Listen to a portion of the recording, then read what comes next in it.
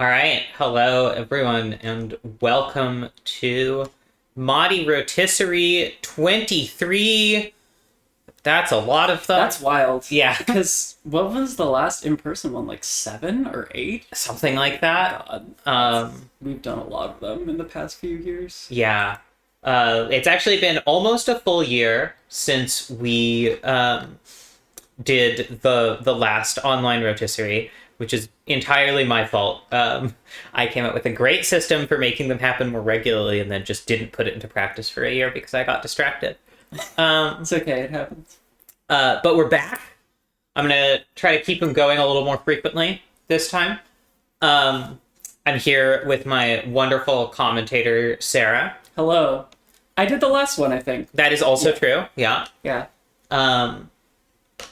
And we are going to get started. I think what we're going to... So the drafters are going to show up around noon. So we're going to get started by going through the strategies that everyone has laid out. Actually, let me switch to the draft tab itself so you can see the draft order. So first up is Val. Okay. So Val was blindsided a little bit by the last minute scheduling snafu. Okay. He was planning on developing his strategy in the morning before Roto. Okay. So respectable. He's had a couple hours to work on that. His initial plan is to take a powerful colorless card, because the way the draft works is it snakes to the right and then to the left. Val has people making 14 picks before he gets to make his second pick.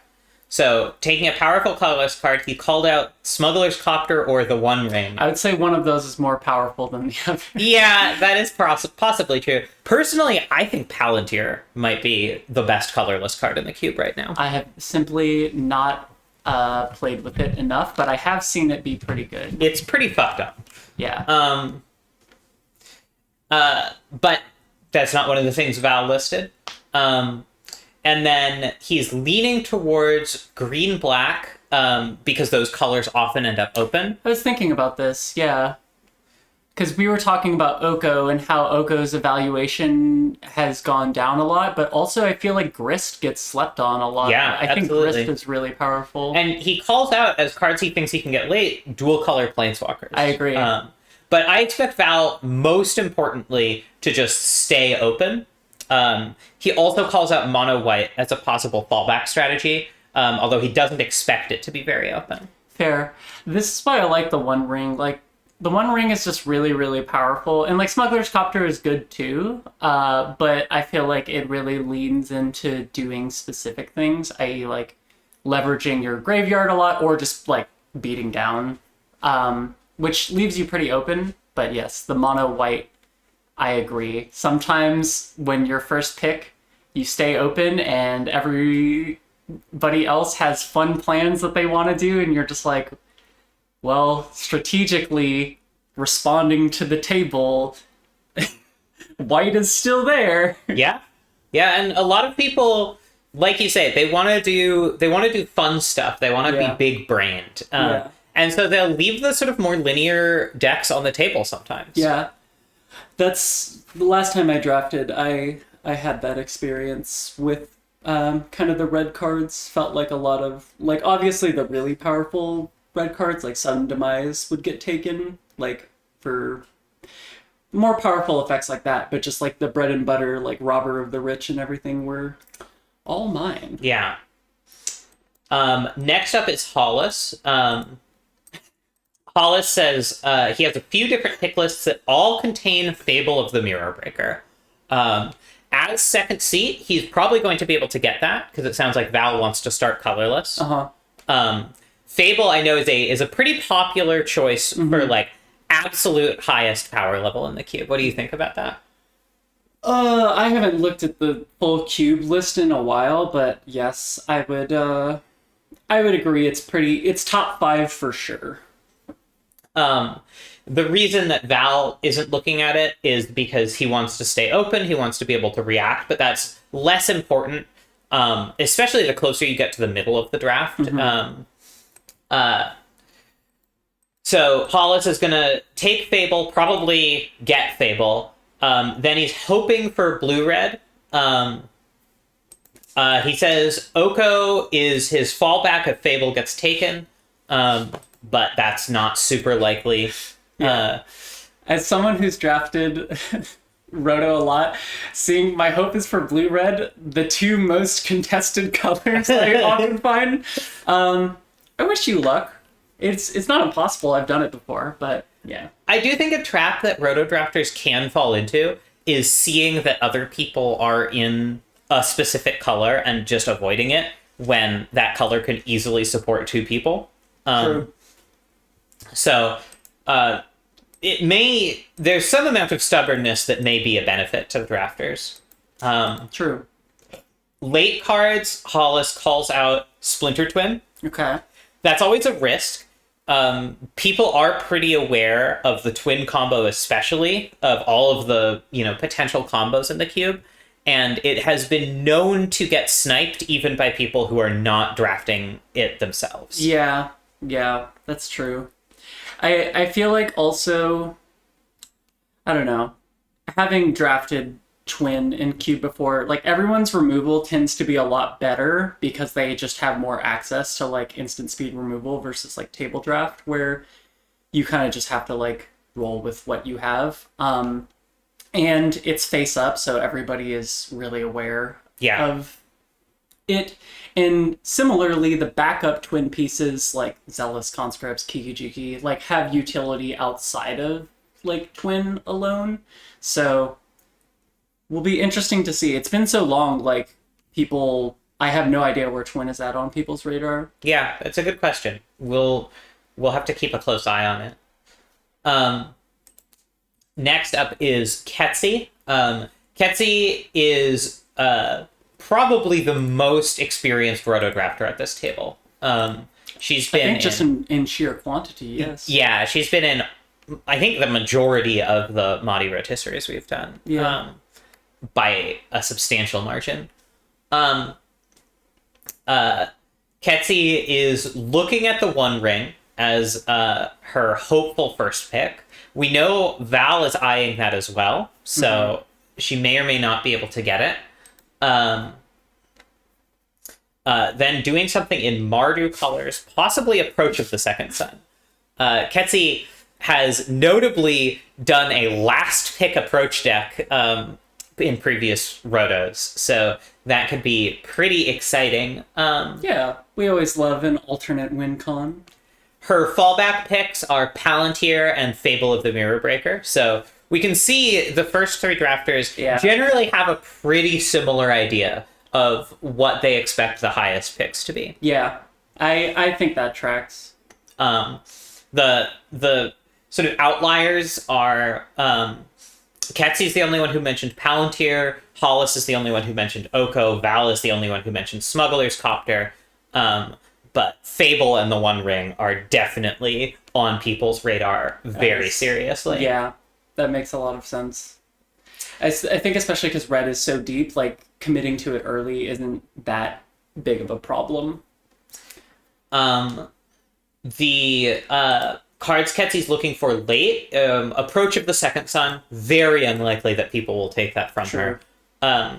Especially even the sort of knowing that she might draft it from previous rotos, it's such a hard card to get to work in general, and not the sort of thing like Twin where people are sort of intrinsically frightened of it in the same way. Yeah, I agree. So I wouldn't be surprised if she manages to pick 40 that again. Invasion of Mercadia, which is kind of a sleeper hit.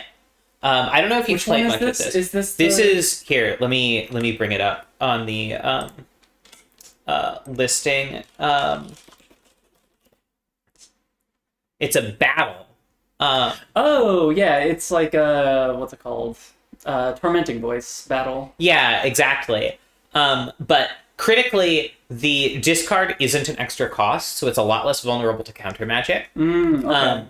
And it flips into this guy, which is actually like a pretty substantial beatdown card. Yeah, that's interesting. This puts people on their toes. You can't tap down your blockers too far with a Chiron Flame Ray on the other side. Is Young Peasy still in the game? Oh yeah, yeah. I would love to see a stupid elemental theme deck. Anyways. Then Rob. Rob is interestingly planning to take colorless cards early, which is sort of an unconventional strategy for the middle seats of the draft. Because middle seats have picks relatively frequently throughout the draft, they don't have to be as reactive. So often people will use that to sort of stake a color claim. Yeah. Rob also points out that fixing is a little bit more constrained than it has been in the past. Yeah. For a while, the cube had all 10 triumphs. So 10 fetchable lands that produced 3 different colors of mana. It's now down to only 5 triumphs. So there are actually substantially fewer sources for each color pair than there used to be. Nice. Yeah, I feel like this is a shift. Maybe I'm partially responsible for it. But people in Roto, we were talking about this, they like their plans, they like to do things that are a little more extravagant or hopeful, maybe. And a lot of times that involves like multiple colors, sometimes 3. And so as a result, like it feels like the lands really, really have gone up in a lot of people's evaluations. And that's always like a big part of like seeing exactly like how the meta changes from time to time. Absolutely. Yeah. So Rob's monocolor aspirations are either a blue deck centering around Urza, awesome, or a black Reanimator deck. Sure. First mention of cheats, which I mean I haven't been playing Moddy in a while, but my evaluation of Moddy for a bit was really nobody was doing cheats, and I was forcing it every week and getting it a lot, and it was pretty much always good, but oftentimes incredible. Yeah. And I know last time, like, Archon went super late. It did. And interestingly, one of the other questions we asked, and you can go to the website link, which is right here on the draft spreadsheet, and see people's responses to the questionnaire. One of the questions on the questionnaire is, what is your least favorite card in Moddy? And the majority answer was Archon of Cruelty. Last time or this time? This time. I feel like I've seen Palantir twice so far. I think we've only seen one Palantir. So no, Ketsi. It was Ketsi and now... was it Ketsi? Yeah, Ketsi has one, and oh yeah, okay, Rob yeah, has one as you're well. right. Ketsi and Rob both listed Palantir. Atraxa, interesting. Fair. Val lists Archon, Hollis Atraxa, Palantir, the One Ring and Palantir, Archon, Archon, and no answer. Oh, wow. So polite. Yeah. So kind. The answer is GT, but it's gone now. Yes. I know it'll be interesting to see. Like, the power of Archon is definitely on people's radar. And Atraxa also is a huge Reanimator powerhouse. Yeah, it's true. But will people actually be spurred to draft the deck, or will they just be afraid of it? Well, it's also, here's the thing about Magic. There is you're playing Roto, you want to have a good time with your friends, This is a fun event. And someone who's played a Reanimator deck before, it doesn't feel good to, like, Agent of Treachery someone 3 times in the same game. You are technically winning, but you are inflicting a lot of misery points to people that you care about, which sometimes makes you just, you're like, I don't know if I can Archon people today. I don't know if I have it in me. Maybe that's what has been happening. People just want to do something else. It's interesting. When I've chatted with people about, the cube design. So part of the reason Archon is in, you may recall, last year I did a big de-horizonization pass on the cube. I felt like it was getting too similar to other cube draft experiences, especially on Magic Online. And I took out a bunch of the Modern Horizons cards because they were just like, oh, it's just the same play patterns here and in Modern and in all of the Magic Online cubes. Just not very interesting. But I left in Archon of Cruelty because I really think there's a valuable role for a black reanimation target that is castable sort of on the outside as just a black deck, but that's also really strong to reanimate. And for whatever reason, despite black being the reanimator color, or maybe because black is the reanimator color, there just aren't a lot of really powerful 7 and 8 drops in black. Yeah, and it's like, specifically, I think the classic one that people look at that is honestly outclassed is Grizzlebrand, where it's like, but Grizzlebrand is, I would say, outclassed by like Atraxa now, because it's like Atraxa, ETB, it's free, you don't have to pay 7 life. It has Vigilance and Lifelink, and I think also Death Touch, which is really funny, and Flying. And it's castable. Like, it's, weirdly, a lot of decks, despite it being 4 colors, a lot of decks can just like assemble, a coalition relic or something to put together the last couple. Or like Sylvan Caryatid, just like really anything. Like a green-blue ramp deck can very easily just pick up those random colors along the way. Especially just like one Triome is really all it takes. So when I talk to people about like, okay, so Archon of Cruelty clearly is a little bit outside where we want the cube to be. It's this Modern Horizons card. I would like to get rid of it when there's a replacement available. People are like, yeah, I agree with that, but I don't think it's that bad. So I think it's a heal, It plays a role in the cube. I guess so. It's just because nothing else, like Archon affects the board when it comes down, which Grizzlebrand doesn't really do. And it gives inevitability once it starts swinging, which is like the really powerful thing where it's like, what's the green? Apex Altasaur, where it's like, okay, has a really powerful enter the battlefield, but then once it's on the board, it's kind of just like a 10/10 that dies to Doomblade or whatever. And like Atraxa doesn't die to Doomblade, but not that Doomblade itself is in the queue. But like Atraxa is a fast enough clock that there is that inevitability. And the lifelink is pretty relevant. Exactly. It's extremely relevant in my experience. But yeah, there is, I don't know, Archon hits, it's just, for Moddy, I think it's like a little too powerful, but like you said, there's not anything else is so much underpowered compared to it. Like, so WotC, print a slightly worse black 8-drop, please. All right, moving on to Otter. This is Otter's first roto draft, I believe. Wow, that's exciting.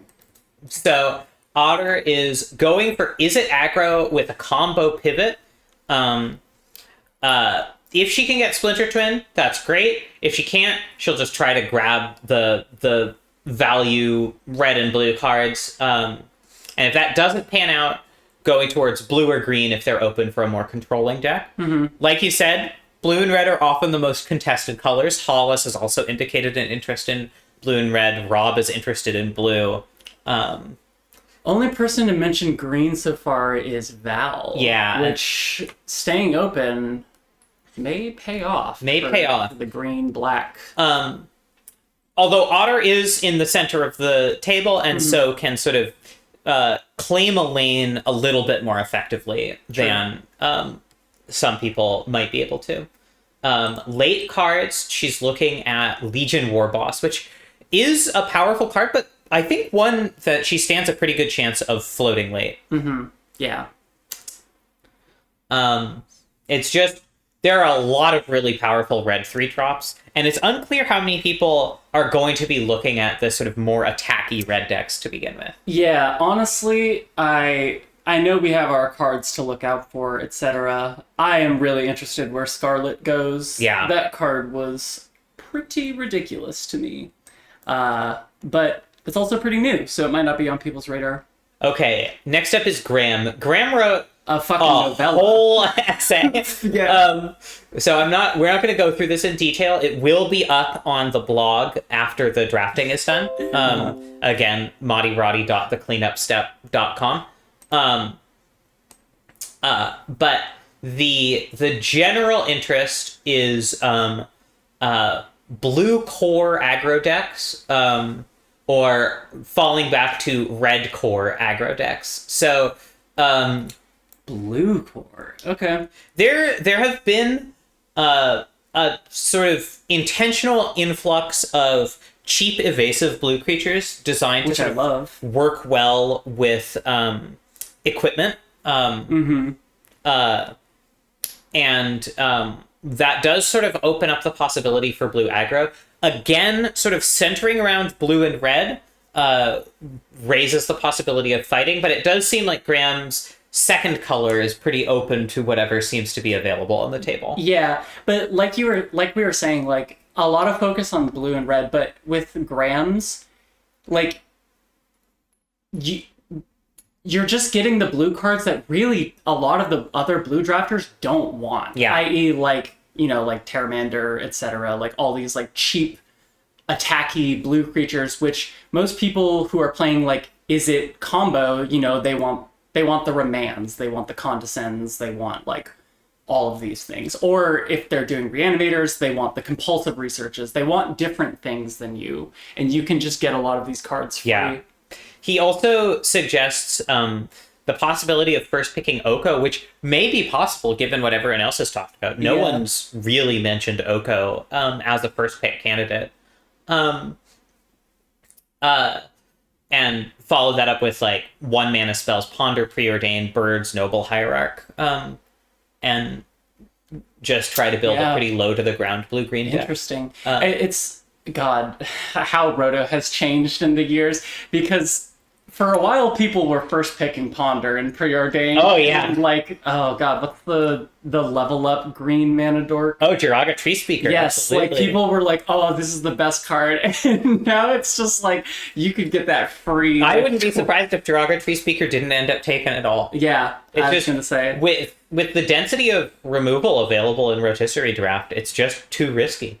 Yeah. Um, Yes, okay, first person to mention, I think Shieldred. yeah, which, Shieldred the Apocalypse. Shieldred is no joke. I mean, I know, like I said, Roto, typically everybody has a little bit better removal, but like, Shieldred is just one of those cards, like, if you don't have the removal, you can just win the game really quickly. Yeah, yeah. Like, Late cards interested in Hulking Raptor, Karn Scion of Urza, and potentially the Ob Nixilis Greater Gargadon combo, which is wild one. Which Ob is this? This is the Planeswalker that you can sacrifice a creature to make a copy of it with loyalty equal to that Planeswalker. Yes, it's the red-black. Yeah, and if you have Shieldred out when you do that with Grizzlebrand, it's an instant win. That's dreaming pretty big. Yeah, I mean, I respect it about Graham. Graham, above all things, is a dreamer. That is true. That is true. And I, as someone who, I had a list at one point when Birthing Pod was still in of just like all the different stupid like creature combo decks that you could do, and tried to make happen, which did not happen. You respect the dream. Graham is one to watch here. He's really come into their own in the table draft portion. Listed like 4 or 5 trophies in a row. That is to say, undefeated table drafts. Yeah. All right, let's finish this up. We have a sponsor to get to before the draft starts. We do. Tublave is interested in Urza / Karn with either So clues or awesome. artifact soldiers. This is the deck that I would do. Add another Urza and Karn, both cards that people have mentioned already. Oh my god, and the cards at the end, Tireless Tracker, Chrome Host, Seed Shark, where they both are making artifacts that you want to keep around anyways, that just become mock sapphires. I like this plan. I'm very However, excited. I think But again, know blue. Hollis specifically called out Urza. Yeah. And so And I think Rob did too. yeah, I think no, sorry, you're right. It was Rob. It wasn't Hollis. Rob called out Urza, and so just the prioritization of Urza versus like this is the thing where it's like if you want the Urza deck, you also want stuff like Ponder, Preordain, Yeah. like the glue cards, but how late do you try to float it versus what other people are doing? Anyways, we can. And hurry up. final seat, Cass. Cass' strategy is to hope people forget about the One Ring. That is not going to Got some happen. bad news. And then she says she really digs blue tempo decks. Yeah. And she's interested in the blue evasive stuff. So maybe fighting with Graham a little bit. Yeah. But she also says she'll probably end up Reanimator because it's her comfort deck in this cube. I mean, fair. And honestly, people aren't putting much of a claim on it. Like, Yeah. I wouldn't be surprised. Rob was the only other person who said something. And if we're expecting first picks to go like Val, One Ring, Hollis, Fable, Ketsy, Palantir, and then Rob, like, out of that, I don't even see a strong reason to go Reanimator, and so you could just get to Cass where it's like you can double pick like Atraxa Archon. Oh like, god, that's so good. and then it's not even just Reanimator. You can be cheats. Like comes back to you. You can be green because not many people have been mentioning green. Basically, nobody has been mentioning white. Only Ketsy and Val. Yeah. Like Cards Cass is looking at late. Proft's Eidetic Memory Let's and Chaos go. Defiler. Hell is yeah. also something Ketsy's looking at, so Yeah. possibly a snipe there at some point. is that card like busted? Like It's busted, yeah. okay, it was pretty good against me, but Yeah, it's pretty busted. All right. Real quick before we get into the draft, we have a sponsor. The United States intelligence community has sponsored our watch list for cards to watch during the draft. Thank you to the United States intelligence community for making everyone's life worse constantly. yeah, we don't often say thank you to them, but you know, it's nice to, you know, you have to practice giving gratitude. It's important. So here's one you mentioned. Headliner Scarlet. Yeah, this card's fucked up. Very recent addition to the cube. It was added to the official list a while ago, but only recently became available on Magic Online. It is a falter on a haste creature, which it turns out is not what anyone expects to see coming at any point. Yeah, it's a falter on a haste creature. It's, let me just say, you look at a card like Hellrider, and you're like, oh, this is just a better Hellrider, because quite often it is doing more damage than the few pings you get with Hellrider. In fact, I believe Graham dealt 18 damage to me out of nowhere, basically, the other day. And also, if your opponent's not dead, don't worry, it's going to start drawing you cards the next turn. And it's not even like that high priority to kill among red creatures. Like I would much rather kill like a Goblin Rabble Master compared to this. So it's it's a lot. Another one we talked about was wow, that's not Not as helpful. Intish Seneschal of the Sun. Yeah. I will say this one is less like absolutely powerful, but you look at a card like Lelia, which I hated because it was just really powerful. So Lelia is 3 mana, 2/2 haste whenever it attacks basically the same thing or whatever. And this is discarding. So it's like, it takes a little bit more, but the thing that I watched Graham do was you play it on 2 and then you're kind of doing the thing that you always want to do with Lelia, where it's like, with Lelia, you always want to attack, like, and be able to play whatever's coming off the top. But with this, because you play it on 2 and then you attack on 3 and discard, it's like you get a lot of like really good looks at what you can do. Yeah. But yeah. Another one that we haven't actually talked about yet, Push Pull. What is this? This is another very new addition to the draft, to the cube. Pull in particular is very capable of just winning games out of nowhere. I know this is on Ketsy's radar. I don't know if anyone else is thinking about it. Yeah. That's wild. It's also, it can be mono red. Yeah. Which is really interesting. And like the Mardu part of it. Yeah, it works well in mono black, mono red if you're willing to just give up on push, red white, black white, black red, any of those combinations. Yeah. Interesting. I guess this is a watch list to see if it gets taken at all, and I think it will get taken by Ketsy, like you said. Yeah, I think if Ketsy's anywhere near Reanimator, she'll take this. Well, she said she wanted to be Mardu, and this is like perfectly Mardu. All right. And honestly, it's okay in aggro. Anyways. We gotta hop in and start the draft. All right. Hello, everyone.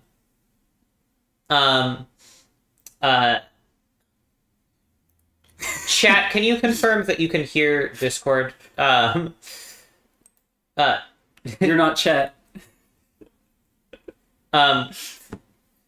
We will find out. Okay, Discord is not audible. Hold on, let me poke some stuff real quick. It's not going to matter right now, but it will matter too. Okay, someone on Discord say something. I'm chat. something now. All right. And I'm Hello, continuing to... Is Discord audible? Hello. Great. Okay. Fantastic. Because we will be doing interviews with y'all after the draft. All right. Is everyone sort of generally familiar with the... Thank you. With the procedures of roto drafting? Any questions? Oh, we didn't even have Otter here. Hello, Otter. Hello. Hey, Otter. Hi, Otter. Hey, Otter. All right. Ketsy, you are going to be the proctor, so to speak. If anything goes wrong, I trust you to fix it because you've done a million of these. Everyone else, just put in the cards in the drop downs. Don't click and drag. It will fuck everything up. If you do click and drag, press whoever clicked and dragged, press Control Z until it's not fucked up anymore. Otherwise, you should be good to go. Yep. Try to say your card as you pick it and stay frosty for when it's your turn. The spreadsheet will highlight who is on deck and who is second on deck. Be aware of that. Try to think through your picks before it gets to you. Let's just keep the draft moving as smoothly as we can. There will be a 5-minute break after pick 20. And, yeah. All right, Val, you may begin. All right, we are now deafened in the Discord chat, and Val takes the one ring. All right, so... Unsurprising. Ketsy is essentially boxed into Palantir here, which is not a bad pick by any stretch of the imagination. I imagine we're going to see... Double checking, yeah. Okay, the card display works. Actually, let me see if I can... All right. Zoom in the text at all here. It's a big decision from Rob here. Oh, that's a smart. Yeah, because we have the card display anyway. How do I make the Control scroll wheel? full screen? Here we go. 25. That's yeah, pretty that's good. perfect. View full screen. There we go. Nice. All right. Yeah. So. No surprises from Valhalla or Ketsy. These are exactly what we expected. Shieldred the Apocalypse going first round Nice. is a substantial pick. And like that's it. only the second color card we've seen. Especially surprising given Rob was saying he was thinking about staying colorless early, but I mean, I think when you see 2 colorless cards be taken, and the main reason he wanted to go colorless was because of Urza, makes sense to... I really, really like black in this cube. Like, I think it is a color that people often, like, overlook, like, because everybody loves red and blue so much. But, yeah, especially in Roto, like... Oh, hey, friends. The cheap. Also, yes, hello to everyone in chat. Yeah. There are a lot of chats. We see your chats. We appreciate your chats. We've been pretty busy doing the pre-show, but yeah, things are going to slow down a little bit. Otter deep in the tank. No. Otter says in Discord, it's not letting me unmute 1 second. So we're having some technical issues, but also, this gives us some time to talk about the shape of things. Yeah. I forget exactly what Otter said she was thinking about. I can handle the Discord thing. Yeah, why don't you do that? I will bring up Otter's responses. So Otter was looking for, is it aggro with a combo pivot? Did not explicitly mention any particular first picks she was focusing on. Fable of the Mirror Breaker is a pretty strong one there, but obviously off the board, not really realistic to expect to last until pick 5 anyway. Mm-hmm. So it's not clear entirely what the really high power cards are there. There was a time before the companion rules change when Lutri was pick 1, but definitely has gone down on value since that change. And I think just the people are a little... People struggled to learn the companions anyway. Otter tries and fails to pick Palantir. And then falls back on Thoughtseize. So Otter and Rob, right next to each other, both taking black cards. Wow. Very interesting. Interesting. Ketsy is side channeling with me. It's because, all right, to explain what's happening to the stream, Otter is muted in Discord and people are like, can you unserver mute Otter? But we didn't server mute and I've been like, there's nothing we can do on our end. Yeah. But people are like, can you handle this? And I'm just like, we can't. There's nothing for us to handle. Okay, this is what I like from Tubular. First picking Oko because for Urza, it is so good to just make foods that become mock sapphires. I like it. I really, really like this. And especially green has been looking pretty open, obviously.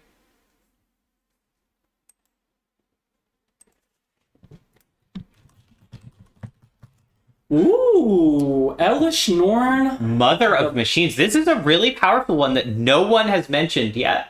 Yeah. Ossification, too. Oh, wow. I mean... So that's a really early removal spell to go. It is a good removal spell, but really early. Noble Hierarch from Tublade. So Tublade basically doing what Graham was talking about. Smuggler's Copter from Graham. That's one that has often gone round 1. Yeah. I would say, the first 2 rounds are basically round 1 for the most part. Yeah, especially this close to the wheel. Yeah, and for grand strategy, Ledger Shredder, just a great card in general. Same with Smuggler's Copter, and they are that evasive, beat-downy kind of deck. Yeah. We have our first land from Otter, Marsh Flats. Marsh Flats, that's an early land to go. So Otter... signaling staking a claim. We'll see if that takes people into the land rush. Often the way it works out is that the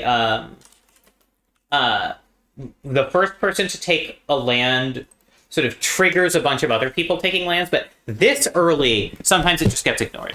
Rob taking Lightning Bolt. So Rob and Tublave are now the only people who have signaled 2 colors. Rob putting his claim in red, knowing red is a fairly commonly drafted color.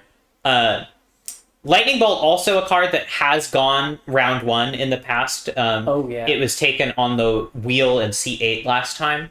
It's an all-time great. What else can you say about Lightning Bolt? Just incredible.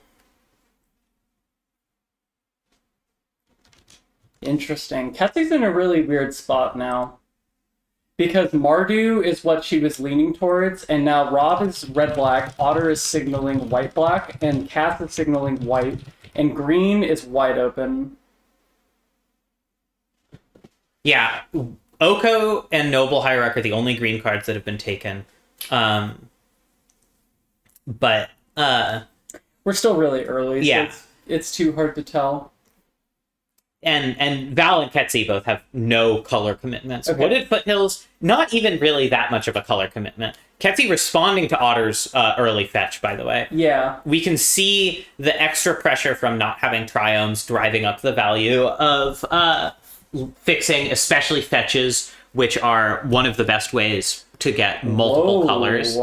Ooh, Inti. So wow. Hollis potentially going for a more aggressive red deck here, which really no one else is obviously signaling. Rob could go in that direction, but Shieldred sort of leans a more controlling path. I don't know. You can play Shieldred in anything. You certainly can. Draining. It's just that's where it points, you know. Sure. Inti also, notably, it's whenever you discard a card, including off of Fable of the Mirrorbreaker. Last draft, by the way, fetches started going round 3. So round 2 is that's the Cera classic. The round 2 fetch lane. It's not like unprecedented, but it is high. Yeah.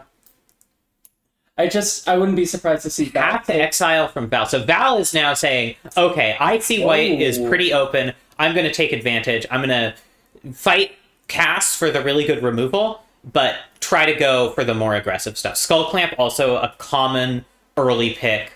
Bone Crusher from Hollis, just a really powerful all-around red card. Yeah. I like Bone Crusher as an early red pick in Roto, specifically because it's the sort of thing that aggressive decks often want and controlling decks often want. Yeah. Ferns, to respond to that, the Wooded Foothills, I kind of like it from Ketsi because she wanted to be red kind of initially, and so she can see what Hollis does, like how committed to red Hollis is, and still can potentially end up red, but green is very clear. Marsh Flats was the first fetch to go. That's true, and like that, so Ketsi wants to move away from her plan of Mardu, and so like having, ultimately, if you're, as long as the fetch is one of your colors, it's fine. But yeah, something like Wooded Foothills where it's like conceivably somebody could want this on like the other side of the table. Okay, So more fetches going. This is Tarn over red black. Yeah, that is really interesting. Wow. And then Bloodstained Mire immediately snapped up by Otter. I'm also kind of surprised Otter didn't take Polluted Delta. I'm shocked Polluted Delta's still here. I think we're going to see a Misty. Yeah, we're going to see a Misty from Two-Blade. Yeah. And I wouldn't be surprised to see him take Urza right now. Urza or Breeding Pool, potentially. Like, there aren't a lot of people in blue. It's Two-Blade and Graham. And Graham isn't particularly doing it. Suspicious Stowaway is an interesting one we should mention. Suspicious Stowaway is currently bugged on Magic Online, and it will flip more aggressively than it should. So Graham is, and the metagaming. I mean, the rule is, we talked about this before the draft. The rule is play it as it lies. Yeah. So Graham is taking advantage of that and correctly increasing his rating of that card, which is already a very good card. All right, Graham. If this is for you in the future, if you take what's the other one? The 5 mana, the double-sided Alrund. Alrund. If you take Alrund, a little bit sus. Yes, Hollis is really just like sticking to the plan. I mean, I don't know if Hollis goes blue here, especially with Scalding Tarn already off the board. I don't even think you need to. Yeah, like Hollis is pretty well set up to just do aggressive mono red. Yeah, this is where I've been in a really similar situation where I was just like, okay, I'm just gonna take mono red, and like all the fetches were gone, but nobody was red-black, and so all of the red-black duels were still available, and I just started picking up the really good black cards, and ended up with a really nice list by the end of it. Ossification was round 8 last time, by the way.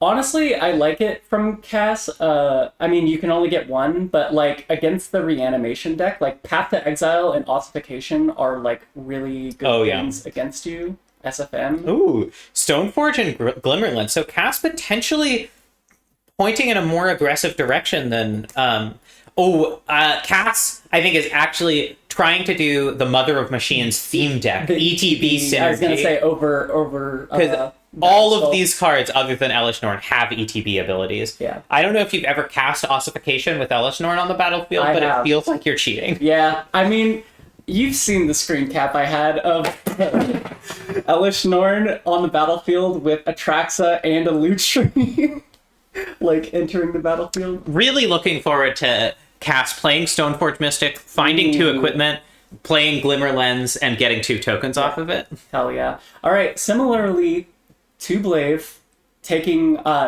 leaving himself open to Bant, which he said. Yeah. And Graham, correctly, with Ledger Shredder, the chief spells like Preordain, the cantrips, like you said, nobody's really fighting over them. Those are so good for Ledger Shredder. Yeah.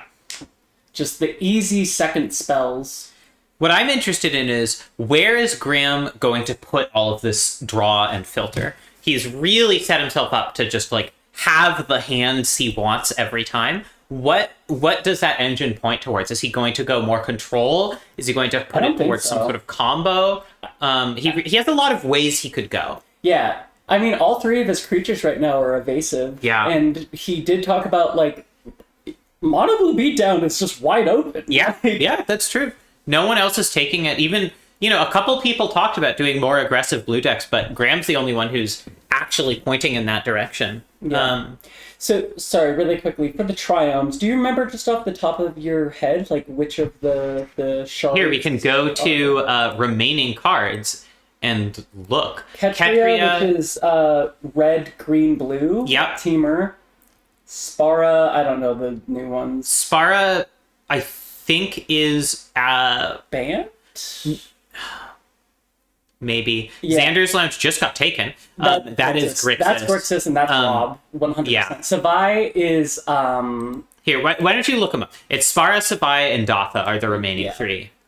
We'll see them when people pick them. But Archon finally goes 4th round. Wow. Yeah, so, I mean, this makes sense. Like, despite a few people talking about Reanimator, no one had signaled they were going except maybe Cass with Mom, but she didn't end up going that direction.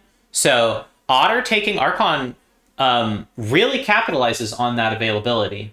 Yeah, I feel the same, maybe. Savai is Mardu, Indatha is Abzan, Sparas is Bant. The Triomes that are in the cube are set up to have an even balance of colors, but not be all wedges or all shards. And then the remaining fetchable lands are balanced so that there's the same number of fetchables of each color pair, including the Triomes, and it all works out. Okay. Windswept Heath. Like this from Ketsi, just staying open. Like, yeah, now we're just seeing the land happen. Ketsi can do almost anything as long as she can hit early green for Ignoble Hierarch. And she could even abandon that if she needs to, but she doesn't need to. Yeah, no one else is taking it. It's only Tublaive and Ketsi. Yeah. And especially the green 1-drops, obviously they're really good and you want them, but oftentimes decks want different ones. Like if you have Utopia Sprawl, you want the Arbor Elf, and like if, etc. Like the colors match up, where Tublaive has the Bant Hierarch and Ketsi has the Jund one.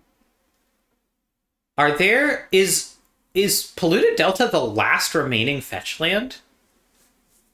There it goes. And there it goes. Interesting. And Verdant. So Val potentially doing like some sort of white-black thing, I guess? Oh, no. Well, because green-black. So it could be Abzan. Oh, and yeah. You get Grist, which is really good with Skull Clamp. White also has a lot of, like, make 1/1 planeswalkers, which is good with Skull Clamp. And, like, obviously the One Ring just is powerful. And now we're starting to see the Shocklands go to complement those fetches. Steam Vents from Hollis. So Hollis Still looking like he's going to try to do the blue-red thing. Sure. Makes sense. Blue is one of the more open colors, honestly. We can just take a quick peek at the colors that people are on the deck stats tab. Also, as a reminder, the link to this spreadsheet is at the bottom of the stream. So anyone watching can go to the spreadsheet, follow along. This isn't super relevant now because a lot of people are taking fixing and whatever, but it will give you sort of a general idea. Stomping Ground from Ketsi. That's fine. Makes sense. Ketsi, I'm interested to see how she builds red-green, because she is sort of famously not a fan of piloting aggressive decks, which is red-green's wheelhouse, but there are other builds of that deck you could do. Snapcaster from Rob, a very powerful card traditionally, although not one that often goes this early. Priest of Fellrights from Otter, so really, taking a strong reanimation enabler. Like this from Tublave. You want to pick one of these up. And especially because Graham is, signaling. There's also the one that surveils. I forget what it's called. Consider. Yeah. Bitter Blossom is an interesting one. That's, a historically powerful cube card, but not one that has been going that early recently. Yeah. Let's go, Graham. Time Warp. Time Warp has been a popular card recently in Table Draft. I'll say that. Yeah. Really interesting. So Tublave is floating this breeding pool because Rob is not green. Ketsi is, at least now, not blue, signaling more Jundi to Naya colors. But I guess Val isn't blue. The Delta is less so for the blue. It's more of it's just, these were the remaining fetches. And that's heads up. Tublave knows what they want, but also knows what other people are doing. Jace the Mind Sculptor, another one that has in the past been extremely highly rated. It went round 1 last time. This time down to round 6. Taken by... It's really funny, can I just say, seeing Rob's first 3 picks from last time, Jace the Mind Sculptor, Shieldred, and Scalding Tarn. Yeah. And I'm like, oh yeah. Ketsi taking Utopia Sprawl. I know Ketsi adores this card. Thinks it's really, really powerful. It's good with Arbor Elf. Yeah, it's very strong. I wonder if she couldn't have floated it later, but Ketsi is messaging me totally off plan now. It's all vibes from here. Yeah, that. Honestly, everyone loves to plan and stress out about what to do, but one of the most fun times I had in Roto is when I ended up with that Reanimator deck where I had 6 picks that I could do, and then I rolled a dice, and I was just like, all right, whatever happens from here happens. Yeah, and it was really nice. I don't usually draft Roto, but I was forced to do it once because we completely ran out of backup drafters, and I seat of my pants Jeskai combo deck, and it was fantastic. Hell yeah. Chandra Torch of Defiance is an interesting one from Hollis, given that he's interested in Twin, specifically because the +1 at the wrong time can just exile a critical combo piece forever. Yeah. It's a powerful card, much like Jace the Mind Sculptor. It has 4 abilities on a Planeswalker, which is really exciting. So something I'm looking at now, it's hard to tell exactly where everyone's plans are, is one thing we like to talk about a lot is the sequencing of picks. You want to, for example, for Ketsi wants to, when it is going left, take a card that she thinks Hollis and Val are more likely to take in the next 4 picks, and then when it is going right, take a card that she thinks is more likely to go. And just looking at these picks, you were talking about oh, I think this person could have floated this. From Val. So actually not going as aggressive as I thought he was going to, despite mentioning that mono white was something he was interested in. It looks like he's going to be fighting Otter for black white, and if he's if he's worried about that, he might just take Godless Shrine here, just to keep it out of Otter's hands. Not just Otter, Cass too. Cass took the Mardu Triumph. Yeah. Otter is Mardu. Yeah, and Cass has Bitter Blossom there. Grief is also a pretty brutal steal from Cass, given Elishnorn. I did not expect Mardu to be so contested. Yeah, it's surprising. And black, especially. So Val is black. Rob is definitely black with Shieldred. Otter is black, and Cass is black as well. Yeah. And then for blue, we have Rob, Graham, Tublave. And then for green, it's Ketsy and Tublave and potentially Val? We'll see. Yeah, I'm.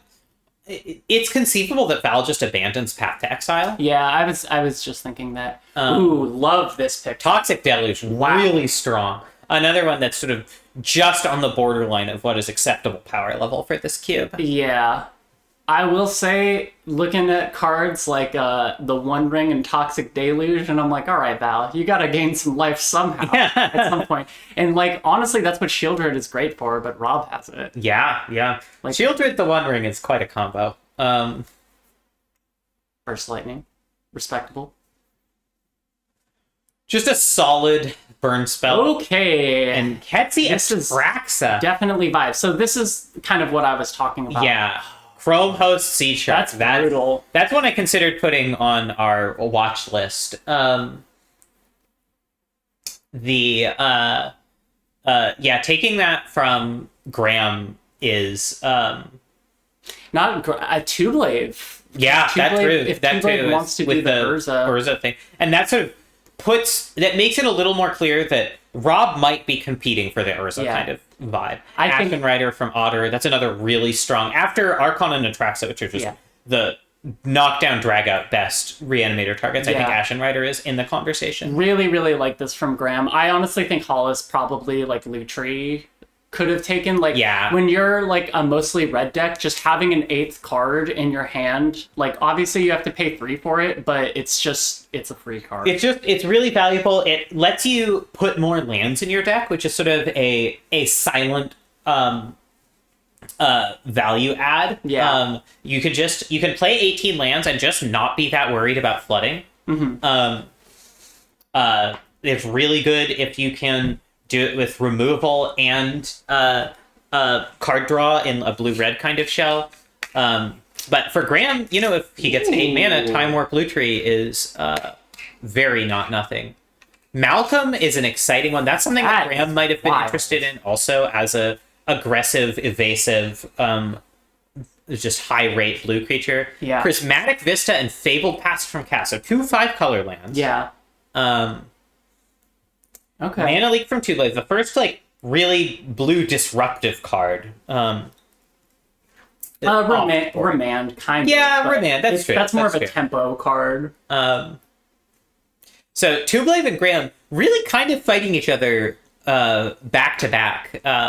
Graham has to be, like you were saying, Graham has to be really heads up with the picks he makes going to the right. Cryptic Command. Because he could easily lose them to Tublade. Unburial Rites makes a lot of sense for where Otter's at. I wonder if she's going to end up going for gifts with that. A classic combo, but she's not very blue yet. I don't think so. At least is anyone else likely to try to take Watery Grave? Crazy B. I guess Rob, potentially. Yeah, I was going to say Rob is extremely likely to. This is an early Brazen Borrower. When did that go last time? Rob is definitely leaning. Oh, okay. It's actually later than last time. Which Rob also took it there. So Rob really just sort of reliving his past draft here in a lot of ways. Sometimes you gotta run it back. Yeah. That was a 2-2 finish for him, so respectable. Yeah. It's every match win is hard fought in Rotisserie draft. It's true. Nothing is free. Okay. So we're starting to see things shape up a little bit. Rob. Ooh. There's that invasion of Mercadia from Ketsy pretty early too. I guess she's worried about Hollis taking it with the discard. All right, I'm gonna call it. Invasion of Mercadia is our U-Haul big mover of the draft. It was not even picked last Roto. It was in the cube, was not picked. And now it's going 8th round. That is what I call a big mover. U-Haul, the lesbian's choice. It's hard to move much more than non-existent and then into the top 8. Also from Val, what we talked about, Once Upon a Time, great card, and then Grist, great with Skull Clamp, might just be abandoning the white, like you said. Yeah. This is, I think, what Val needs to do is kind of like pick the lane. Yeah, especially being on one of the ends of the table, you're just so rewarded for reacting to people. Goblin Guide, Robber of the Rich from Hollis, so really pointing in an aggressive direction. It's possible that the Steam Vents is just sort of a backup plan, or maybe splashing for the blue parts of the twin combo. Through the Breach for Ketsi. I really like Through the Breach. I think that card is slept on in how powerful it is from being able to attack the turn something enters the battlefield. It's insanely good with Archon, which Ketsi doesn't have. But even just gaining the life with Atraxa and putting the creature back in your graveyard is really strong. Yeah. I like Teferi Temporal Pilgrim from Rob a lot here. With Jace, I like it. I like drawing 3 cards. Teferi is sort of he's gotten a representation of the reputation as like really hard to make work, but he's really strong when you do. Dismember, I'm surprised that went this late. That card is such a clutch pick for decks that don't have access to removal. Like, there's probably going to be a twin deck in this. Everyone's going to have good creatures. Having removal is just really strong. Meat Hook Massacre from Cass, I think that's one of the best wraths after Toxic Deluge. Also, Otter taking Godless Shrine. Surprised that no one picked that up before. I guess Cass had Savai Triome, and then Val is potentially abandoning white. But for a little bit, it really looked like the competition for Godless Shrine was going to be fierce. I like Fetid Heath. Fetid Heath is really, really nice. Especially with stuff like the Meat Hook Massacre, you just want to be able to hit those double C spells. There are a lot of really good double white cards. Cass has to be looking for Skyclave Apparition. With Elish Norn, and just that card is busted. Interesting. So Graham taking Kefnet. I mean, Ketsi was nowhere near it, so it makes sense. Really good with Preordained, really good with Time Warp. Graham does need some more spells, I think. Ether Channeler is an interesting pick as I agree. Something that is just a creature. We sort of glossed over it at the time. Kind of low power IMO. I feel like Aether Channeler, like, it's fine because it's flexible and it does like make a flyer, but like it's not on the same rate as everything else, and it's not on the same level of synergy with the sort of cheap spells deck that Graham is otherwise fairly committed to. Virtue of Persistence? Virtue of Persistence is not showing up on the previews. Yeah, what is this? I've never seen this card before in my life. Oh, it's a sorcery removal spell. Yeah, here. So it hangs out. Let me bring this up on screen. Virtue of Persistence. It's an adventure. I don't know. Maybe the lookup thing is. I think Scryfall puts -- Lockthwain Scorn. Oh, okay. I see. Yeah, this is like honestly for Otter's deck, like pretty fine. I think this card's quite powerful. It's so scary if anyone ever plays it against you. Yeah. Coalition Relic going surprisingly late given how many people are in a fair number of colors and just wanting acceleration. Yeah, Rob really needs this also because like blue. So like Shieldred, black, Lightning Bolt, 1R, but you're often not casting it on turn 1. Yeah. Jace is blue, Brazy B is blue, Teferi is blue. Another card that I think people are going to want to keep on their radar is Cold Steel Heart. I wouldn't be surprised to see Ketzi end up taking it here or before going to Rob. Yeah. Because Rob, I think, understands Ketzi probably is going to want something like Coalition Relic. Especially with the Traxa. Especially, yeah, you can just go like turn 1 Arbor Elf, turn 2 Coalition Relic, turn 3 like Through the Breach, basically guaranteed. Another set of cards I think Ketzi would be really interested in, and potentially other people as well, but especially Ketzi, is the World Tree Golos.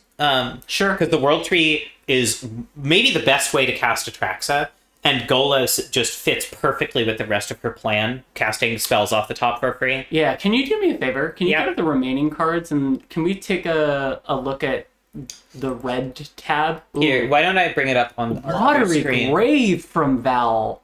Wow, okay. Blue. So Val just all over the place in colors. Do we want to give that... No. Not yet? Okay, we'll save it. We'll save it. Remaining red cards. Here you go. Because I'm seeing like Rabbit Battery and like Goblin Guide, where it's like other people aren't really gonna want these, so I'm just like, yeah, what else? It's this thing of Legion War Boss, Goblin Rabble Master. Oh my God, is Scarlet gonna go undrafted? There's no way. No, there is. I mean, Hollis hasn't been in table drafts. It's possible he just doesn't. He hasn't really looked at the card. Doesn't know how strong it is. But like Fable, Inti, Bone Crusher, Chandra to some extent, Robber. Like these are like okay. Yeah, these really are the red cards. cards. I agree. Rabbit Battery is pretty surprising here. And Goblin Guide. I mean, Goblin Guide has traditionally been regarded as the best one drop in the deck. You're right that no one's fighting him for it. Yeah. So he could potentially... Same with like Ketzi here. Like, who else wants this Emrakul? Yeah. Very good question. Especially with Through the Breach off the table, like Otter's not picking Emrakul. Yeah. Otter's very clearly putting stuff in the graveyard. I love Condescend from Rob. I think that's up there with Mana Leak as one of the best blue disruption spells. True. Murderous Rider from Otter, just very flexible. That's probably also not showing the preview because it needs the double slash. I gotta fix that logic for next time. Another unblockable, which I like from Graham. Graham has this plan, and I like it. Spelldancer also really good with cheap spells if Graham keeps taking cheap spells. Yeah, okay, Tubelave is gonna finally need to take Breeding Pool because Val has signaled being in Sultai. Blue, yeah. So probably next JVP. Yeah, I'm guessing on the way back. Really not nice. that Tubelave really has anything to fear from Cass anyway. Yeah, they're just in different lanes. Yeah, which is always nice. If you get the virtual reel. Oh wow. Okay, Golos World Tree from Cass, kind of sniping that from Ketzi. Sure, we can do that. All right, I think that's going to be our Cabela's Big Game Hunter Pro Hunts snipe of the draft. Yeah. I honestly didn't see that one, but it makes sense from Cass. Just like when you get these two, it's just like a free combo you get to play in your deck. It's really good even if you don't have any additional synergy. And Cass, I think, recognizes like Ketzi's going to get it if she wants it, if Cass doesn't step on it. Or someone is. Val could also very easily take that. Yeah. Love Arc Trail from Rob here. Doom Whisperer is a surprising one from Otter this early. Kind of a classic 24th card. Did not get drafted last time at all. That's funny. I like Doom Whisperer. I like Doom Whisperer a lot. It's just like, 5 mana is a lot for something that is putting stuff in your graveyard. True. I saw it coming from Graham, by the way. It's another good disruptive card. It's something you can make cheap to double spell potentially with Ledger Shredder. Chandra's. Oh, is this for? She's sick. Ketzi adores Chandra's Hope. Well, because it's great with Approach of the Second Sun. Yeah, that's a possibility. She could be doing the double approach. She has Atraxa, yes, and she can splash white. That's 100% what she's doing. Yeah, you're right. And I think also there's probably a little element for Ketzi here of like being offended that no one else has taken it yet. What is happening right now? Grizzlebrand. And Bitter Triumph, which I actually don't remember what that does off the top of my head. Let's go. Bitter Triumph is the destroy target creature or planeswalker as an additional cost, discard a card or pay 3. Oh no, an additional cost. God forbid you have to discard a card. So Val moving into reanimation, he believes that 3 people can play that game. There are 4 Grizzlebrand is an interesting choice, just as something that, like Sarah was saying in the pre-show, just the power level of it has not held up that well. And I think it's best in the Through the Breach deck, which Val doesn't have access to anymore. Yeah. And isn't really in the colors for anyway. Can I just say I really, really love Hollis. Hollis can just kind of take whatever he wants. It doesn't really matter. Yeah, like to some degree, he has to think about like what is Rob maybe going to want to take from him, but mostly it's just whatever. Oh, we should have made an award for Nombo, because look at this from Rob: Chrome Host Seed Shark plus Pact of Negation. Come on, have some respect for the game. Well, if you write that down, we can do it for next time. I won't remember. It's fine. Bloodchief's Thirst, I do like Pact is a clever pick from Rob, just because like Ketsy could plausibly play it, Val could plausibly play it. It's a good thing to back up the sort of cheats strategies. Kite Sail Larcenist. Yeah, Bloodchief's Thirst, just one of the best removal spells on rate. Kite Sail Larcenist, flyer again. Yeah, a flyer. It's disruptive, sort of a kind of Fiend Hunter vibe, but way better stats. This is so funny to me, where Val, potentially 4 colors, who knows, probably not white. Val, 3 colors. Ketsy, who knows how many colors, potentially 4. Rob, 3 colors. Otter, 3 colors.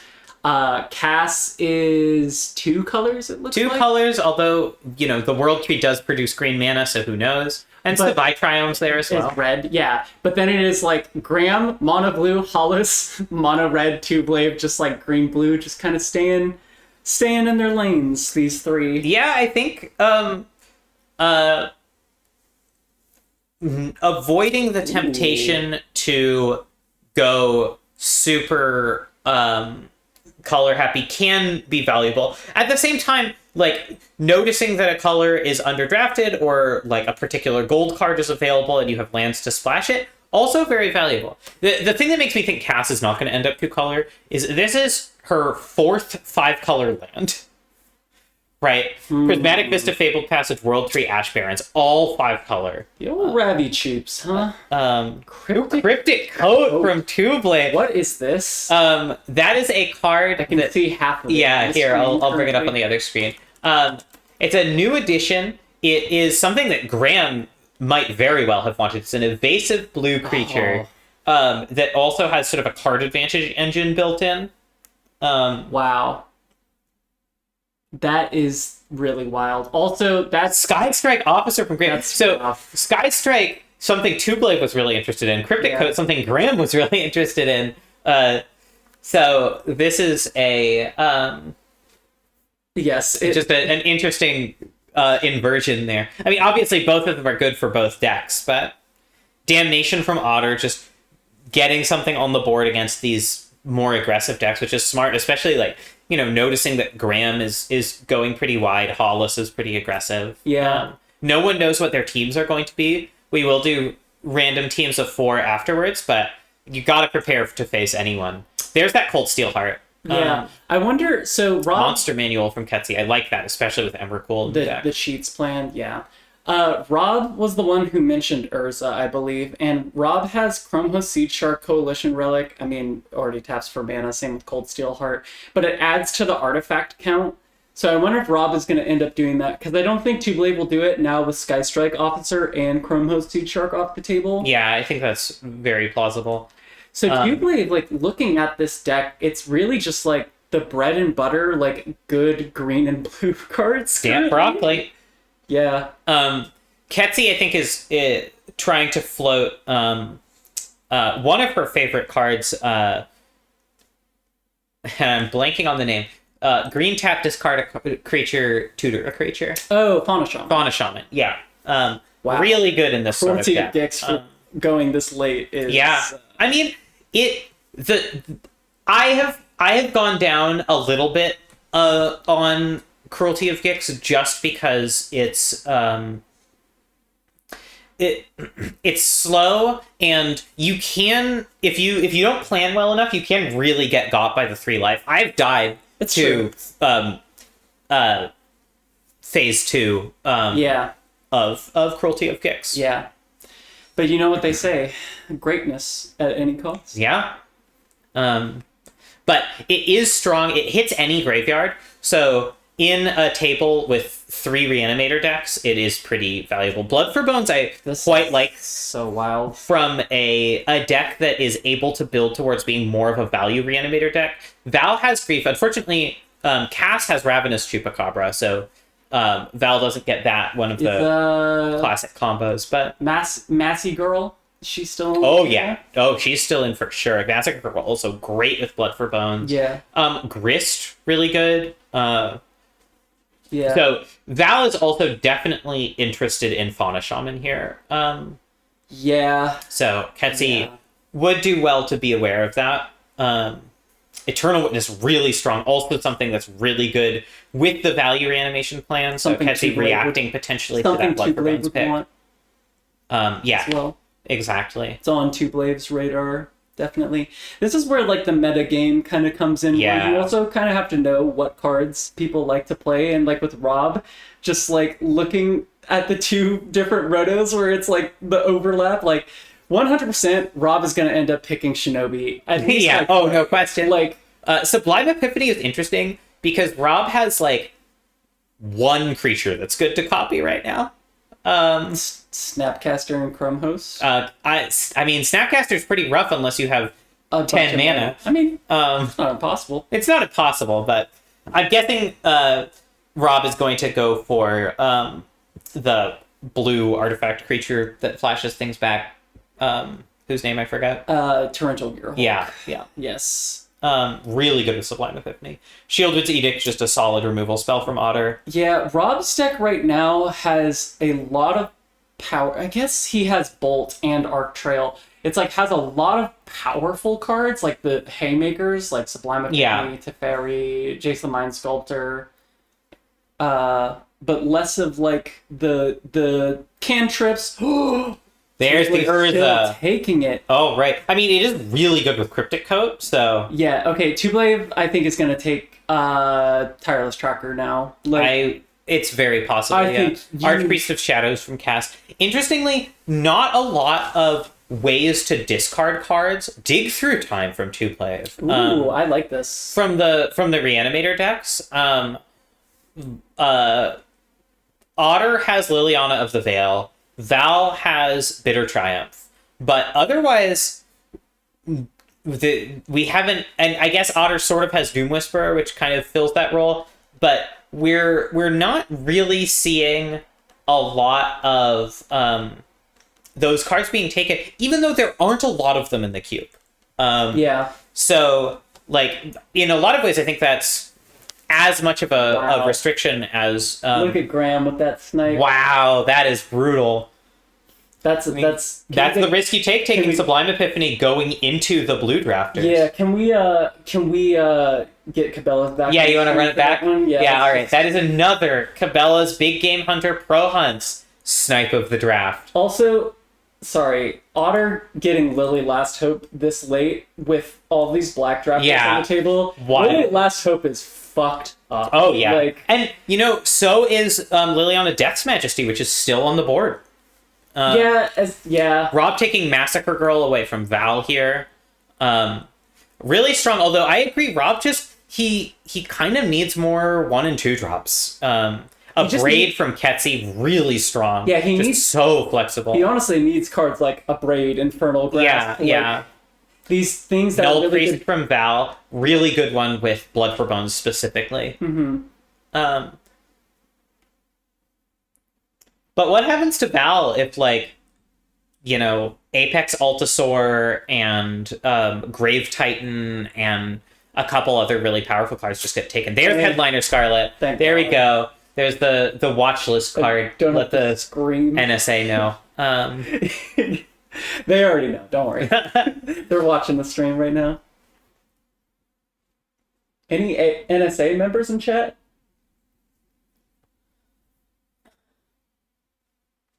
This is so... You're right. Where Val is like a reanimator deck, but like it really is Grave Titan and Apex Altasaur. Is Hornet Queen still in the Yeah, Hornet Queen's in. Yeah. Hornet Queen is a good one. And again, really good with Blood for Bones Bramble Familiar. Bramble Familiar is this an really strong. one? Yeah, that's another adventure. Let me bring it up. Is this the pig?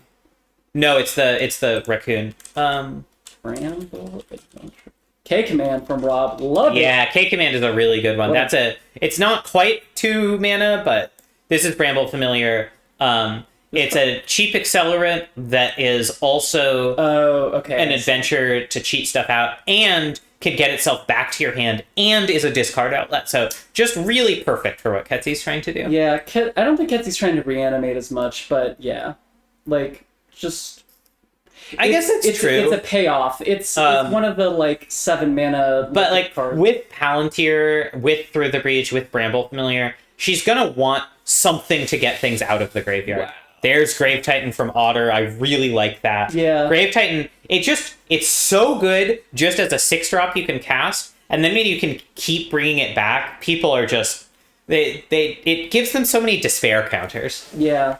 It really is miserable when it happens to you. Skeeving Thigh Diver. I'm so glad I've ruined you with... I know, I came up with that. No. Who knows? Maybe we did it to each other. It's just...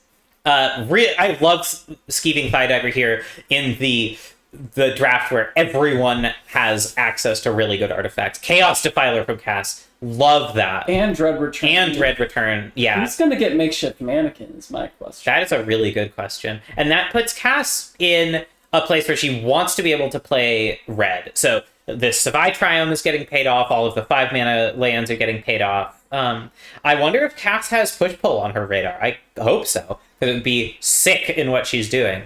Yeah.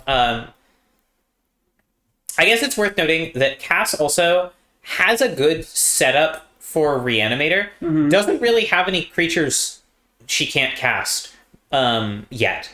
Yeah. So, if she's just trying to reanimate Chaos Defiler and Elishnorn a bunch, that is a reasonable strategy and does mean she doesn't need to fight for the discard outlets. Yeah, true. This has been so strange to see so many different reanimation/cheats decks in the same draft. Yeah, I mean, the strategy's good. There are a lot of different ways to do it. I like Ancestral Vision here from Tublave.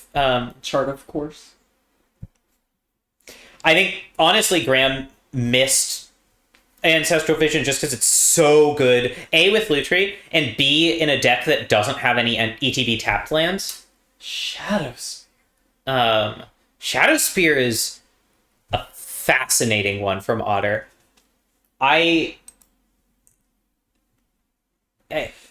What? So, is it for the, hexproof? I don't know. It might just be to be able to gain some life against the aggro deck, but there's really only one. I guess Graham, there are 2 aggro decks, but you can just pray you don't end up against. I mean, also, what is Otter equipping it to if not big creatures that are already winning her the game? Yeah, I'm not sure. Lily. Prismari Command from Rob. God. Again, just artifact removal really valuable in this format when there are a bunch of scary artifacts. Although the One Ring obviously not vulnerable to Let me just say, Otter's first time in Roto, this is rough, because, she is just getting her toes stepped on by Cass and Val now. Super hard. Yeah, Death's Majesty, really, really strong reanimation spell. Maybe the most absolutely powerful reanimation spell in the cube. I used to think it was Cruelty of Gix, but I'm not so sure now. There's also the White-Black Battle, which is really good. Oh, yes, you're right. Another reanimation, which is... Very fun. Okay, that makes sense from Val. Another reanimation target. Yeah, and another one that's just good for the value plan, something castable. Sort of a backup Grave Titan. It's also good in the mirror where it exiles. And Val is making sure he has the removal to be able to like deal with Cass's Elishnorn without getting completely locked out by it. Yeah. True. Fire Prophecy from Hollis, reacting to that Volcanic Spite from Ketsi. Those are essentially the same card, except one of them hits battles, the other does not. There's Ketsi's. There's that Fauna Shaman. Called it. Yeah, we're seeing a lot of Ketsi. Hey, Trash Boat. Yeah, we are roto drafting all day. Yeah, essentially all day. Props Eidetic Memory, something Cass called out, although obviously not something she's really in a position to do, but it's really strong if Rob gets some cheaper creatures that can start attacking. Yeah. Slaughter Pact from Otter, I like that. Not great in the mirrors, but it'll be really good against Hollis, Graham, and Tublave. Venser, a solid one for Graham. A little high on the curve, but you can afford a few of those. Also, I mean, Graham also has like Torrential Gear Hulk with basically nothing to target.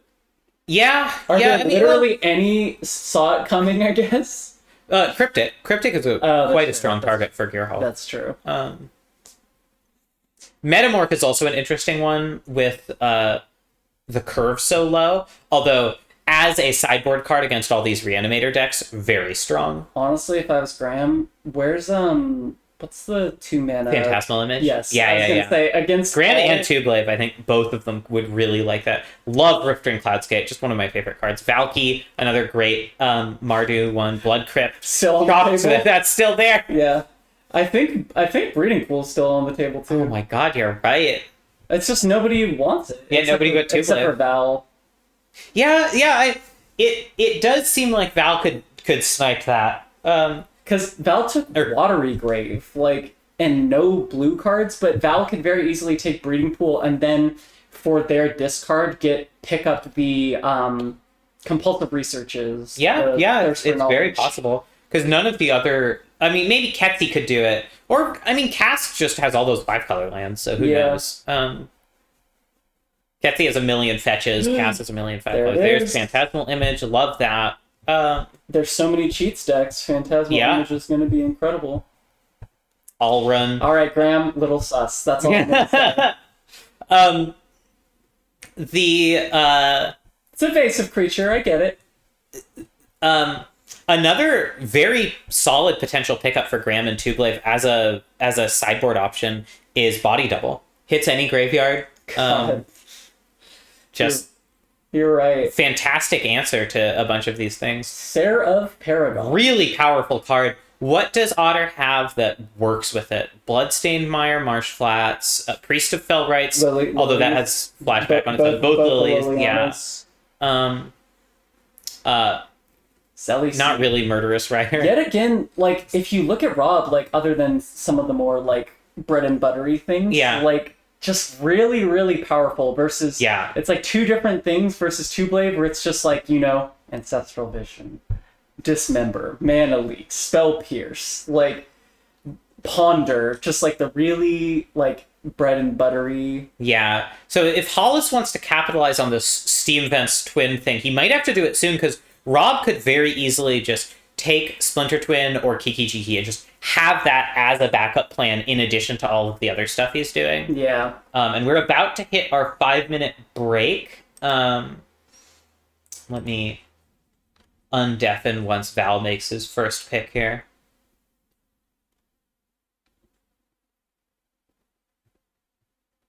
Yeah, Kat. Similarly, it's just Hollis is technically the red-blue drafter, has Steam Vents, but Rob is the only real red-blue player currently? Yeah, yeah. Oh. All right, Val's thinking. Bone Shards. Break. All right, 5-minute break. Yeah. Everyone reconvene at 1:03 Pacific. Got it. All right. So, where are we at? Let's take a quick look at the deck stats. So Val, substantial majority black, a little bit of green, a little bit of white that we sort of think he's probably going to be abandoning. But also a fair amount of fixing that could help him do, especially more green. There's also some blue fixing in there. Hollis, mono red with the ability to splash blue if he chooses. Hell yeah. Classic mono red. Ketsi, red green. Fixing could go a lot of different directions, especially with like Utopia Sprawl in the green section. But for now, red green cheats. Might be interested in picking up Doors of Durin. That's another one that is still on the board. Really powerful cheats enabler. Works with Emrakul, which is pertinent for Ketsi. Rob, heavy blue Grixis. Blue, we thought was going to be pretty contested going into the draft. Has not been as much as we expected. Really only 3 drafts in it. It's pretty... Like, there's 3 people in it, but yeah, I am really surprised by the amount that people are fighting over, like... Black, specifically. Just all the cheats. Like, yeah. Even Emrakul is gone, like, Ketsi has it. And, yeah. So, Rob, sort of solid Grixis value, curve a little high here. We can see, like, Ketsi, despite being sort of a cheats deck, really focusing on the 1, 2s, and 3s in the curve. Val also keeping a more flat curve, but sort of focused on 2, 3, and 4. Rob has a lot of 5s. Yeah, and Rob, the thing that I'm really worried about with Rob's deck, like, has a lot of power, but doesn't have Deluge, doesn't have Meat Hook, doesn't have... Damnation's also gone. Damnation and Sudden Demise. Yeah. Has Massacre Girl, but that's a 5, and it's a really conditional draft. Yeah, you can just have Massacre Girl not work. Like, Rob has Arc Trail, which is nice, and, like, both of the 3 mana commands, which I think are really nice for dealing with artifacts. Except but, the One Ring. True. Yeah. But there's still a lot of good artifacts everywhere in the table.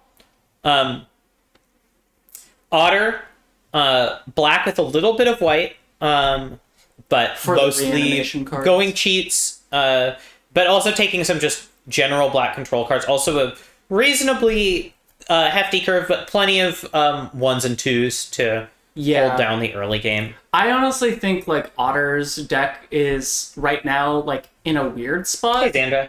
But can very easily get out of it. Like, Otter, the thing that I saw she was doing, which I think is really nice, is, like, prioritizing, like, what's it called? The adventure Hero's Downfall, where you lose 2 life. Yeah. Murderous Rider has, like, Blood Chief's Thirst, has, like, 2 mana destroy target creature spell. Like, a lot of the really good, like, for this deck, this is what you need to get you through the early game. Yeah. We're running close to the end of the break, so let's move on. Okay. Graham, essentially mono blue. This red is just the other half of Lutri, which Graham is not going to be casting for red mana. Low curve, trying to do aggressive evasive blue. Tublave, mostly blue, bit of green, classic low curve damp broccoli, fighting with Graham more than a little, doing Urza shenanigans. Got some spice in the Urza, yeah. And then Cass, white, black, little bit of red, very focused on powerful cheats, ETBs. Really interested if Cass has push-pull on her radar. Or, is that it? The split card, we were talking about it earlier. Because I know Ketsi does. And it's definitely castable in Ketsi's deck, even without doing the cheaper half. All right, let's go back and start the draft again. All right, is everyone back? I'm here. I'm here. Yep, I'm here. All right. Hollis is still on mute, but I think Val, you can... Okay, great. Val, you may begin the second half. All right, let's scroll down a bit.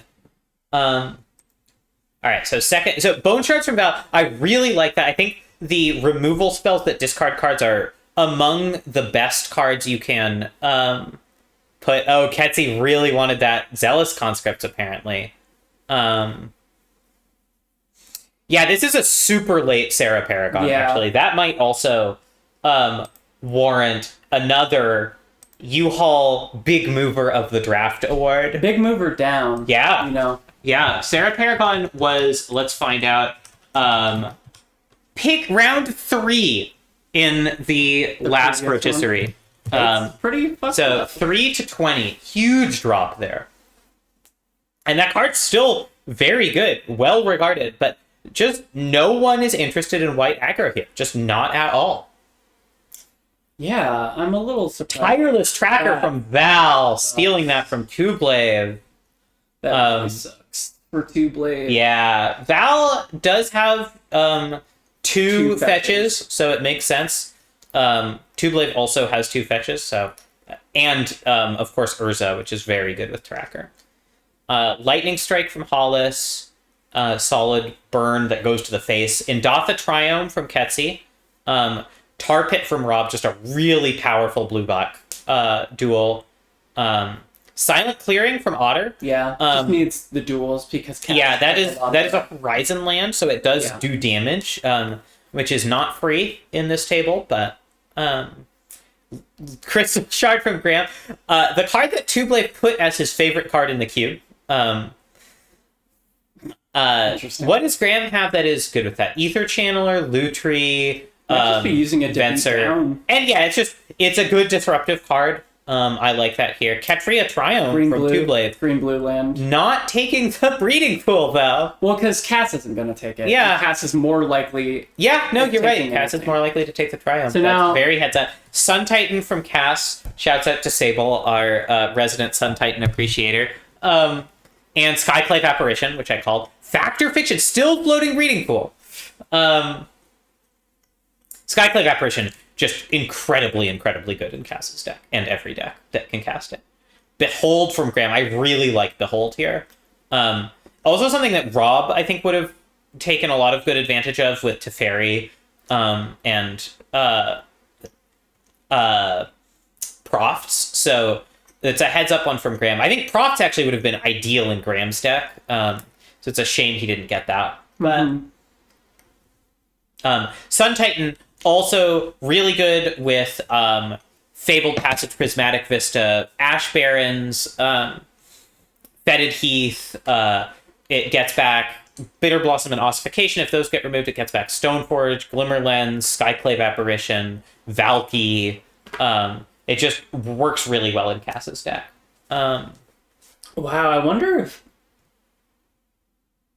Otter's just off Reanimator. And just playing like a priest as like a bear that can sometimes upgrade into like a Cera Paragon. Honestly, taking these white more beat down focus. It wouldn't shock me if Otter just read the table and decided white aggro is fully open, and just chose to pivot. Yeah. Like Direfleet Daredevil, really good against Graham and Tublave, really good against Val with all of his cheap removal.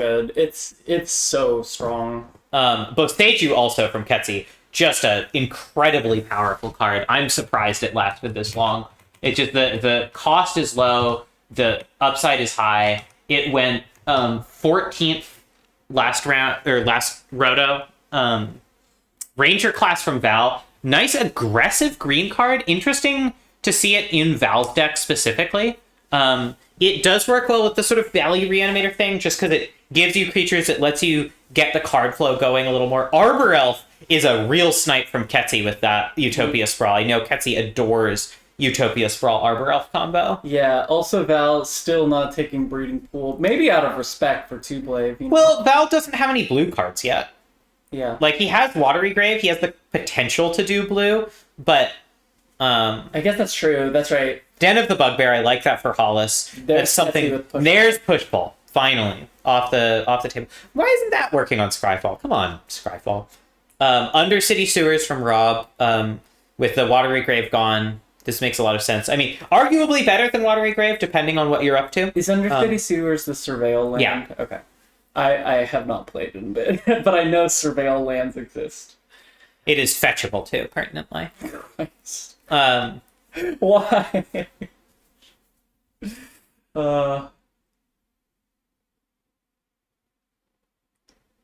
Yeah, this is what I wanted Hollis to do, honestly, to like when you're this deck, you just want to Duress from Otter, I like that. because your deck is only 40 cards and you have 40 picks. When you're like mono red, like you have so many spare picks that are just gonna sit in your sideboard that you're not gonna play. So picking up the like lands that have utility that can like draw you cards, like is Mutavault still in the queue? No, Mutavault's out. Rest in peace. It just pushed people too much to more monocolor aggro. Yeah.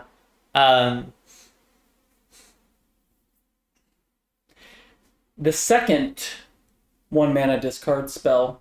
Interestingly, the blue instant draw card Surveil one is still on the board.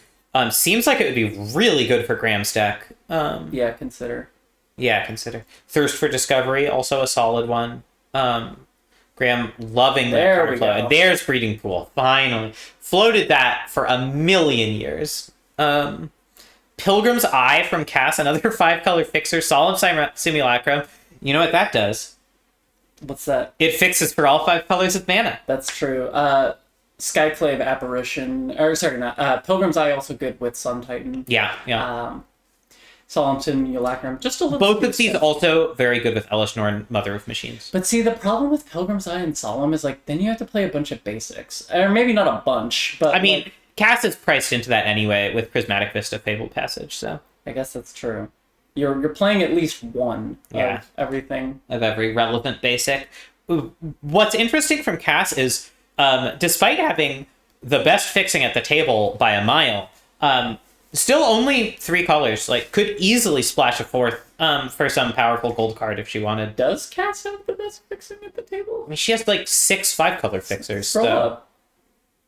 I mean, I guess technically that's true, but like, I feel like because the lands are just like Sabai Triome, Fabled Passage, Fetid Heath, like, yeah, Yeah, that's true. it's like I feel like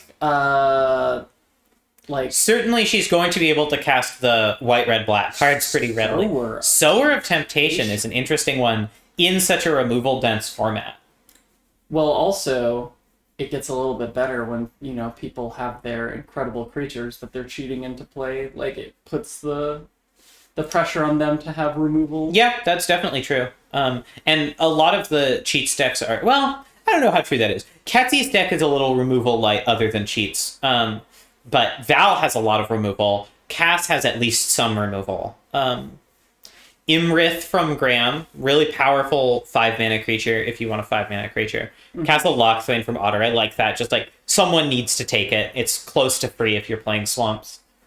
Cascade Bluffs from Rob. Really, Rob's sort of making sure that Hollis can't just go for free into blue-red. Yeah. There's that Doors of Durin from Ketsy.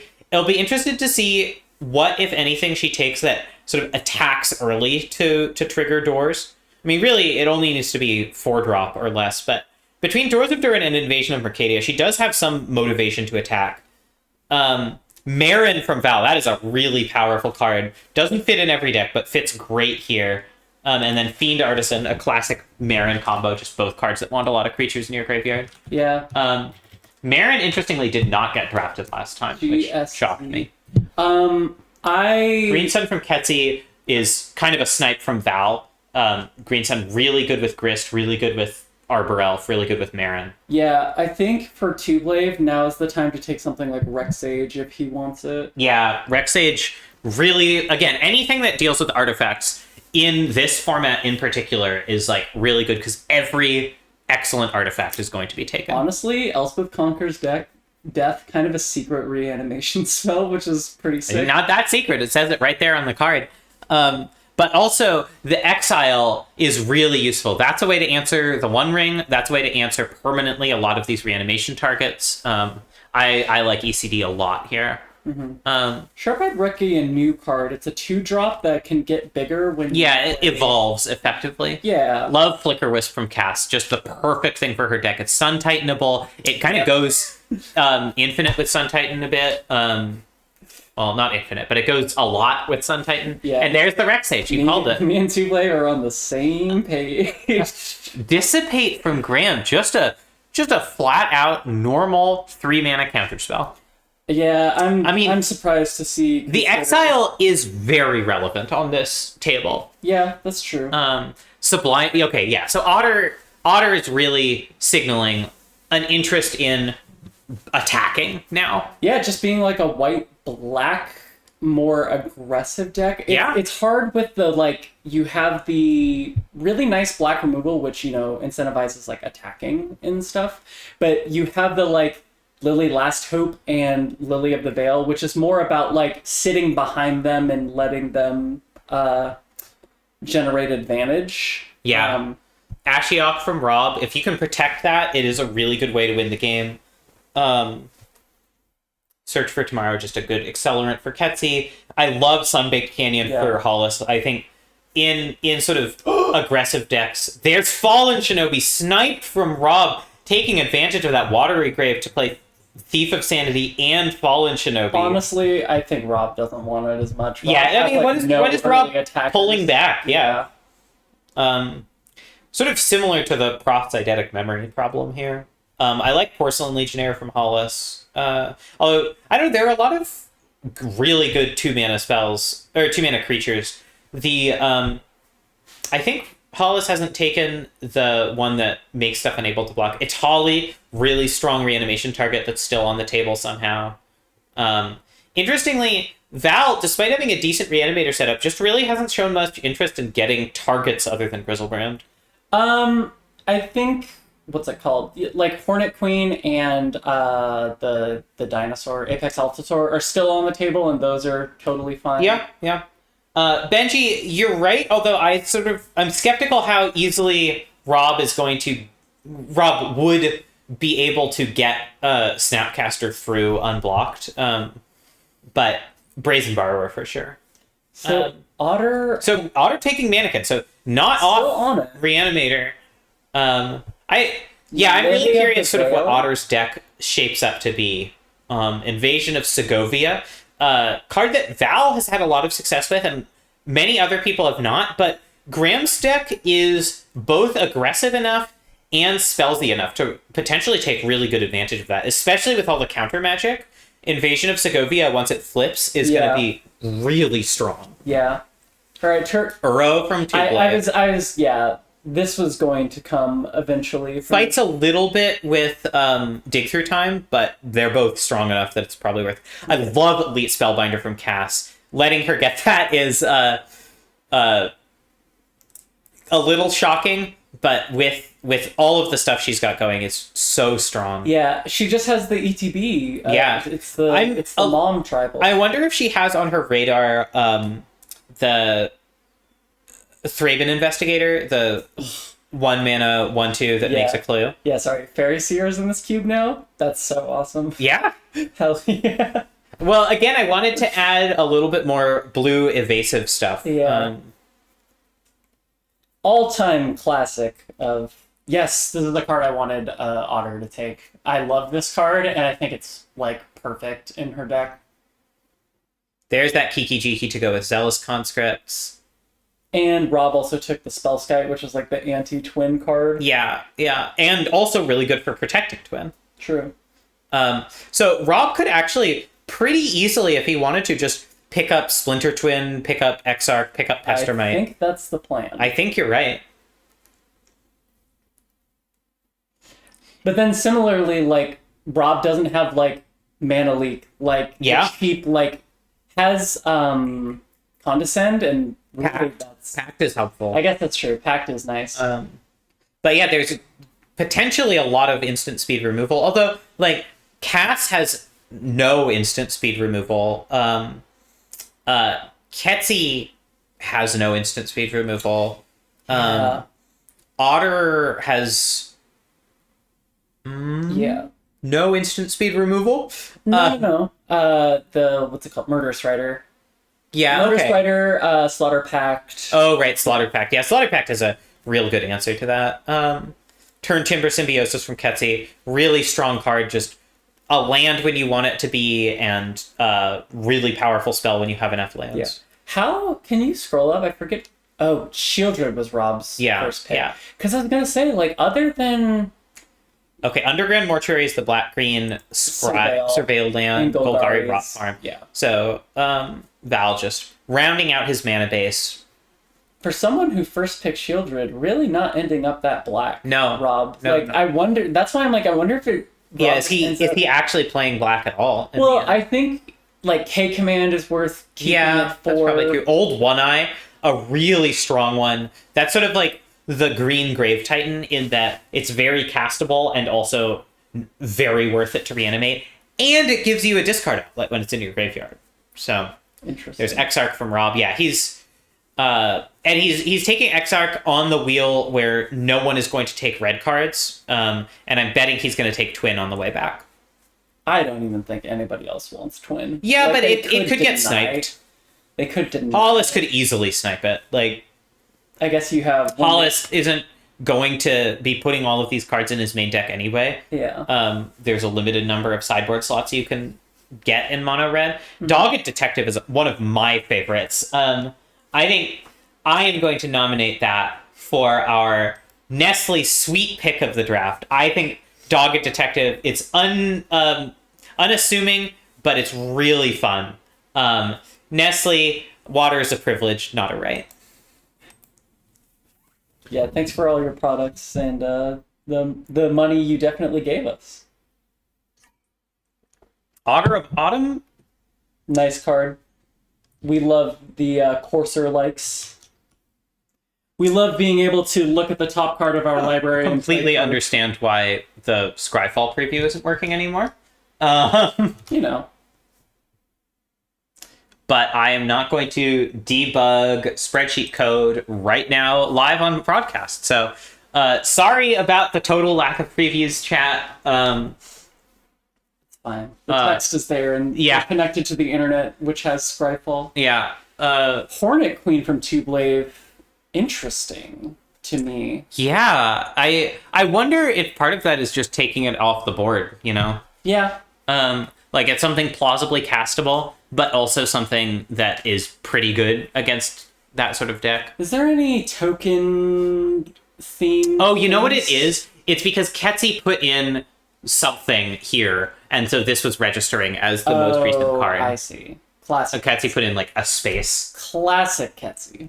Yeah, there's Rob taking Splinter Twin, Otter taking Reprieve, the white Remand, which I like a lot here. Graham taking Tameo, which is interesting. It's good in the Frostwrath, aggressive blue decks yeah. for sure. You can also just like if you're on the front foot, you can just minus it and draw cards for your tapped creatures. Mm-hmm. Professional Facebreaker from Hollis, kind of a surprisingly good card. I didn't expect it to be. It's really, really nice. So here's that life gain that I was talking about. Yeah. Val kind of needed a way to stabilize, like. Case of the Stashed Skeleton, incredibly good with Blood for Bones. Val What is this? really optimizing this Blood for Bones to within an inch of its life here. What is the Case of the Stash? It makes a token. It makes a 2/1 skeleton token, can't block Menace. Okay. Once the skeleton is dead, you can pay 1 black and sacrifice Case of the Stashed Skeleton to Demonic Tutor. Okay, sure. Why not? Ooh, there's a new green-red creature list. Yeah, there is, and it's pretty good. I miss Raging Ravine. There's a blue-green one, too, that's also pretty good that I could see Tublave going for. Compulsive Research for Rob. Makes sense with the twin angle. Yeah, and just strong, really good with Teferi. Really good with props, although I suspect that doesn't make Rob's main deck in the end. Yeah. O-Ring from Otter, just a good removal spell. What I want to see from Otter, if she's really planning on doing this Archangel Cera Paragon thing, is just cheap creatures that attack.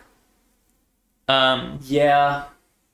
Ertai's Scorn from Graham, just another 3-mana counterspell. Hulking Raptor from Tublave, just a solid 4-mana beater. Cast Out Journey to Nowhere. Specifically effects that are better with Mother Machines. Yeah, and there's that Body Double, incredible sideboard card against what a lot of people here are doing. True. V-Click. Also, I like from Graham has Behold and no, does have Saw coming as well. Okay, yeah, has both of the Yeah, and they just get a lot better when they're in the same deck. Yeah.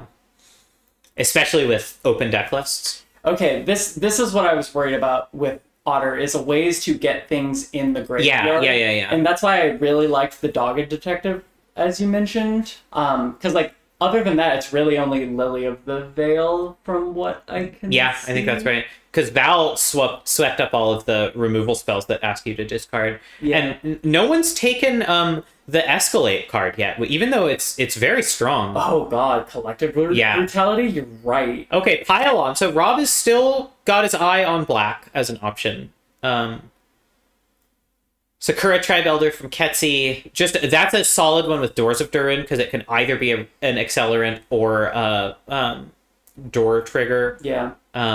Interestingly, Ketsi has not really taken a lot of actual mana elves. Possibly because she's just aware of how much removal there is, and she wants stuff that's more resilient than that. Yeah, and also, like, looking at it, because she has the Utopia Sprawl, did not get the Arbor Elf, and the, one of the Hierarchs. But, like, other than that, it's like, which ones are really worth it? Because Tublade has Bop and the other Hierarch. I mean, I think Llanowar Elves is still on the table, and it's great, yeah. just a good card. Yeah. Another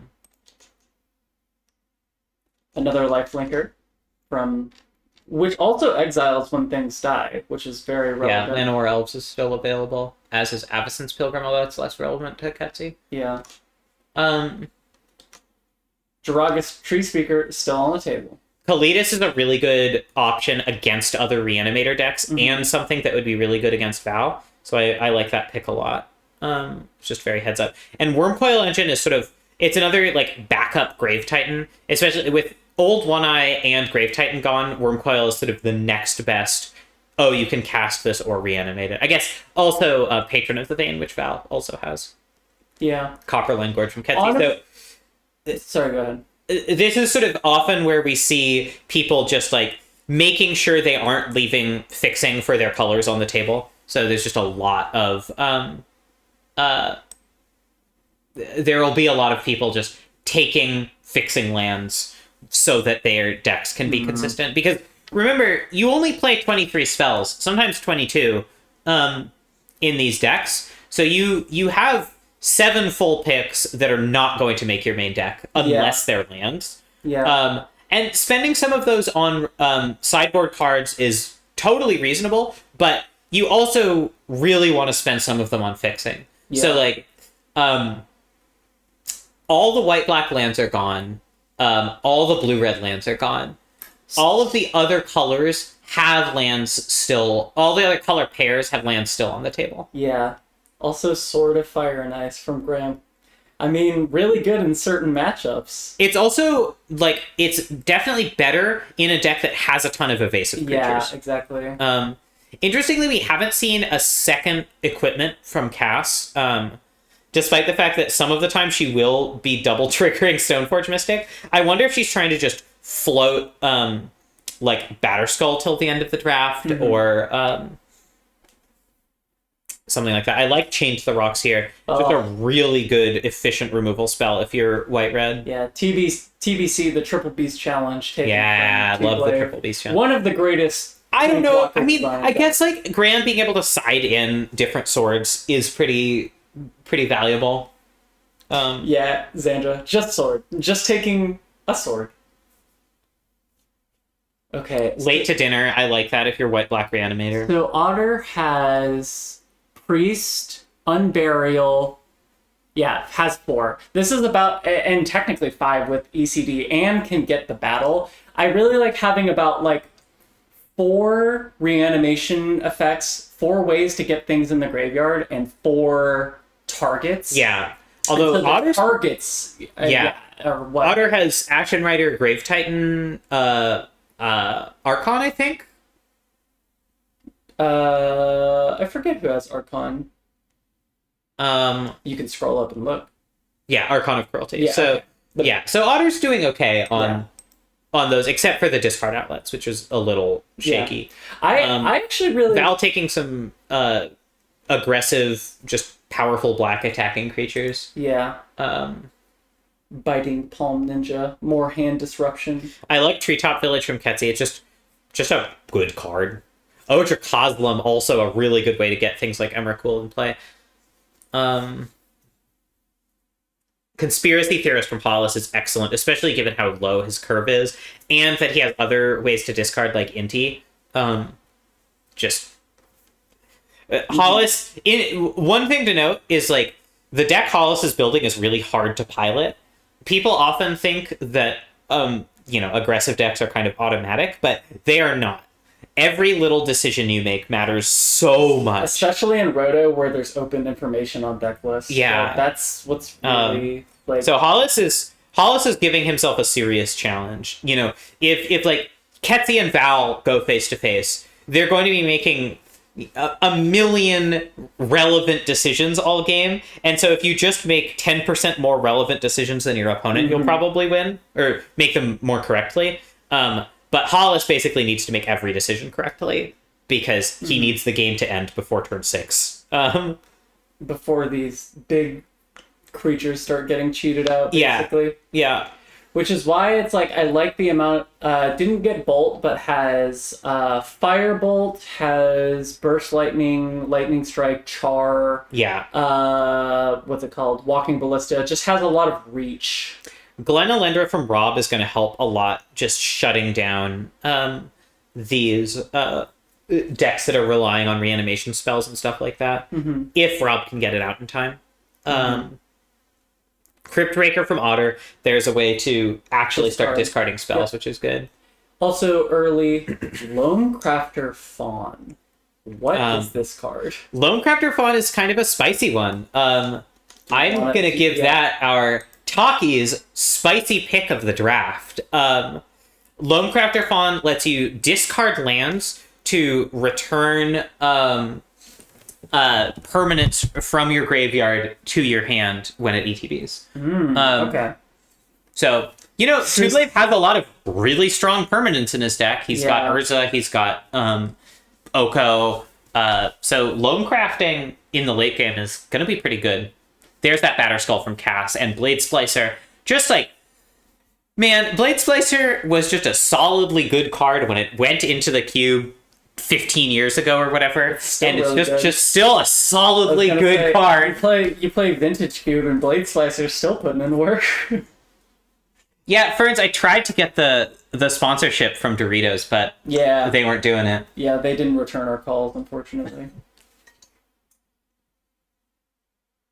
Prime Time from Tublave, another like really good. Also, I want to say I thought Consider was going to be good for Graham's deck like 30 picks ago. Yeah. And he correctly figured out that he could just float it forever. Yeah. So Elish Norn Grand Cenobite, I really like this. I think this is slept on as a reanimation target, but it does just shut decks down. Even like decks that aren't very aggressive, it can just especially if Otter's going a little more aggressive herself, it can just let you win the game really quickly. Hey, can you do me a favor? Can you look at the remaining cards tab? Yeah. Is Murderous Cut still on the table?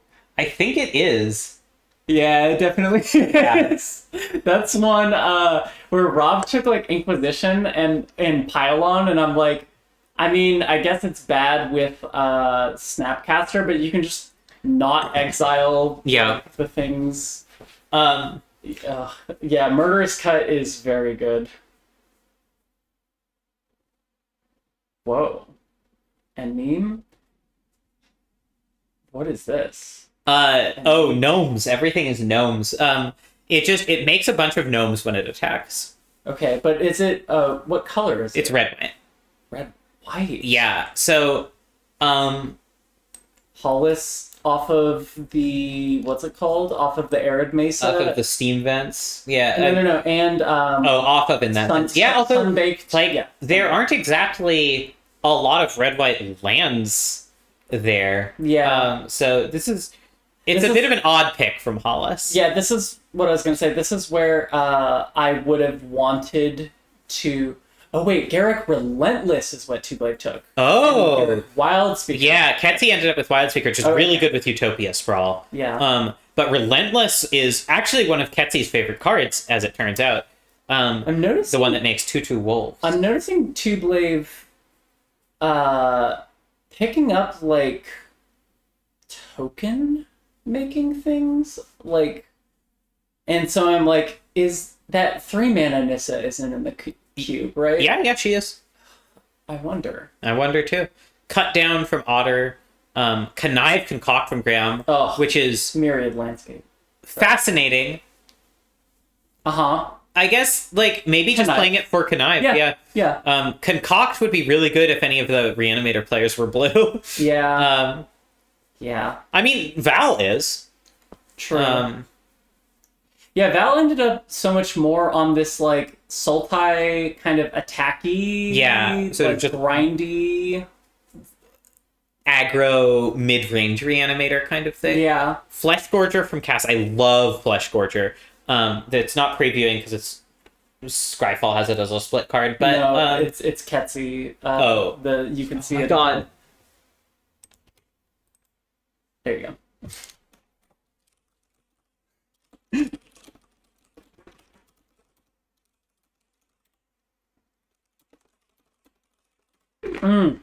Invasion of Polvada. Yeah, that card's so good. And Otter could have taken that too. In fact, it would be really good in Otter's pretty aggressive deck. So I'm surprised either of them let it go this late.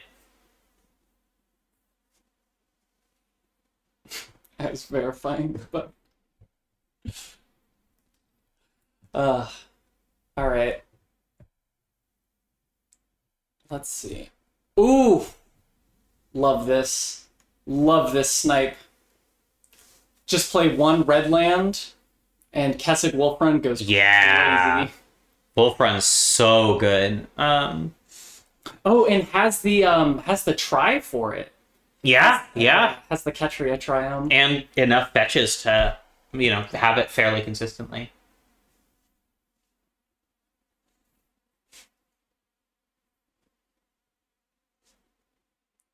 Yeah, we're down here at the last few picks of the draft. We're at the point where everyone pretty much has the deck they want.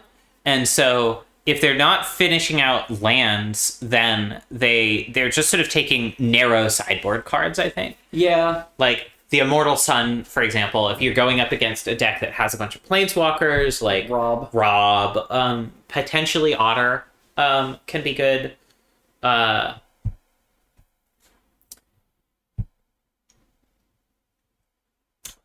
Hosty takey. Yeah, Hostage Taker solid against decks that have cheaper creatures. Who do we want to talk to? Oh, good question. Actually, chat, if you want to nominate people to do post-draft interviews with, please let us know. Sorry about notification noises from my computer. Fertile Ground from Ketzi. Anything that works well with Utopia Sprawl works well with Fertile Ground, like Wild Speaker. Not Arbor Elf, but Mind Stone from Val is really interesting in a deck that can play, green accelerants. Llanowar Elves is still on the table, right? Also, Gearbane Orangutan from Hollis. I like that a lot. It feels like every artifact removal creature should be taken. Confirm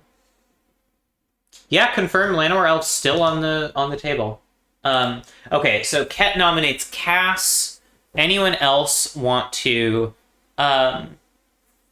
put in a nomination? Otherwise, Cera and I will just choose people. How many are we doing? I think usually it takes 4 or so before people are ready to start battling. Okay. I would say I don't think we need to talk about Hollis, Graham, or Two-Blade. So that just means who's the other person we won't talk to. I mean, I think Otter, given that this is their first draft, it can feel a little bit... Yeah, you're on the spot. Yeah. Yeah, okay. So then Val, Ketzi, Rob, and Cass. Yeah. There's that Pestermite from Rob, just rounding out the twin package. I think even if you aren't planning on playing all of these, having them all in your pool is really good, both for sideboarding options and just for the psychological factor. Mm-hmm. Chimil the Inner Sun for Graham. Powerful card. I don't know how it fits in Graham's counterspell heavy deck. Unruly Krasis, super late from Two Blade. Love that card. I don't know what it does. It's a 3-mana 4/4 trample. Blue-green. When it attacks, you can make another creature have its power and toughness, and it has monstrous or whatever the equivalent is, 5 mana. It gets 5+1/+1 counters. I see. So yeah, it's threatening a tremendous amount of damage all the time. It's pretty good. Maybe it's fewer than 5 counters, but chat's probably screaming about this because up there on the display, but we actually don't see it very well. Yeah, we can't. You can see on the screen. I'm only able to see the left like quarter of the card. Maybe next time I'll get my iPad out and just set it up with a maximized version of the preview card then. Yeah. Anyway, I love Unruly Crisis. I think that's a really nice pick from Two Blade. Yeah. Two Blade's deck just kind of like taking Lotus Cobra as like a more aggressive like form of aggro. There's like lots of little things in here like the Malcolm, the Lotus Cobra, the Sharp-Eyed Rookie, kind of just like, I don't know, like a mid-rangey green deck. You know what's an interesting one? Like, it makes sense given the way the draft went, but kind of shocking that Jacob Hawken, no one took. Yeah. Or no one has yet taken it. Rob could pretty easily play him and he'd be good. But... Yeah. I'd say it's less good in Rob's deck where you're trying to assemble a combo because like you can't be like discarding. Yeah, but you just don't exile those ones. You know, you want them for the combo anyway. I guess that's true. Kaya the Inexorable, Karn Scion of Urza from Two Blade makes sense. Making more artifacts. Yeah. Two Blade mentioned Karn in his plan document. Now the Sharp-Eyed Rookie, because it makes clues, right? That makes sense. So Karn also makes Karn Struts. All right, I'm gonna go post the everyone's full survey responses to the website, so you can see that. The link is at the top of the spreadsheet, moddyrotty.thecleanupstep.com. You can read Graham's full essay about his plans, and everyone else's slightly less than an essay. Graham deep in the tank. You got to make sure that last pick is exactly correct. All right, you know, Ketsy's taking it's the thing you go out on. Ketsy's taking approach. Mole Drifter for Graham. That's a solid one. I don't know. Like, Ketsy, A, doesn't have that much white available, and B, like, I mean, yeah, approach is really good with, it's decent with Chandra, and it's really good with Atraxa, but, like, I don't know. I'm not so sure about that. Fair. We shall see. It's so funny how much... for like the last 3 picks of the draft, like everything slows down because the second half tends to go like pretty quick. But yeah, the last 3 picks are get lost. I like that actually. It's just good general purpose removal. The sort of thing that like Cass wasn't going to take because it doesn't work with Mom, but Imperial Recruiter, solid. That just does it gets you the whole combo. If you don't get disrupted. I would have. Well, I'm sad that no one was really in a position to do the Revelark thing. I love the Revelark thing, but it's true. It is fun. Just no one here was in the sort of Jeskai zone that makes that worthwhile, or even blue-white at all. Like all of the blue-white lands except for Flooded Strand are still on the table. Well, Ketsy's clearly not slamming approach. Yeah. Maybe, in her heart she wants it, but looking at the remaining card tabs, there's some things too egregious to leave. Yeah. What do the lands look like right now? We have 2 green-blue lands remaining, including Botanical Sanctum, which... That's the fast land. Yeah, I guess it is. What? Flooded Grove, is that a surveil? No, that's the filter land. Where is the green-blue creature land? Oh, weird. Yeah, that's there? So confusing. I'll have to look into that. Devoted Druid from Ketsi. Just really strong acceleration. Decadent Dragon from Hollis, which doesn't seem like he's going to be able to do it. And then the Altasaur, last pick from Val. Love that. Yeah. All right. All right. Good job, everyone. Let me run you some teams. And then Table. Cass, Fuck. you are going to be our first interview, so please send us a screenshot of your draft. I mean, everyone, please send us a screenshot of your draft, but Cass especially. Don't forget to export using the Miko export tab. Yeah, it will be so much faster. What's the strat for that again? There's instructions on the tab. There's instructions. Oh yeah. Okay. Team table. Graham, Val, Cass, and Otter. Team not table. Ketsi, Rob, Tublave, and Hollis. Do please come up with cute team names and put them in the records tab. Oh yeah. All right. Are we splitting, or do you need to tell us stuff yet? No, you can go split. Cass, when you're as soon as you have the screenshot, come join us in the channel we are hanging out in. Yeah, I'm sciencing as fast as I can. Doogaloo! Sorry for my Discord entering a channel noise, everyone. God. I thought you were manually doing it every time. No, it's fully automatic. Yeah, all right, so let's take a look at the remaining cards. So 2 green-blue lands that Tublave passed up on, a black-green land that Val passed up on, all the white-blue, not surprisingly. Drowned Catacomb, also really only Val wanted that. Black-red lands that Rob could have had. Sulphurous Springs, I'm kind of surprised he didn't take. Yeah. Honestly, also Lava Claw, just having the ability to go aggro at the end is good. Also, its curve is pretty high, so it looks like your turn 1, you can often take off. Yeah.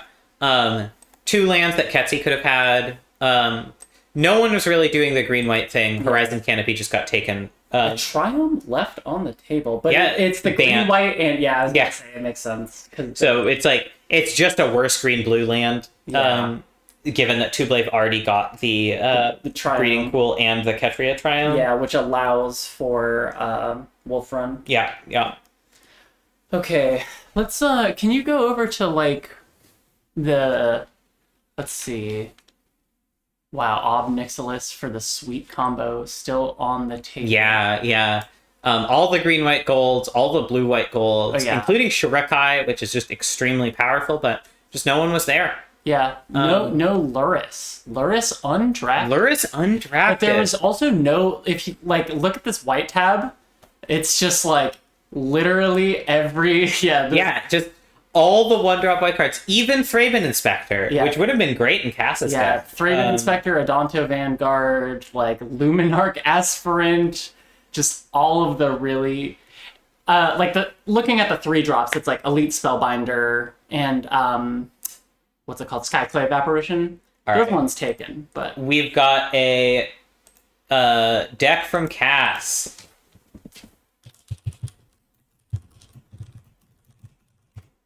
So all right, this is Cass's deck. Hello. So, how do you feel your draft went? Honestly, I feel pretty okay about it. I feel shockingly okay about it. Yeah. So, one thing that struck me immediately was you were going so hard on all of the 5-color lands. Can you walk us through your sort of what was going on in your head when that was happening? Oh, I wanted fixing. The relevant fetches were taken, and I wanted basics for ossification. Oh, I hadn't even that's thought about the right. ossification line. That makes a lot of sense. Yeah. Yeah. So even taking all of the like Fabled Passage, Prismatic Vista, World Tree stuff, you were still planning on solidly being like white-black with a little red. Yep. Yeah. World Tree is exclusively just for the Golos combo, which I adore. Yeah. Go ahead. No, you go ahead. I was just, this deck is just like cards I like, Yeah. especially 5 drops I like, apparently. Yeah, that's how it goes. But honestly, Batterskull in your deck when you have Stoneforge Mystic is really more of like a 2-mana activated ability than a 5 drop. Oh, yeah. That's true. I do That's love true. the theming of it's just really the Elish Norn theme deck. Like it's very powerful. Like all of the removal being like enchantments that do this. Yeah. And being able to leverage the Valky, like and the Yorion as well. Yeah. It's very fun. I love a theme like very on brand deck. Yeah, so I was sort of planning to go into like some sort of like reanimator/value reanimator thing, which I kind of ended up doing anyway. Yeah. But I saw that like the cards for those were being taken, so I figured, okay, I can either just do that anyway and fight over it with apparently like 3 other people, as it turned out. Yeah. Or I can just like draft fun cards that I like. Yeah. And I decided to draft fun cards that I like, and here we are. I was gonna say we respect fun above all else in Yeah. Fun Gamester. Incidentally, that is the exclusive reason why I took Kaya. I just like Kaya. Yeah. Yeah. Honestly, just also really good. Yeah. Was there something that you feel like really got sniped out of you, out from under you? Really got sniped. Let me look at the I mean, if the there's log nothing again. that jumps to mind, then I think that's an answer in and of itself. Yeah, I mean there was like O-Ring and Gonti I felt bad about. Cera Paragon I felt bad about when I remembered that it existed when Otter took it. Yeah. But yeah, no, I think like I got to stay in my lane. I got to ignore white cards for a really, really long time. Yeah. Even though I was planning on being base white, because just like who else is going to take them? Evidently, The no answer one. was Otter, apparently. Yeah. But yeah, and I got to just pick the cards I wanted. What's a card or a few cards that you got like way later than you expected? Oh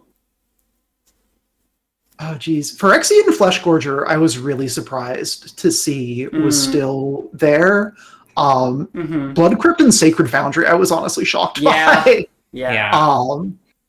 And let's see. I think that's mostly it. I know there was some talk. I don't know if y'all were listening to the audio of the chat. It was a fun time, like unironically. But the there was some exclamations when I got a 20-second pick Skyclave Apparition. Yeah. Well, that's that thing of like you were saying, like nobody was really in white at all. Yeah. I half expected Otter after she took the Cera Paragon to just hard pivot into white aggro, but nope. Is there anything else you wanted to like note or let chat know before we let you go?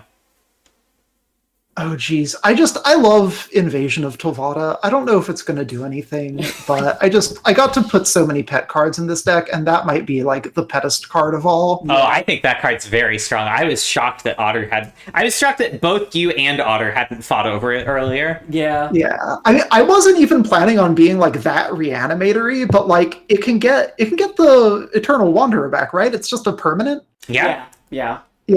So I feel pretty good about that, and just the backside is absurd, especially with the Eternal Wanderer tokens. Yes. If I manage to flip it. I was gonna say I love flipping that card and having that be the win con. It's great. Yeah. Trashboat, get at me on Discord, same name as Twitch, and I will hook you up. Hell yeah! Thanks for joining us, Cass. All right. Thanks for asking. Yeah. All right. Talk to you later. See ya. See ya. Good luck. All right, we're gonna have Val next. hopefully he sees my message, but if he doesn't come in a minute, I will. You just drag him. Oh, I guess that's true. Right, I have admin privileges. God damn you. Val, I've abducted you. Yep. Cool. We are doing your interview. How did you think the draft went? Awful. This is the worst. As you can kind of just tell from my first picks, like I was trying to stay open, try to dip my toe into one color. Ended up just like not really kind of finding a lane and not committing. Ended up fighting like 3 people every which way. Yeah, it feels like there was a lot of fighting happening, like almost like unintentionally between people. Yeah, it would seem like I slotted into like a lane, and then someone just would kind of pop into it for no reason. It was just really hard to tell what was going on. That's the Roto classic.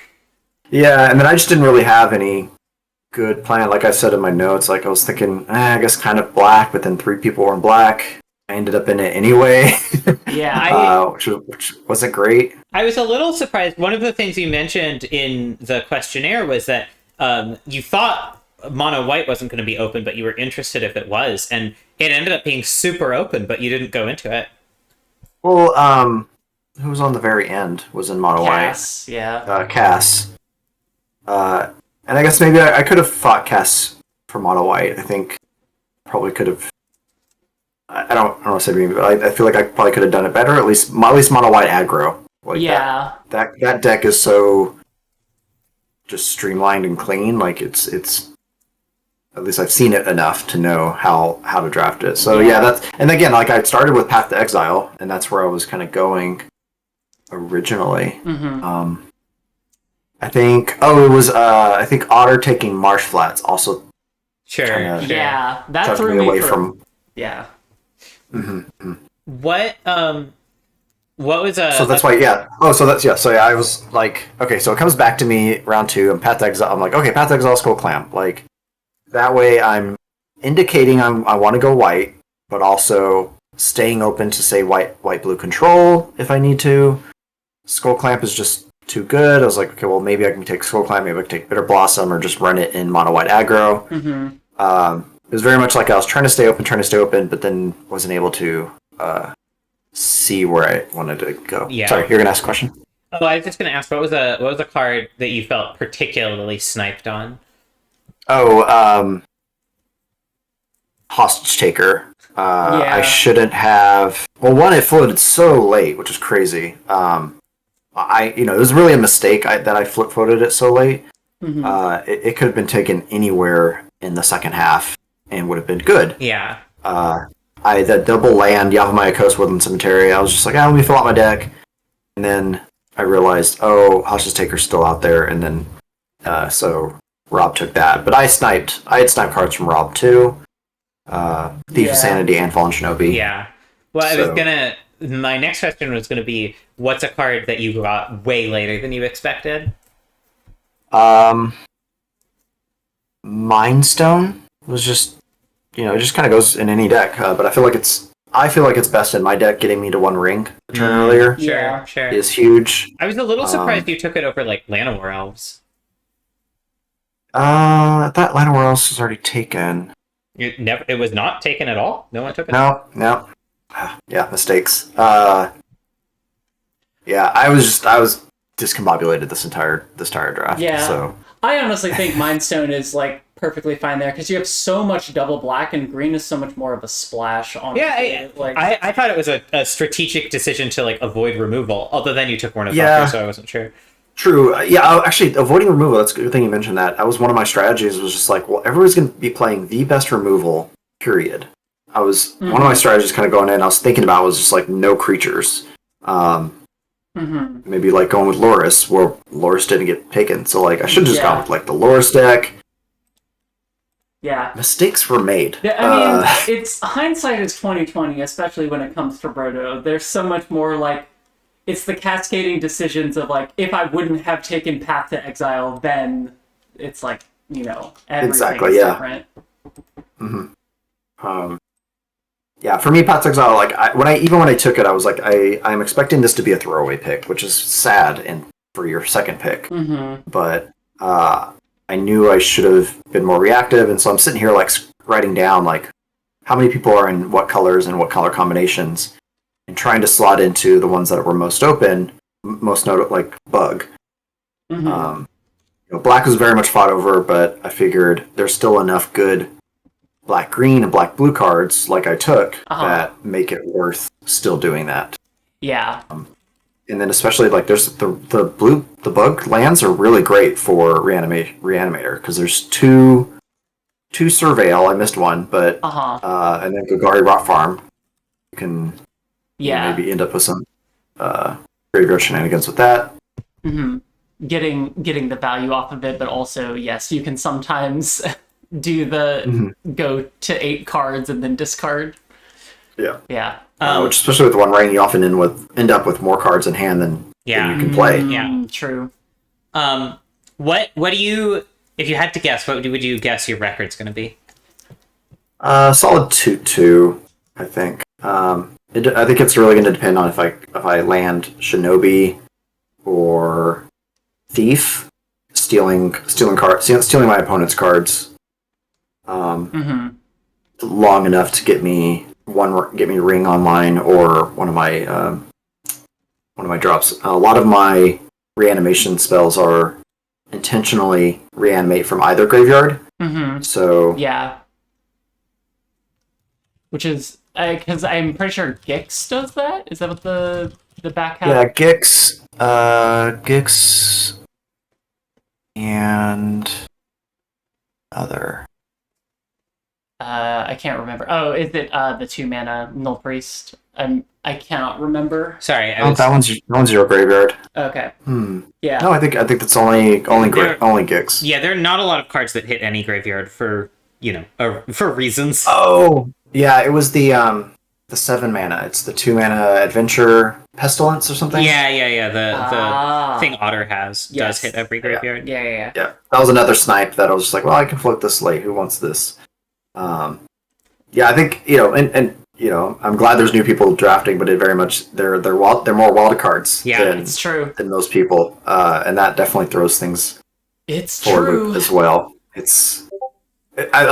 honestly that's a great part about Roto, right? Yeah, absolutely. New ones come in, but it's like I know what Ketsy's going to be doing. I have an idea of what Rob's going to be doing, and Tuglaive, all of them. But the first timers is like, whoa, what is that? Yeah. What are you doing? What are you doing with that in your kind of mid-range deck? Yeah. It's a lot more. All right. A lot more spicy. Thank you, Val. Cool. All right, we'll do Rob next. Hell yeah. This didn't go to this window, but haul him in. Hello, Rob. We've stolen you. Hello. So how do you feel your draft went? It went 0% according to plan, but given that, I'm not sad about where it ended up. Yeah. Do you so you like the shape of your deck? I think it's fine. I think that I just have like really, really high card quality, and it's fixing's okay. I think it's in good shape. Yeah, I was gonna say you've got some cuts to make out of these cards because they're all, for the most part, quite powerful. Yeah. Yeah, I was gonna say I think it was also very nice. Like this is the thing that you get rewarded for 3 colors, where it's like, yeah, Ketsy gets like a braid, but you have like Prismari command and K command. Yeah. Like you just have access, and then because you're open and you're like, I guess Twin is still here. Like I can just move into it. Yeah, I love the backup plan. That was I took conscripts because it's just such a high quality card, and it was there too late. And then at that point, it was obvious that no one was going to take the twin pieces. So I was like, I'm just going to pick them up. And even if I'm not even decided whether or not I'm, maining it or whether that's just a transformational sideboard plan. But the fact that the option was there, it's nice to have. And it'll make people scared of you, whether you main it or not. Yeah. Was there anything that felt particularly like a snipe against you? Not really. I know that everybody was like oohing and eyeing when Val took Shinobi, and I get that because it's one of my favorite cards in the cube. But like this deck's not a Shinobi deck. Like, Yeah. it's just like that's not our plan. Yeah. And it was more just that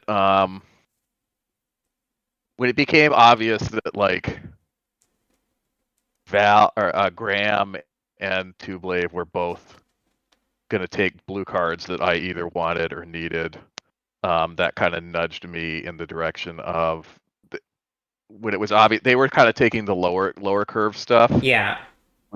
Which usually is what I end up doing, and so I was surprised to see not only one other person doing it, but two other people doing it, and so that kind of just nudged me to take the higher curve stuff, and with Seed Shark, nudged me in the direction of let's just take all the planeswalkers since nobody else is taking those for some reason. True. Yeah. And You just ended up with a more lot of them. kind of like ended up with more of kind of like a control deck that has the option to twin if it wants to. Yeah. Makes sense. Some of the lands also, like I was surprised that Hollis took Steam Vents. Yeah. I think Hollis had Twin on his radar, like coming in, and then just saw like you in red blue and like multiple blue drafters, and was like, actually, let's just be the red card that no one else is taking. Like, because basically, like all the like Rabble Master and such was on the table, and you got like you got Kiki, Zealous, Twin, Recruiter, and like the gold cards, and Bolt and Arc Trail. Like the red cards you wanted, you got for the most part.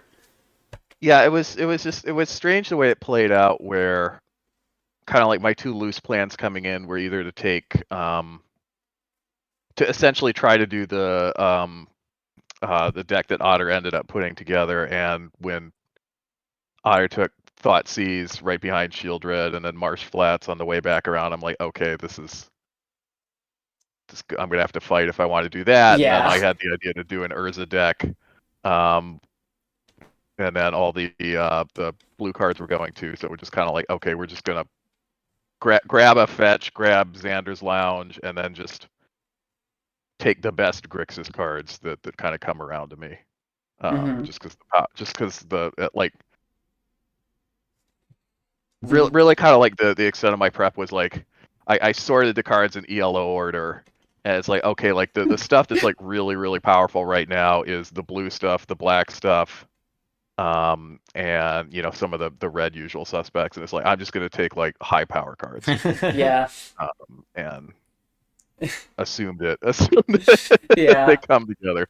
What's a card that you got way later than you expected? I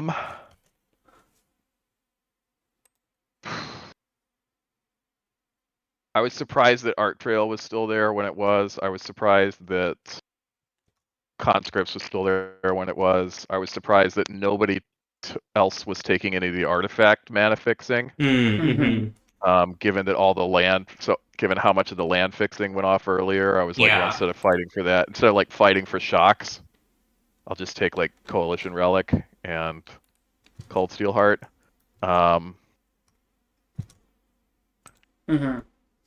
Yeah, there was a lot of such a Cera Paragon, a lot of picks that went later than people were expecting.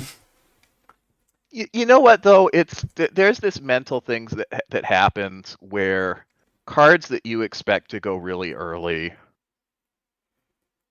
you just like mentally you sort of assume that they're gone, even if they're not. Yeah. And if you totally. if you don't actually sit down and force yourself to read through the list of what's left, you just assume that it's not there.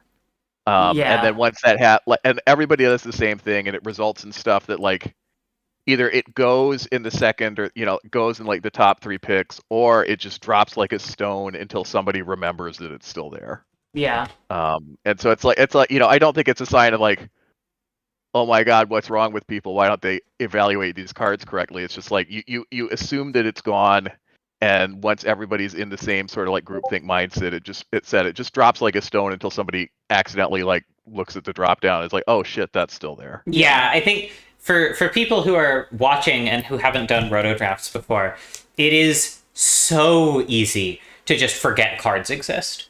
Like, even if you're doing it in person and all the cards are laid out face up on a table in front of you, you can still just like gloss over stuff completely.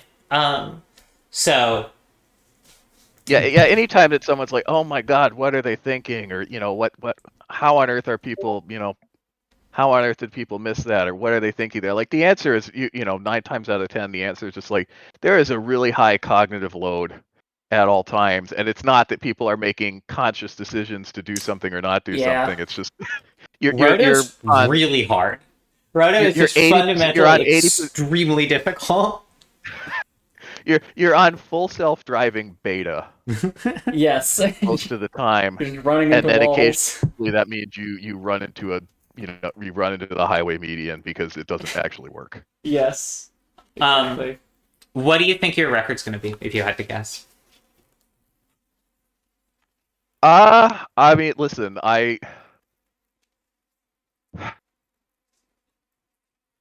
given the way the team shook out, I feel okay about where I'm positioned. Like, I think I would be worried about, I think Hollis is close to an automatic loss for me.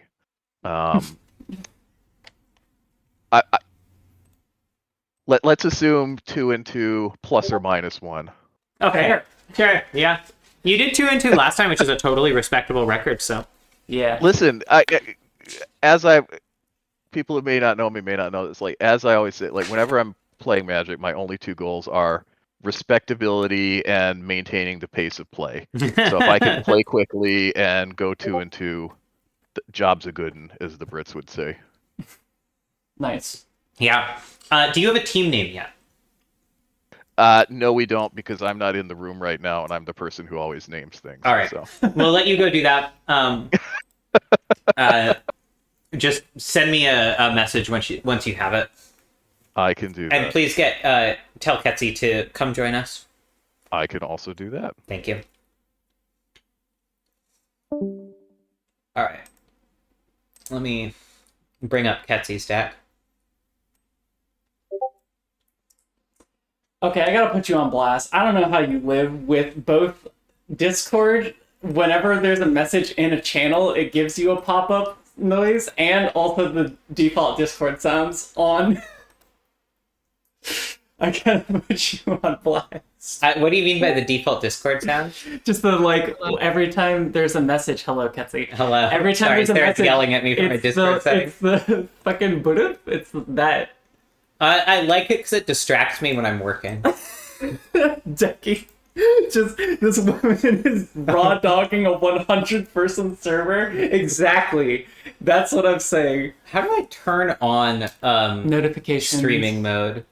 Oh, how do you turn on streamer mode? Yeah, it always just turns on automatically, and I turned it off so I could see my streamer settings. mode right there. Great. Sorry, Ketsi, we're troubleshooting stuff right now. Yeah, Left, down. Okay, cool. Great. I've been having a problem where Discord will only stream like the top left rectangle of my. That's fun. Yeah. All right, Ketsi, how do you think your draft went? Oh, it could have gone a lot better. Yeah. So I mean, I got one. I planned to take one of the 3 cards that all did go first. Yeah, you sure did. I was thinking I was hoping to take the One Ring, but with Valen first and having played the One Ring last week, this past draft and doing very well, I kind of suspected he would take it. And then Hollis took Fable, and so I was like, I guess I take Palantir. And I had told Natalie that if I take Palantir, I'm honor bound to take Emrakul, because like you gotta just hope you flip it off the top right away. And it actually puts the fear in people, right? Because maybe they just let me draw cards on turn. Yeah. On the first turn. Open deck list. That other high, like push pull is a expensive, like it'll flip as 8 damage while it's actually, cheap for me to cast. And also like turn timber symbiosis, right? a high mana cost on things. So and so then it's like, okay, so if I'm going to play Emrakul, then I think the most powerful way to do an Emrakul cheats is with like Monster Manual and Through the Breach. So then I got to go red green, and so that's why I very quickly went into I took Wooded Foothills and Noble Hierarch to claim that stuff. Yeah. Fight, So what went wrong then? It sounds like everything is according to plan. What went wrong is that this is like every Roto draft except one where it also went really off. I didn't get to follow my plan. I have like a list with like a mana curve, and I have like high priority cards I need to take, and I make sure that I feel like I have the parts in my deck. And here I was just like, I didn't have a list prepped for this, so I'm just like audibling what I have to put together. And then like halfway through, I looked at the deck stats. And so because the other thing is Doors of Durin is really strong, but you do need to be able to attack for Doors of Durin to trigger, which means you need creatures. But I'm also trying to flip creatures out, and so it's just like this balance of like, I took Search for Tomorrow, and I think I really should have taken a Mana Dork over Search for Tomorrow. I normally like to take cards like Search for Tomorrow, Utopia, Sprawl, Fertile Ground in Roto because everyone has really good removal, like Arc Trail, etc. So those people ended up on my team. So Mana Dorks would be really good. Yeah, this would be a fantastic Derogatory Speaker deck, as it turns out. Yeah, and I mean, I already have I have to cut like is 5 more cards from this list or something. So I still have to cut cards, and I'm just like, I don't know how I asked my teammates to give me advice on how to do that while I'm here interviewing. But like Val took Once Upon a Time. There were some cards that I like wanted. There were so many cards in this draft that went way later, like criminally late, like Spellbinder and Cera Paragon. I was just like, what? Like, the white parts. I see. Yeah. I mean, nobody wants. They were on the tippy top of my list. I was like, both my lists that I did prep were White X, and like Cera Paragon, Elite Spellbinder were like, I gotta take these because they're just like Spellbinder is so powerful in Roto, as I proved in last Roto. But yeah. So yeah, I just have to make it come together. I gotta figure out like what I can cut. And maybe I shouldn't have taken Chandra Hope's Beacon. Like, she can be good in a deck like this. Doubling Timber Symbiosis and Fetch Quest and push pull. Yeah. When you took it, I said definitely at least part of the calculus here is that Ketsi is offended no one has taken this yet. I was grateful because I did take it later than I expected, especially because like 2 people are in like white, black, red, something sort of. Yeah. I mean, the other thing is that like I do not have. I'm very grateful for how the team's draft because I do not have a lot of confidence in some mana bases that happen here. There was a lot of. It seemed like there was a lot like. I saw pretty clearly that green red was the way to go, and no one was really fighting me on green red. So my mana base was sort of well in hand. Yeah, we were noticing there are a couple lands still on the table that you could have taken if you'd wanted them. Yeah, that was the thing. Is like I took Fertile Ground, but I should have just taken another land. Like there were some other, and the other thing is I was kind of thinking maybe I would like stunt draft Cabaret Confluence at the end, but I didn't really get the cards that can be good with it, like Zealous Conscripts or I like it. It's nice with Eternal Witness, I guess, but. Yeah, and it can be neat to sort of like, I was supposed to take Feldon. I forgot to take that guy. But anyway, like if you, what was I going to say? Like attack with I don't know. Like I can't even, like you can copy Atali and Atraxa, I guess, but like that's a little sketch. So yeah, I don't know. I think we'll find out. I was, here, let me ask the question first, actually. Okay. What's the card that would be best in your deck that you didn't end up with? That's like probably Once Upon a Time. Once Upon a Time is really good when you're trying to drop Emrakul onto the battlefield with cards like Monster Manual and Through the Breach, and it's a land. I think Once Upon a Time. Yeah, That makes sense. makes sense. I was a little. Headliner Scarlet. Headliner Scarlet is so sick with Doors of Durin. Oh yeah. I thought about it right before Hollis took Headliner Scarlet, but it was really hard because I was like, I spent early picks on like these removal spells that like I could have ended up running later because it was just me and Hollis taking the red removal spells. But so I took a braid because I was worried about artifacts, and I was hoping I would get another shot at Headliner Scarlet, and then I didn't. I mean, a braid also one that would have been really good for Hollis or Rob. So yeah, I mean, totally it's still good in my deck. understandable. There's a lot of scary artifacts going around. Yeah, and I also took Terra Sunder to have a way to deal with the One Ring. makes sense. I was a little surprised that you hadn't prioritized Golos World Tree. Yes. Given, Atraxa and just having a lot of high cost spells. Yeah. It was on my mind, but it was sort of like I was looking at the field and didn't see that that's where people were going. And that because like I feel like Golos World Tree, you still want to be somewhere in sort of like green, red, white, or like Naya or Rug as sort of a base because like you can do the thing without Golos. Yeah. And so I was surprised when Cass took it. And it's one of those things that you can really do on the wheel. But so that was about the point, like that was where I was trying to stake my claim on Through the Breach Emrakul because like Otter up to that point was sort of red-black, maybe. And so I was worried that Through the Breach Emrakul were going to get taken. And so I was like trying to do that. And then I took Chandra Host Beacon. I'm trying to take Flame Slash to make sure I don't like die to cheap creatures. And so it was just a hard time to try to fight for like two cards that need to go together. Yeah. So, yeah. And I was also like, the Primeval Titan went really late, and I was thinking about it, and I was like, oh, I don't know if I have enough picks to like take these cards. But because I was like, Prime Time, yeah, I don't know. I think maybe I over-indexed on Doors of Durin and should have just done a more straightforward thing, but I don't know. Oh, and the Essica's Chariot. I was like thinking about it, and then I was like, wait, I don't know if I want creatures. And I was like, wait a minute, of course I want creatures. It's just a stupidly strong card and great with Doors of Durin. And yeah, so there's just a lot of that where like normally I have a well prioritized list of cards, and I was just sort of vibing and trying to adapt.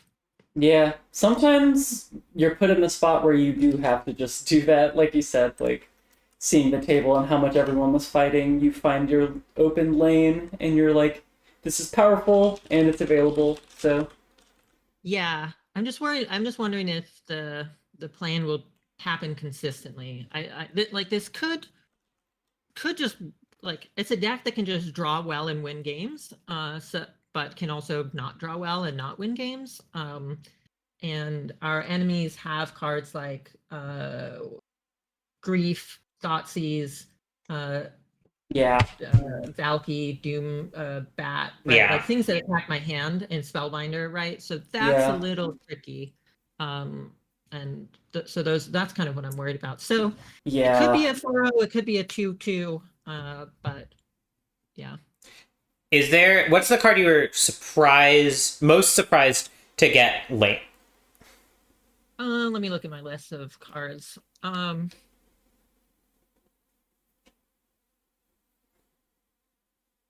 Maybe like Garruk Wildspeaker or Terra Sunder. Boseiju Who Endures, that was also another one. That's that was really we were surprised by.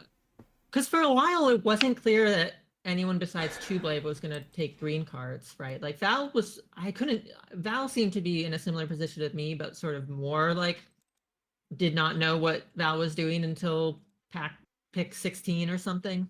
And so it was hard to know. I like also like the Arbor Elf, right? Like I was really shocked by the Arbor Elf getting taken over like Avacyn's Pilgrim is better in Val's deck because that just makes it so you can perhaps cast your Path to Exile, which is an insane card. It seemed like just a snipe for you, yeah. Yeah. Yeah, and then it was like, okay, well, I do still have Utopia Sprawl. Garrick Wildspeaker is still a very good card. Then I can take the Fertile Ground. Yeah, so I don't know. Oh yeah. So as far as cards, also Old One Eye, seems like a bonkers card. Yeah, I was surprised Val didn't grab that, given Yeah. that he ended up green. Yeah. Yeah. Yeah.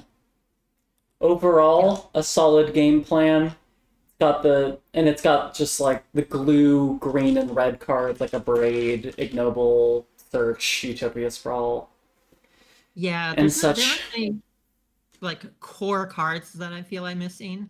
I did make a bold pick on the Invasion. I do think Hollis might have taken the Invasion of Arcadia. It's just so stupid. That card is so stupid. We gave that one an award. That pick. Yeah. Sable actually told me about the award. Yeah. All right. Well, thanks, Ketsy. Have you gotten cards yet from Liz? No, not All right. on my card. Cool. Well, we will let you get back to it. Yeah. Do you want to just BRB for a bit, Nat? On screen?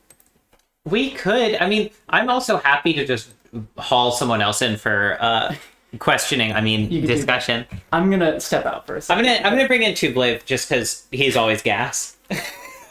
Okay. Well, now I have to stay. Hey, buddy. Sorry to abduct you, but we're doing interviews. Oh, hi. Okay. Hello. Hello. Let me bring up an image of your deck that isn't surrounded by inky blackness. That's Ketsy's deck. Oh, here, I have a more... I just put the finishing touches. I'll just send you a more up-to-date look. Yeah, thank you.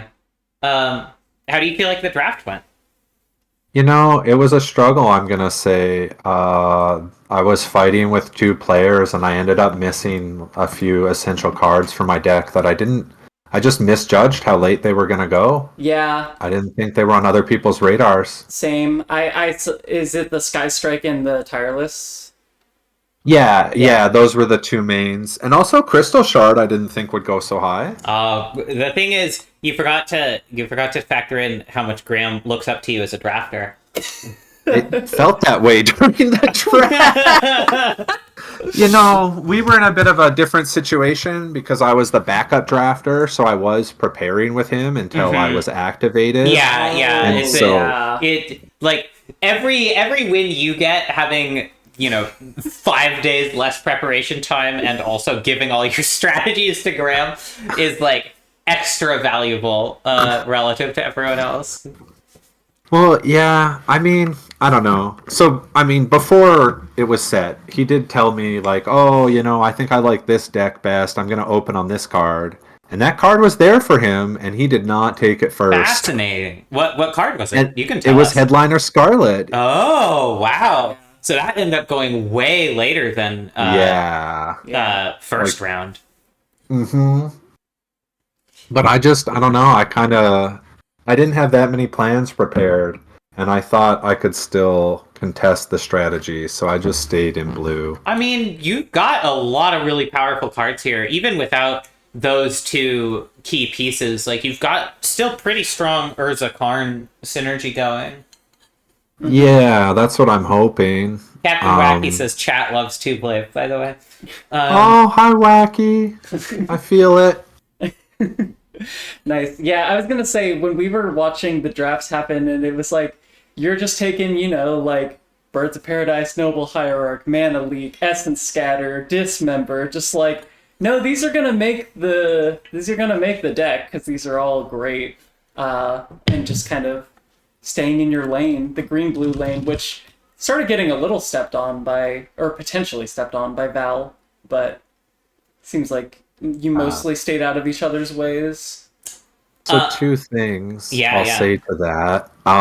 One, like all that list of cards that you mentioned, like when I'm playing a rotisserie draft, I try to focus on getting those cheap and generic cards because those are the backbone of a deck that let you go multiple different directions. Yeah. So that even if you miss something or mess up a pick later, you still have a good strategy. Yeah. And as far as Val, I got to admit, I sort of missed that he was getting ready to transition into green. Mm-hmm. And like I thought he might play Esper or something. Yeah. And so I really didn't expect him to take that tireless tracker, even though he had already grabbed Grist. Yeah, I was also similarly surprised by the tireless pick. And like I guess Sky Strike from Graham made like a little more sense because he's just like blue flyers or whatever. Say that one felt like he knew what deck I was drafting and just decided to like say F you. I mean, to be fair, like he's doing the blue super evasive deck, so you taking Cryptic Coat and then him taking Skystrike feels like blow for blow. Also, let me just say, Graham knows that Alrund and what's the other one? Oh yeah, Bug Card Tribal. Yeah, Suspicious stowaway. Yeah, I was gonna say, a little bit sus. We were very clear before the draft began what the bugs were, which cards were bugged, and that we were playing them as they lay. So that was open Still information. says something about somebody's mentality that they have to go for it. Tubelade, what was the biggest snipe from you, do you think, of all of the many snipes you got snubbed? Okay, well let me review here just to be sure, but let's see. Oh yeah, so I was just talking a little bit about how I was grabbing those sort of generic cards, and it's hard to know when to shift gears and start taking cards for your deck. Yeah. So a few cards that I'm just gonna list a few, and then I'll try to pick the one that like felt like the big. I think the Tireless Tracker was honestly the biggest dagger. Yeah, that was rough. Because it was so late, and looking at other rotos, it felt like it was safe to let it go that late. Yeah. Especially there's so many like newer, stronger cards that should be pushing it down. Mm-hmm. Lutri I thought went really late. That was one of the cards where I was like, I knew it could be good, but I really wanted to like get my lands and my 1-drops sorted first.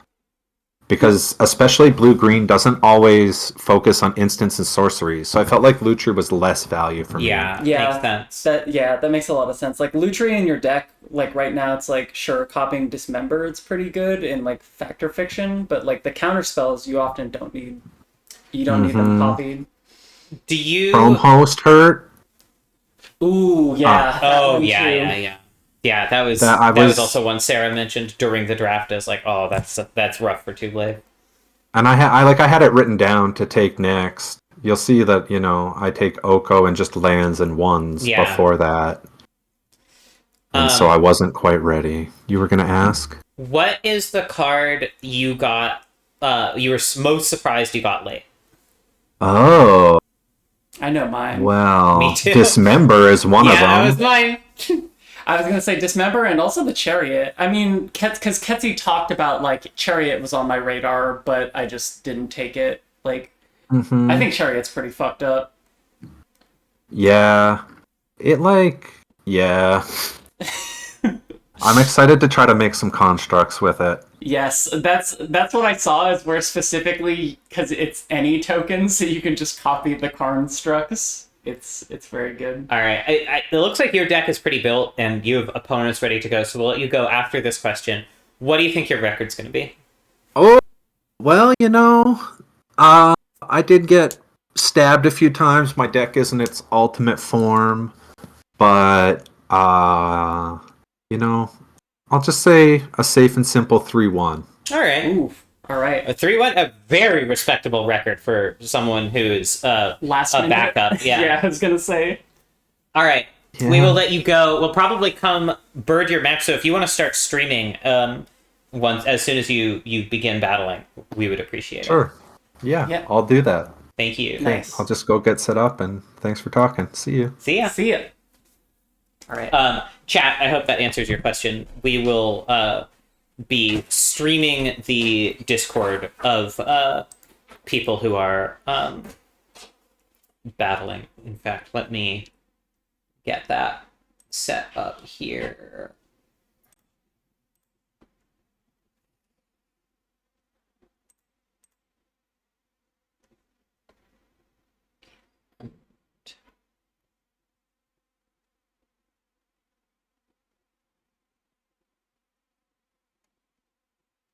All right.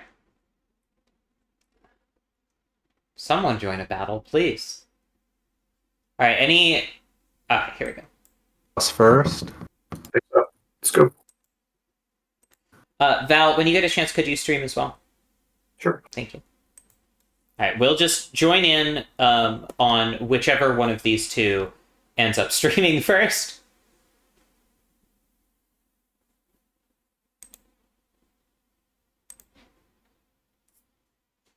And it's Val.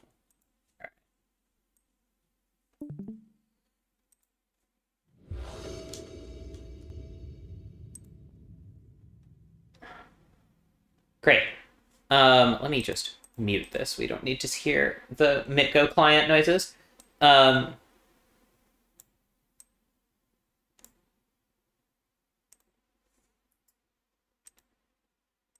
All right, so we've got a pretty decent 7 here for Val. A little awkward with Bitter Triumph not having any clear discards, but Tracker is just very good. Thief of Sanity not castable here, but Val's got a lot of ways to get it onto the battlefield. Underground Mortuary can potentially put something into the graveyard for Cruelty, and Bitter Triumph can always just get cast for 3 life. That said, Two Blades deck, as he pointed out, very low curve. Lot of stuff to do early. It's possible that it just outraces this hand from Val. It'll be interesting to see. Feels like you can't get rid of that with Thief of Sanity in your hand, and indeed Val keeps it. Curious what Two Blade does here on 3. If this is an Oko, that could just be lights out. Well, no, Val has Bitter Triumph, so it's not that big a deal. So likely any particularly big play here gets Bitter Triumphed. Just a Lotus Cobra, potentially setting up for a huge turn from Two Blade next turn with Hierarch and Cobra. Two Blade could easily be sitting on a fetch land. He has 2 in his deck. Malcolm, just a strong card. Val looks like he's feeling the pressure to just stem the bleeding here. Doesn't want to get got by a fetch land. He knows as well how many fetches Two Blade has. And he's going for the discard over the life payment here. Knowing that Two Blade is reasonably aggressive, low to the ground, has that Krasis available to him, is just high risk to pay that life, even though the card disadvantage is real. Especially with Tireless Tracker, getting rid of a land is not at all free. Two Blade getting that noble Hierarch value, too. Oh, wow, okay. Yeah, it's strong. It's sort of equally good as just a smoother in the in just sort of evasive blue aggressive decks. And there's the Oko. Now that the Bitter Triumph is gone too. This is wow. I wonder if Two Blade just cannily played around it. And there's Toxic Deluge. Val must be feeling pretty sad here, because if he'd held onto the Bitter Triumph, he could have deluged to deal with the creature problem. But now it's just, he doesn't have a great answer for Oko. I'm going to take a bit of a break myself. Sarah, you want to hold down the fort? Yeah. So it's interesting, you're talking about, or Nat was talking about, I say, as she's leaving. In a, the Spell Pierce, that's, oof. That might end up being game. Because, yeah, you are kind of relying on Cruelty of Gix to find your answer, like whatever answer can deal with this. But because Oko is a planeswalker that creates creatures, like you cannot solve it with just the Deluge.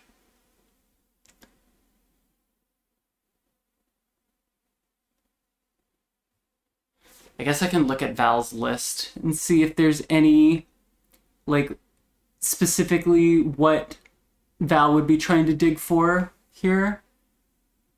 I mean, I guess the one... All right, we're done. We're done in the snap run back from Val. Let's see if we can hop over to Tublave stream. In a crunchy 144p, I will do my best to try and illustrate what cards are coming in or out.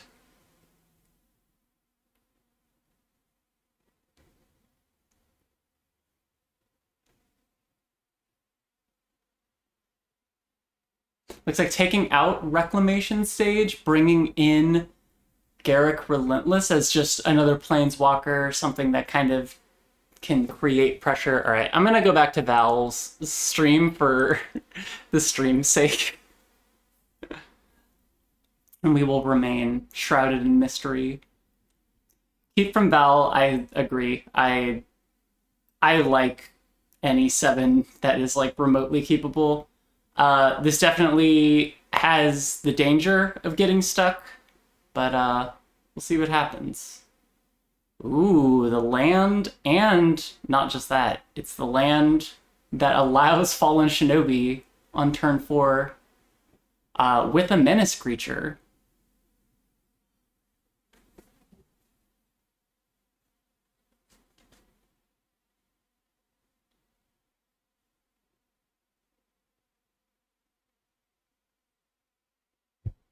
Another card with just a ton of text.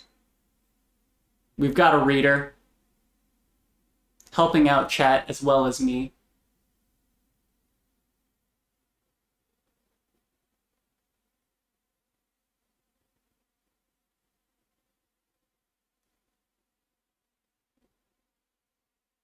Ooh, that's a pretty good one. Especially with Grizzlebrand in hand. I like this. Just casting another menace creature, so you just get to attack no matter what next turn in Shinobi.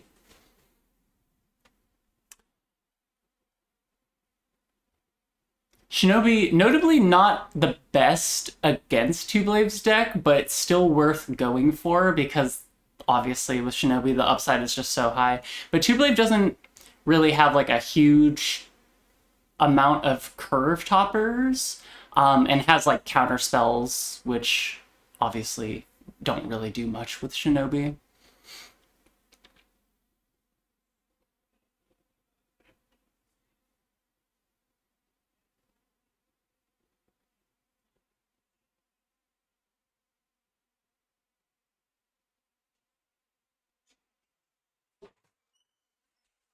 Hello. We're about to witness someone being shinobied. Ooh. I believe. This is game 2? Yeah, this is game 2. Oh, should we have switched to Tublave's perspective? It's like 144p. it's pretty rough. Oh, I see. And not only this, gets the Null Priest back in hand. Did Tublave crush game 1 as handily as it looked like they were going to? Yeah. It was the Ponder. Okay, pretty all right. So this thank you, Liz. Oh, thanks. Everyone on stream, shouts out to Liz. Shouts out to Liz, my beautiful wife. Shoot water. I'm okay on water. This Fallen Shinobi, thank you, Liz. Really good. Looked really good in the draft against a field full of Reanimator, but honestly, the way the teams shook out. By the way, we've got Team Rootin' Tootin', which is Graham, Val, Cass, and Otter, and Team Wishing If I Had a Rotograph of You, which is Ketsy, Rob, Tublave, and Hollis. You can see these at the Roto spreadsheet. The link is on the screen. Val is on a team with a lot of the other people who have like big stuff. Val is on a team with Cass and Otter. So the Shinobi's going to be really good against Ketsy, fairly good against Rob because of all the Planeswalkers and stuff like that, but a little bit of a miss against Hollis, and to some degree Tublave too. His curve's just so low. Rob's not going to hit, or Val's not going to hit all that much, all that often. Mm-hmm. There's a Little Freudian slip there, because Rob always plays Shinobi. God.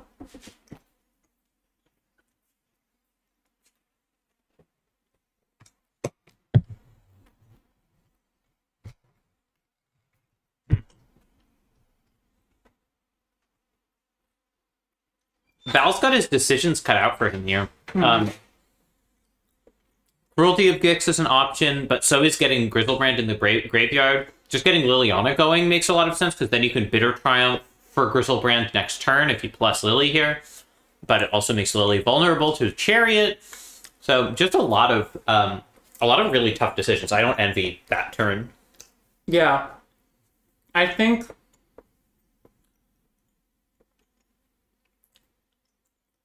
I think.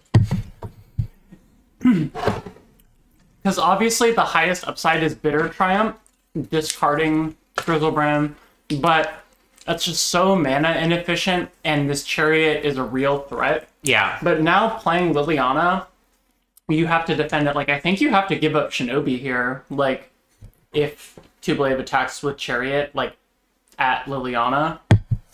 I mean, Chariot doesn't trample, right? So, Val has the option of chumping with the zombie. The nice thing about this line is that next turn, Val has the cards from Grizzlebrand to really take advantage of the extra mana left over from Bitter Triumph.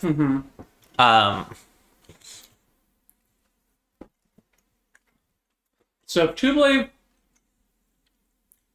animates the Chariot with the Sharp-Eyed Brookie and the Construct attacks... Copies the Construct, presumably. Yeah.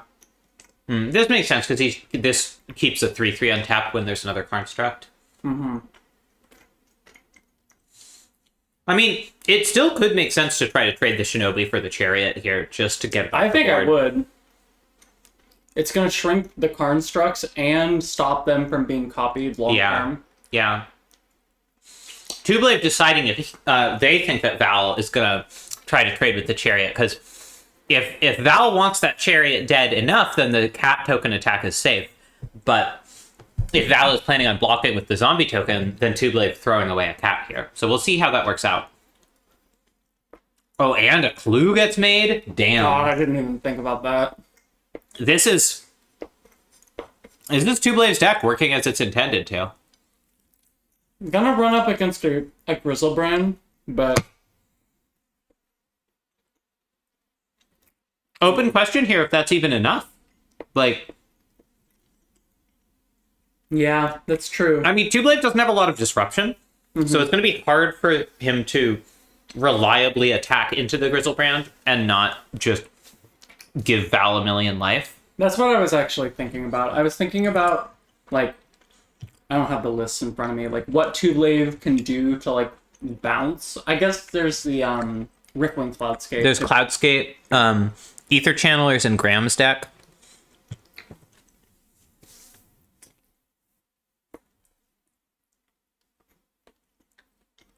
Okay.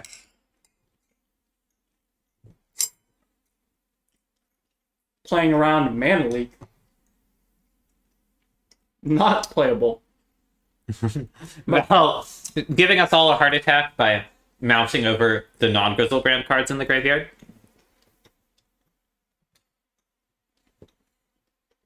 True. Actually, I was gonna say, I actually kind of like paying 7. Oh, yeah. Anything here. With how unlikely it is that Tublave is going to remove this, I think just starting to get things going makes a lot of sense. Could play the Tyo's tracker just for the despair equity, you know? Hey, I got this from you, but grief makes a lot of sense. This way, if there is a Cloudscape, it just helps keep the Grizzlebrand plan safe. Ooh, Mana Leak. Wow. And now that Val knows about Mana Leak, he can play around it. So, yeah, taking the Scarab makes sense. It also sort of motivates Tublave to not always be leaving 2 mana up.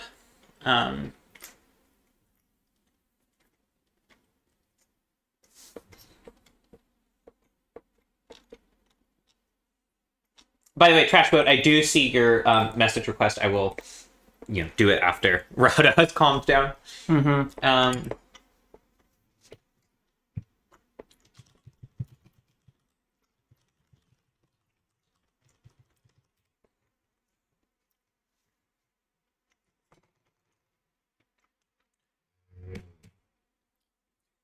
Prime time.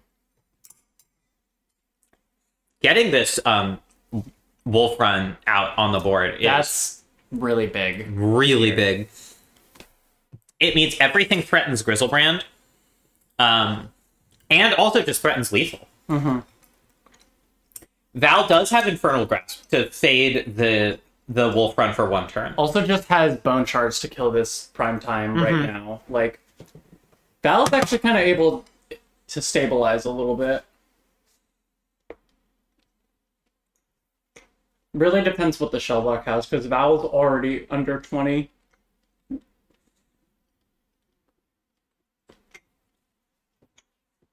Val could even get his own primetime with Cruelty of Gix here if he wanted to.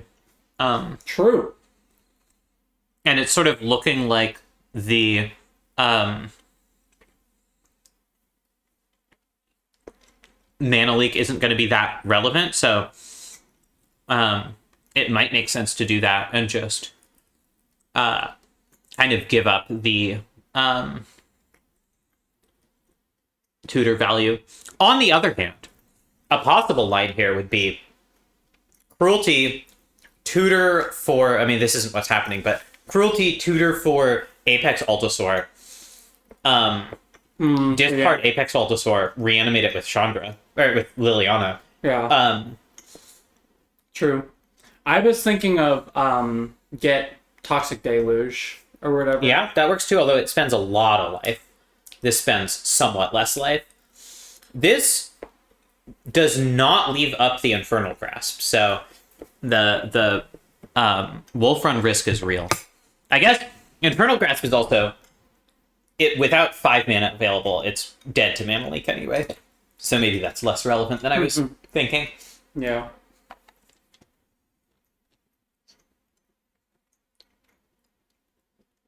Yeah, this Wolf Run is a key player. Card's insanely good. And really the Shelldock, it really depends on what the Shelldock is hiding.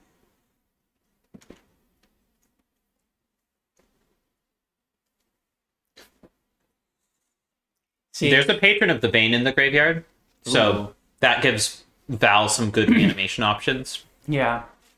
Val at 13 cards in library. I think the game will probably be decided before decking decides it, I think. Probably, but Val does have to be aware of that, especially with the mill from Liliana. Yeah, but like Grizz is lethal, like on the table currently. And Two Blades digging here, so yeah, shrinking the constructs. Yeah. Wow. All right. I mean, that's the power of Grizzlebrand, you know. Oh, Altosaur isn't in Val's deck right now. In the board just because it's like a dead card and doesn't have that many discard outlets, whereas Grizz and like Patron are actually castable. I can see makes that. a certain amount of sense, although with Two Blade going so wide on constructs specifically, and with like Asika's Chariot and stuff like that, Altosaur does seem pretty valuable. Yeah. But Val is not interested. Just not that dedicated of a Reanimator deck, ultimately. Yeah, I do want to see how Two Blade is sideboarding, but you'll see the quality here. Oh boy, yeah, that's pretty rough. Okay, prime time out, Essence Scatter in. Makes sense. Stower is also in, despite Val's Mountain of Removal, which is interesting. Raging Raptor in. Alright, let's switch back as to not be spoiled.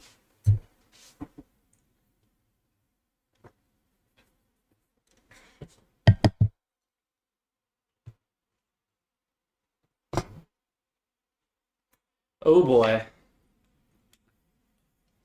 I think you have to keep this in your path.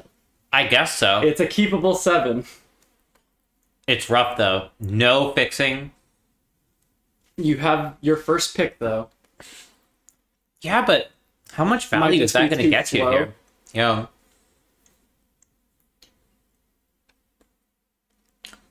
Like, Two Blade's deck is low curve. I don't think you can just, like, sit on the One Ring and assume it'll win you the game. Xandra, if you go to the spreadsheet to the records tab, you can see that everyone on one team plays everyone on the other team. You count the match wins across the teams, and whichever team has the most match wins wins the Rota. If they are tied, we go to sudden death, where each team nominates a single player. Actually, I think we don't do sudden death. I think we do the match point, or the Roto point draft, where each team nominates a single player and they play. Is it a full new match or is it just one game? I thought it was BO5. I think it's best of 5. Yeah, they play a best of 5 to decide it all. That doesn't happen all that often, but it has been known to happen. This is rough. I saw Two-Blade take down counter magic or whatever. Yeah. Yeah. Now you're about to get ringed. Yeah. Val is not slamming it, interestingly. Going for Shinobi. Yeah, that's a little odd. I wonder if it's just wants to try and affect the board a little bit, because the One Ring obviously it fogs, but doesn't do much past that. Yeah, and it's not like Val is going to get that much value out of the card advantage, especially with Skull Clamp already as an option. It just feels like playing against Two Blades deck where there's Mana Leak, Spell Pierce, things that can put the card into, and the other one goes to exile. Yeah. Ooh, little extra damage. And the Val played 5 life that one turn to fetch Shock Infernal Grasp, and that's not free. Yeah. 1 mana away from this patron, though, which is going to be a big deal. Yeah, and Two-Blade clearly signaling counter magic here, but Shinobi is immune, so... True. Although the cards it casts are not. But still, if that's a... Whoa. Going for Karn. Shinobi does not trigger on Planeswalkers. Yeah. Might just be to get... What's it called? Down. Get the loyalty down? Mm-hmm. Yeah. I mean, and then this prevents Two-Blade from getting the Crisis immediately. Yeah. But also just Val's gonna go 3. Yeah. And then the One Ring is basically entirely offline. Oh, I see. So no, but Grief goes to the graveyard with this, so it doesn't block. Yeah. This is to just try and, because you're running out of time. Yeah. And this is getting Essence scattered. Yeah. Just protect your hand, protect the information. And also, what else are you Essence scattering? I mean, obviously, Patron, but...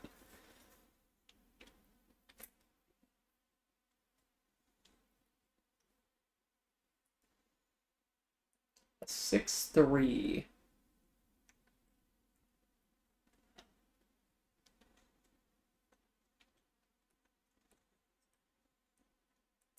Pretty good Ponder. Mm-hmm. Two-Blade has access to a lot of mana here with the extra mana from the Raptor and the Noble Hierarch. Val, unfortunately, does not have the game log open, so we cannot see the decision of the Ponder. I'm trying to think. I don't think Two-Blade has a way to get Wolf Run and a red source I don't think on so. the same turn, so yeah. So no guaranteed kill this turn.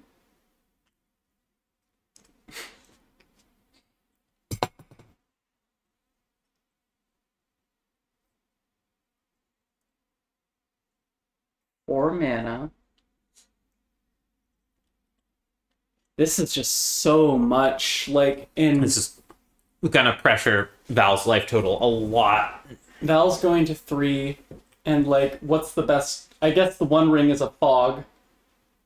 Yeah, but like Patron of the Vein isn't really an effective answer here, because it can't hit Raptor without more mana to pay for ward. Oh man, and this Cryptic Coat is unblockable and lethal. Yeah. So, and it also has ward. God. So it seems like Val is toasted here. He's cooked. I mean, the One Ring buys him a turn, but it's fog. Tapping the One Ring. Cruelty of Gix will not do it, I believe. Just trade the cat tokens here. I mean, I feel like if I'm Tublave, I just don't want to let Val have the cards from Skullclamp. Oh, you're right. I agree. The bait. Do you want to start scouting a second match? I guess nobody else is actually streaming until we tell them to. Yeah. So Hollis, Otter. Honestly, Robcast sounds really interesting. Can you ask one of them to start streaming? Yeah, I'll message them. Thank you.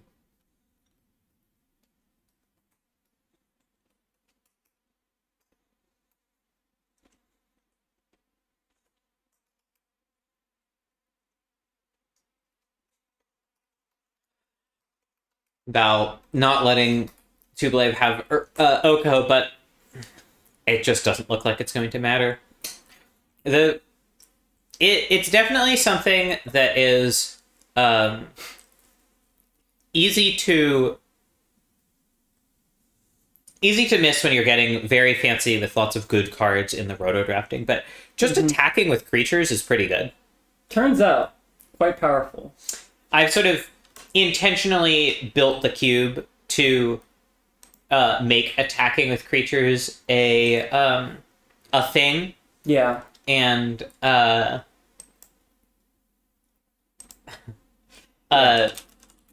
it's nice to see just like the blue-green deck that plays 5/3 Ward 2 and 3/2 unblockable. Just can attack for lethal, you know? Yeah. Creatures are king in Moddy, ultimately. Alright. Taking 1 point of life.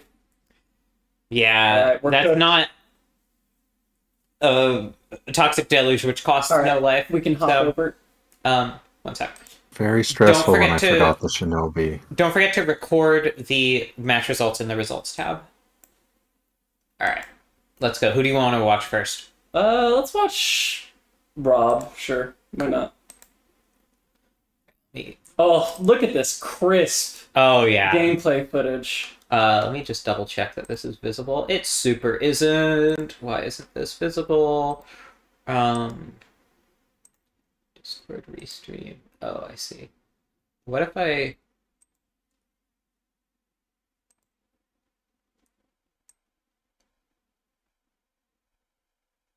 Yeah, I guess so.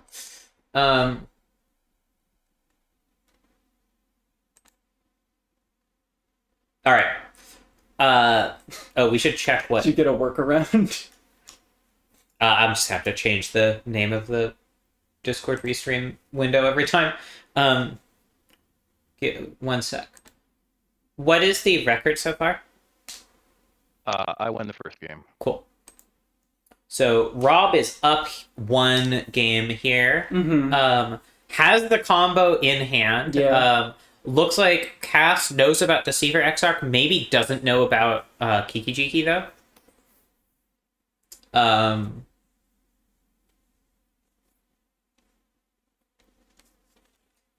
Thank you for answering Discord questions. It's fine. This is what I have my laptop for. Yeah. So, I'm trying to think. This is one... Cast out is an answer from Cass. I'm trying to think of instant speed answers because so much of Cass's removal is built around the Mother of Machines. Yeah. Archmage also just locks out a lot of potential stuff Cass could do. Yeah.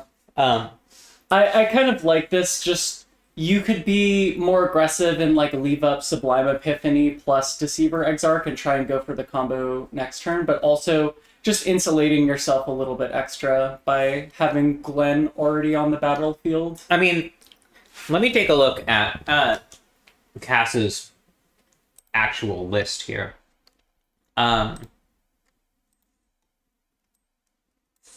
Does she actually have anything that can disrupt end of turn Exarch into Kiki-Jiki? Yeah, cast out. The Flash enchantment. Yeah, okay, sure. I think that's entirely it, though. Yeah. At least glancing over very quickly. Interestingly, if Cass's Elishnorn ever gets cloned on the other side, I think she has no answers to that. Mm-hmm.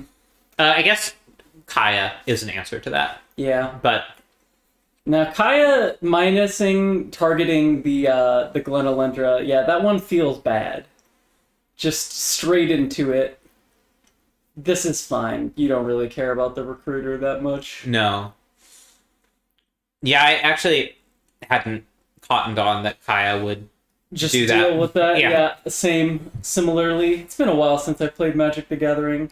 Like, I think for everyone, except for viewers at home, I'm sure, probably, like, not great.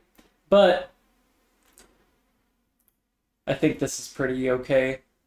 Yeah. This is the power of Torn. Rob could actually go for it right now. He's choosing not to, but he could Exarch, untap a land, win. That's actually what he should do, because there's no... Yeah, Cass has no answer to it at 1 mana. Yeah. But it's, sometimes you want to take some game actions.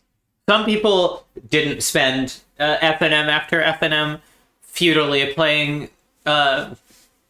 Exarch Twin in standard against Callblade decks. Yeah, We can't all be so lucky, if you want to call it that. I don't think you should call it that. Fair. So, Cass's best shot here is to just keep up mana forever and threaten the cast out like this. Well, I mean, this works too. This also does it, but it's gonna die to the Arc Trail. Yeah, so Rob does have to Exarch here. Or you could... I mean, yeah, I guess you could just wait another turn, but... Yeah. Like, then if Cass is cast out, she's just going to play around this forever. Yeah. Now you just tap a land, yeah. Yeah, now you tap a land. If Cass has cast out, either she has to make a land drop, or she has to play it this main phase. Yeah. Who knows? And it's possible, like, if she doesn't have it, it's possible she just concedes here. Yeah, I was gonna say, she might see the bad news of Kiki-Jiki and way to get Kiki-Jiki. Yeah.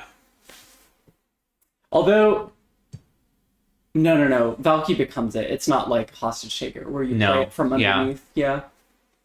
That would be pretty good.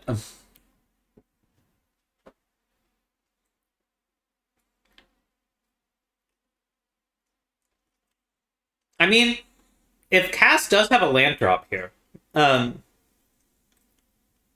she could make Valky into Kiki-Jiki, and then copy Defiler. the Chaos Defiler, kill Deceiver Exarch. Yeah. And probably win from there. Yeah. True. Oh no, it's all falling apart. I would have to assume she'd slam the land if that were... I mean, I wonder if that Valky ability is on her radar. Like, I think for sometimes, like, people just don't remember. Mm-hmm. It's oftentimes like the secret mode. Yeah, it's definitely not something often used. Ooh, oh yeah, we're still in the main. Right, so that because Valky forced the main phase Exarch, Cass does actually have more options to deal with it. Yeah. This is pretty wild. And this is lethal on the table, so this is probably like Arc Trail killing Valky, hitting Kaya for 2? Presumably. So that she can't exile? Yeah. I mean, the other damage doesn't really matter. What matters is that Rob has the mana for Sublime Epiphany in addition to this. And so yeah, he's able to potentially, if Cass does anything that costs enough mana to tap her out of replaying Ossification, Rob could just counter it, bounce Ossification. Yeah. Otherwise, Rob just bounces Ossification end of turn. Yeah. Gets Exarch, wins with Kiki next turn. Yeah. And Cass knows this. The Sublime Epiphany is face up thanks to Valky. Wow. Never seen Ash Barrens produce so many mana of this color.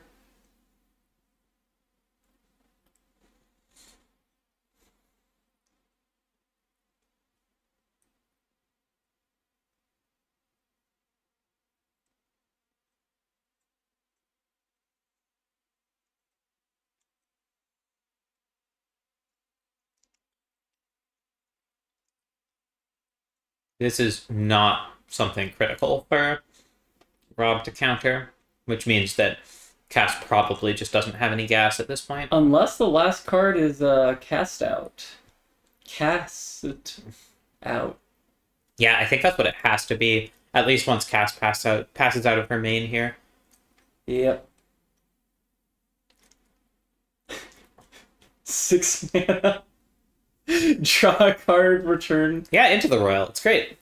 That's true. It is into the Royal.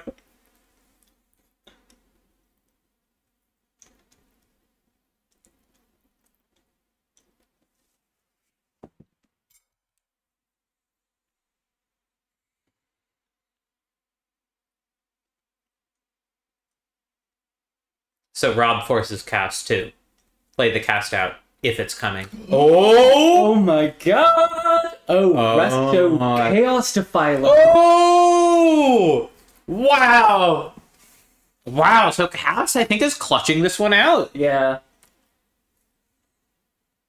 And lest it be forgotten, Rob did have a chance to go for Exarch Kiki on the same turn. Rob can draw Pestermite here.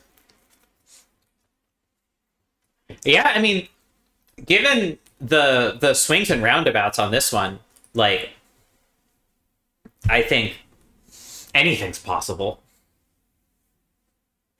Oh, Riffaroost. wow! All right, what a game! Yeah, let's switch over to Cass. Thank you. You knew what I needed. Hear the Mitgo sounds, and I'm like, absolutely not. What pick did Chaos Defiler go? Pretty late, like 20s, I think, or maybe. Let me find it. Why do people keep creating new sheets on this? They misclick.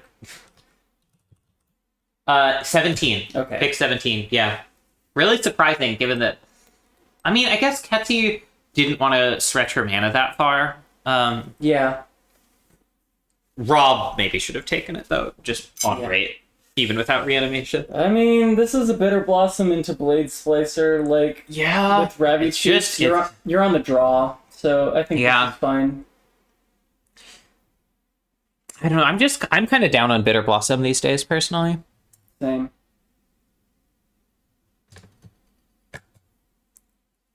I'm a Bitter Blossom hater.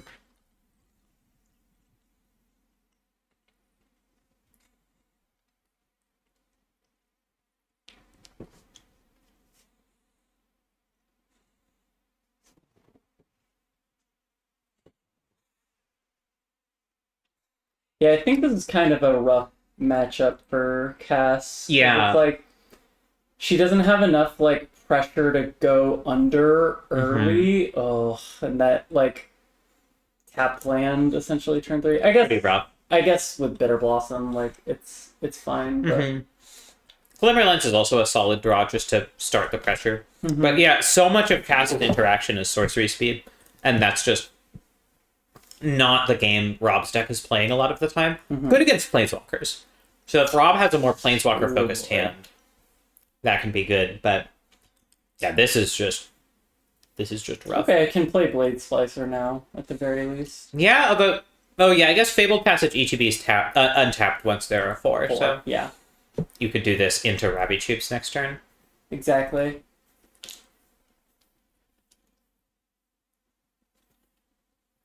Yeah, this the body on this Seed Shark is no joke, honestly. It's got such a big butt for a shark. It's pretty ridiculous, not gonna lie.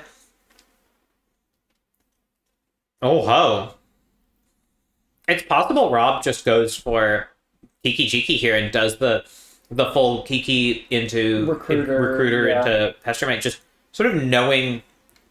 I mean, I was going to say knowing that Cass is kind of low on removal.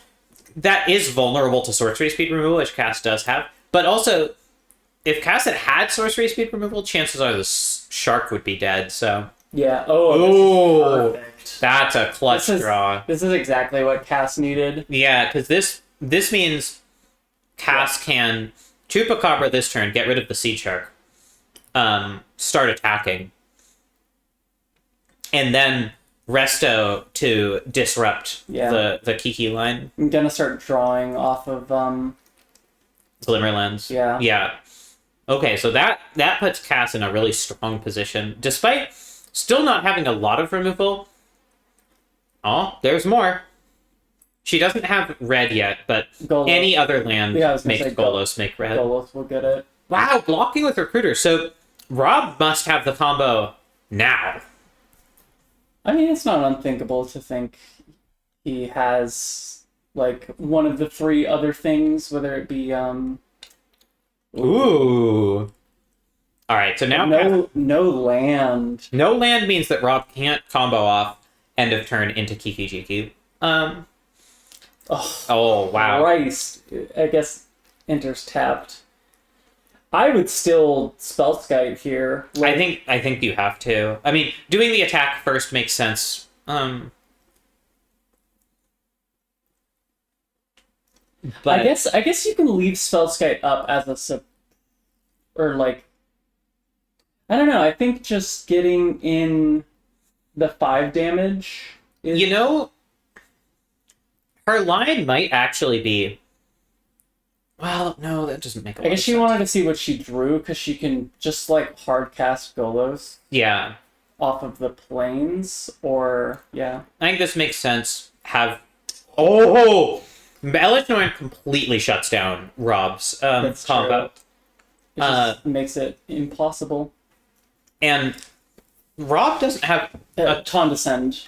Has Condescend. He has Condescend, but he doesn't have a lot of on-board removal, I think. He has Brazen Borrower, he has Jace the Mind Sculptor. Brazen Borrower does work for this, because it's a spell. So I think, honestly, Cass is thinking about putting this in the graveyard, and I honestly don't hate it. Like, yeah, you're just winning on, like, your opponent's missing land drops and you're beating him down. Like, you just want to win, like, playing Elishnorn and then trying to play, like, your ETB stuff. Like, yeah, and with the Restoration Angel Chaos Defiler, it's not outside the realm of possibility that Cass just I mean, this is closes. This is lethal. Rob out here. Yeah, although I think it's reasonably likely Rob has a tapper, yeah, or Condescend or something. Something of some sort. Ooh. Okay. That's really good, because now this Restoration Angel isn't a removal spell anymore. Yeah. You just say no.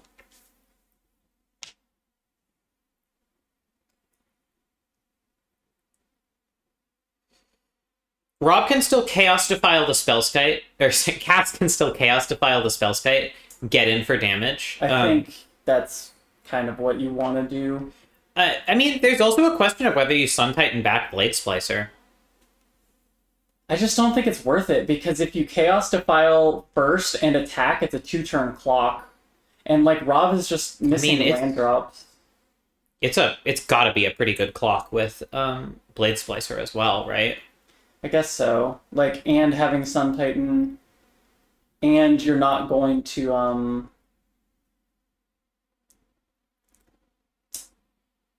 Sometimes I forget that Sun Titan has a 6/6 vigilance body. Yeah, yeah. No, it's pretty beefy.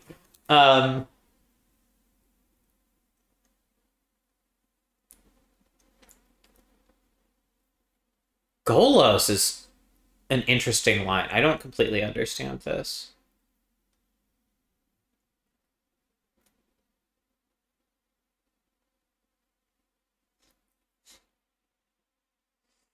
Maybe they're lining up for, like, Meat Hook Massacre for lethal next turn. Maybe. I mean, you know, if they get a hit in, she just needs 4 damage to bring Rob to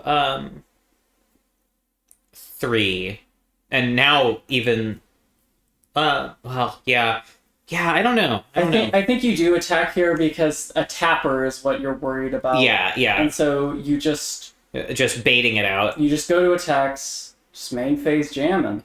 Wow. Okay. So kind of just a Hail Mary here. Well, it's a Hail Mary, like, while you're ahead, though. I mean, you hit 3 pretty crazy targets. Not gonna lie.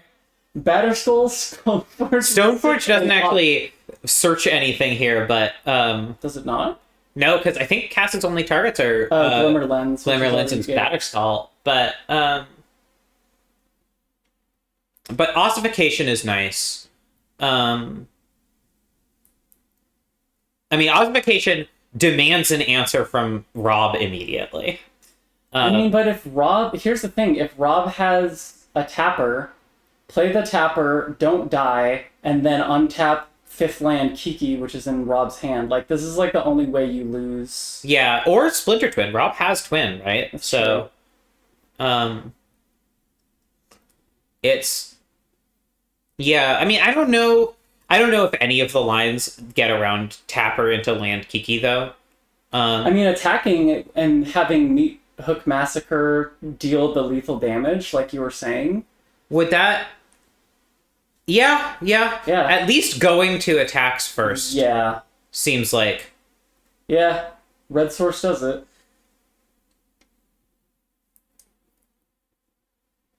Because now it's like Rob just goes to 1, which I guess Rob has multiple fetch lands and lands that deal him damage, so you're attacking. It's not free, yeah. But certainly Rob now just has draws that win the game. Yep. And also may just have Twin, like you said. Yeah. Twin is a live draw in any untapped red source that does not deal damage. Yeah. Is a live draw. Let's see it.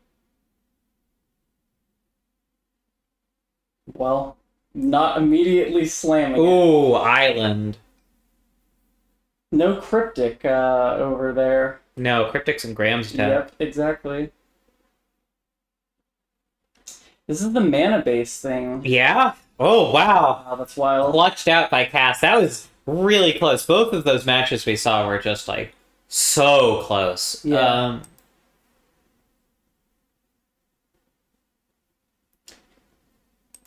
What?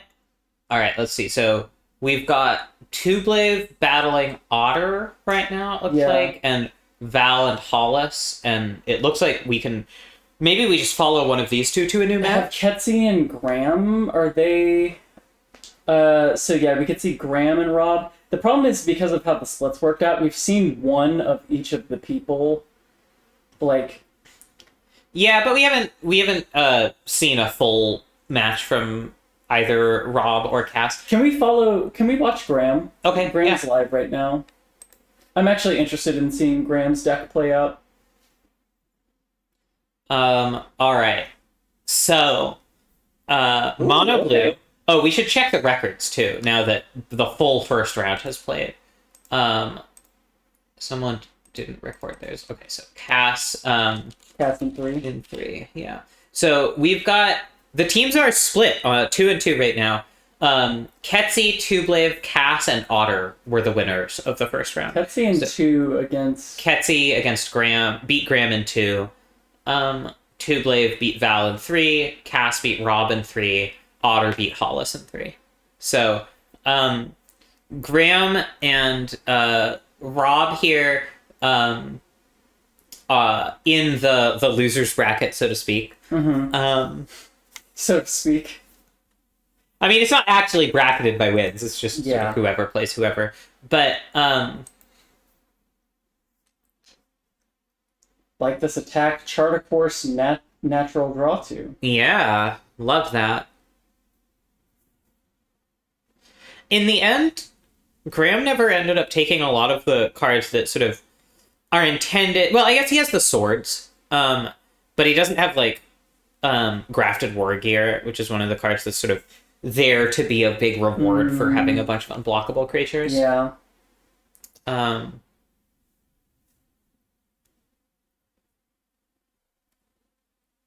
Yeah, here's the thing about, like, Graham's deck is, like, it's a bunch of, like, evasive things, but there's not, like, the pressure. Yeah. Like, the, like, oh, all of a sudden you're going from, like, attacking for a little bit to attacking for a lot. Like, red and green and white. Yeah, it do. Definitely, it's not a deck, you know, I've envisioned mono blue decks in the cube, and I've envisioned blue aggro decks in the cube, but I didn't really envision mono blue aggro. So it's interesting to see here. It looks like Graham is probably going to be bouncing this Royal Science. Makes a lot of sense. Just trying to keep on the front foot tempo-wise. It'll be interesting to see what happens if and when Rob just starts passing with mana up. Like, Graham has the counter magic to deal with that. And he is lightly up on board, but if Rob can do useful things with that mana that isn't the combo, then he could potentially sort of force Graham to waste mana holding up counters, because Graham doesn't really have other uses for their untapped lands. Yeah. Also wacky, yes. Aether Channeler, Crystal Shard, just being in play. I think Graham's probably going to Kefnet just to, like, right now, while the window's open, get Kefnet down. Because Kefnet, the allure... Kefnet's real pressure. The allure of Kefnet Time Warp is just, it's a lot. And it's just a 4-power flyer. Yeah.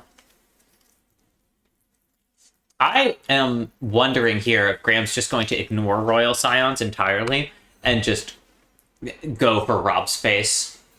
Because Royal Scions has such high loyalty, it's hard to attack down. Nope, he's going for the Scions. I mean to be fair, the ultimate is very real. Yeah, wow. Crystal Shard is what? Crystal Shard, interesting. I mean, this does put pressure on Rob's ability to combo end of turn. But without any creatures on Rob's side of the battlefield right now, it feels like Crystal Sharding your own Aether Channeler at this point is just such a tempo blow. Yeah, exactly. You just don't even want to do it.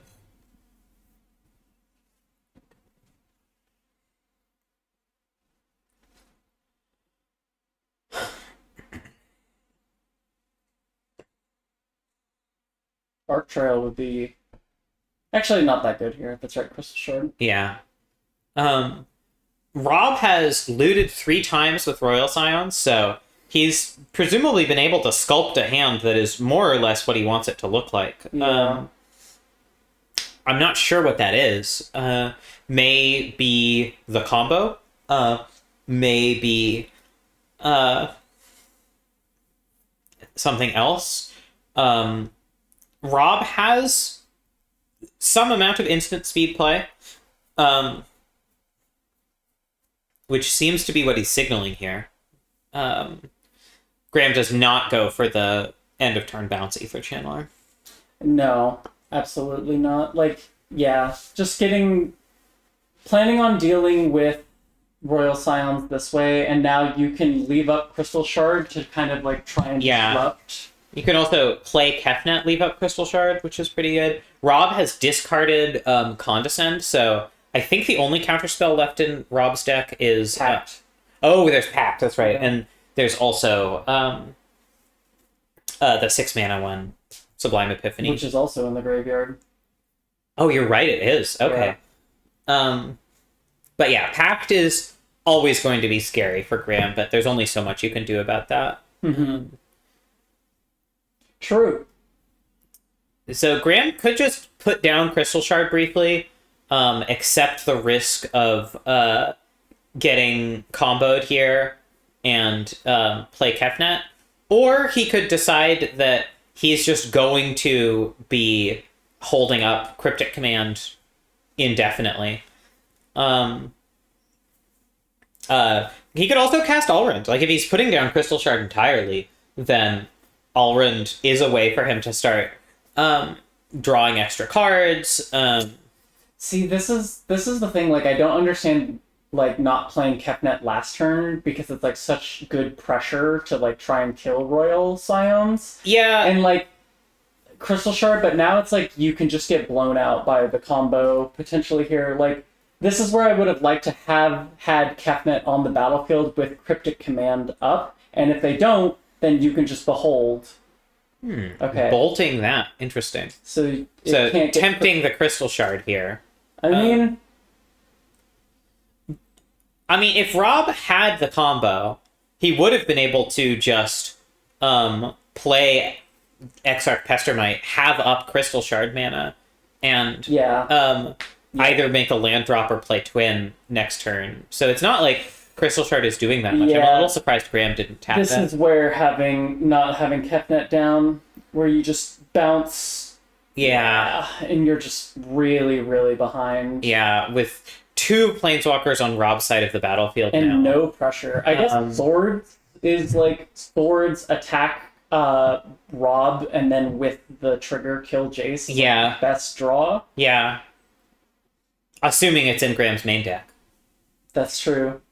I think that one, Fire and Ice, the better of the two, is the one that is more likely to be in the main. And especially because Graham is like motivated to have things that capitalize on the evasiveness of his deck. Yeah. It just makes a lot of sense.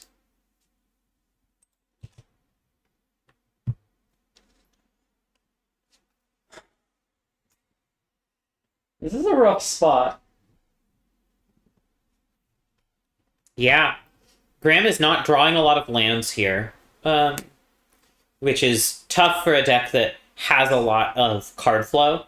And especially in a matchup where you are kind of motivated to just keep up counter magic a lot of the time. And like, as an aggressive deck, Graham really doesn't want to end up in the situation where the opponent has 6 lands out and is at 18. Yeah. And like, I guess the line here is like, play Suspicious Stowaway and Mercurial Spelldancer and have up Crystal Shard. Yeah, I think so.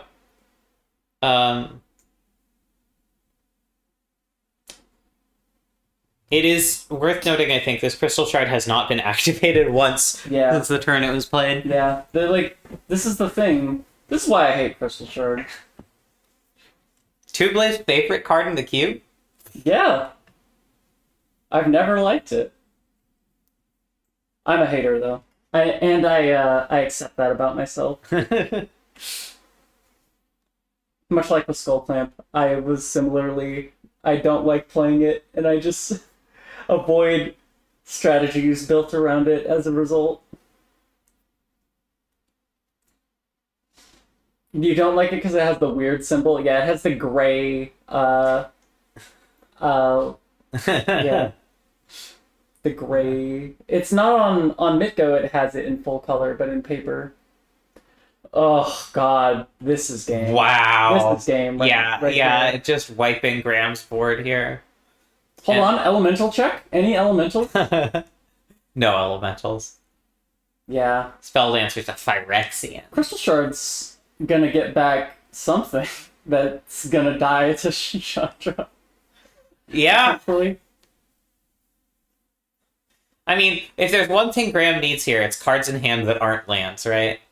Yeah, and this is where, like, being one color, like, this is what blue is so bad at dealing with, is, like, resolved permanence. Yeah. Like, there's no upheaval in the queue. There sure isn't. Thank God. Technically legal per the restrictions, but... Yeah, are there any other game? This is... I think we're in garbage time now. But I guess we Well, can this is take only it. game 1. Yeah, that's true.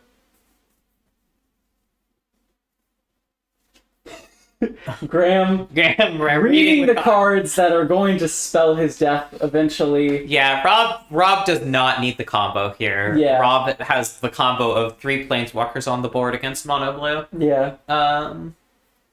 We'll get a Ketsi game. Don't worry. Don't worry. about Ketsi it. plays very slow. Don't worry. We will. Ketsi. We always try to get at least one match start with everyone in the field. It doesn't always work, but we do our best. That's not even an insult to Ketsi. It's just a fact. A lot of it is just the types of decks she drafts, you know.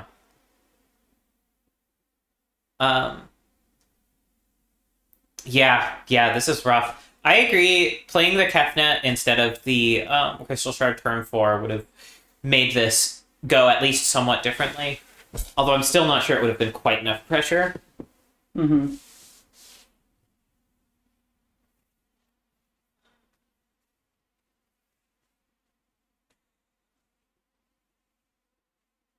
Like here, where it's like you just have some unused mana where you really want to foretell, but you can't because like You gotta keep up Crystal Shard. But you don't even have to. Like, Yeah. it's not even doing that much for you. You would be bouncing your own creature to like replay it and then have it do nothing the next turn as well. It definitely seems like if card advantage is what's gonna win this game, then you've already lost. Yes. So, Yeah.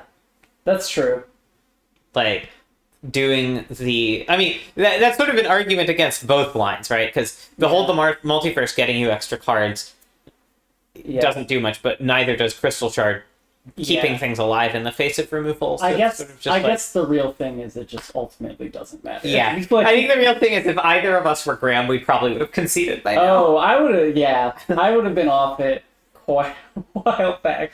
Oh god, this Chandra too, just putting the emblems on Graham. It's great. I love it. I love that this Chandra introduces a clock that actually needs to be dealt with. Yeah.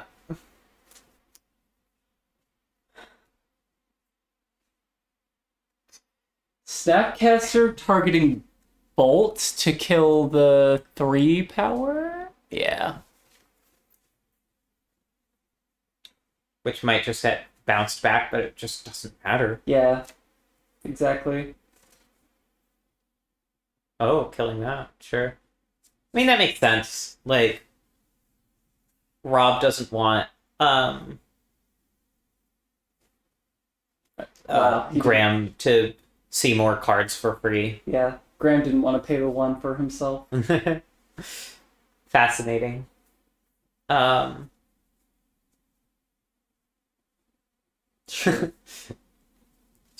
Rob's hand is perfect. We can learn from this. Yeah. I mean, Rob's gonna lose Jace here, but only if he has no instants. True. All right. I mean, Time Warp is a card. You know what would have been sick is if you had a Kefnet on the battlefield. That would have been rough to finagle at this point. Yeah. I think, regardless. Yeah, true.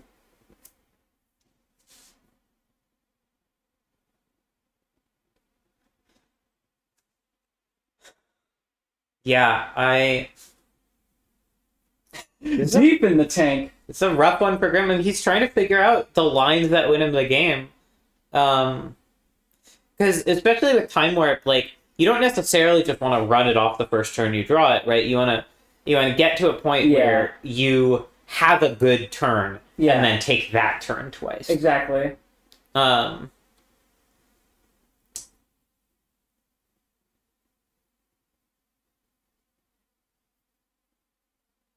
Yeah. Sure. It's a pretty good one. Oh, Cryptic. Cryptic bounce Chandra, maybe? Do you want this Chandra to come back with 6 loyalty? I mean, God, does it enter with 6? Yes. Jesus Christ. I mean, making Rob pay 6 mana again isn't nothing. But, yeah, it is a little rough. Alright, Jace down.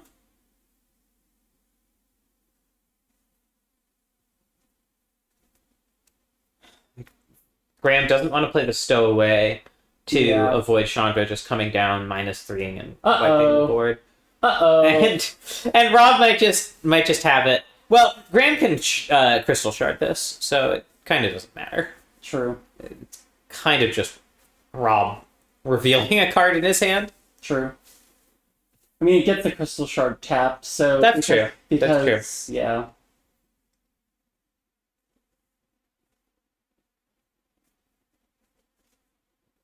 There's not really anything useful Rob can target here, because Graham just uses this land to pay for Crystal Shard. Wow.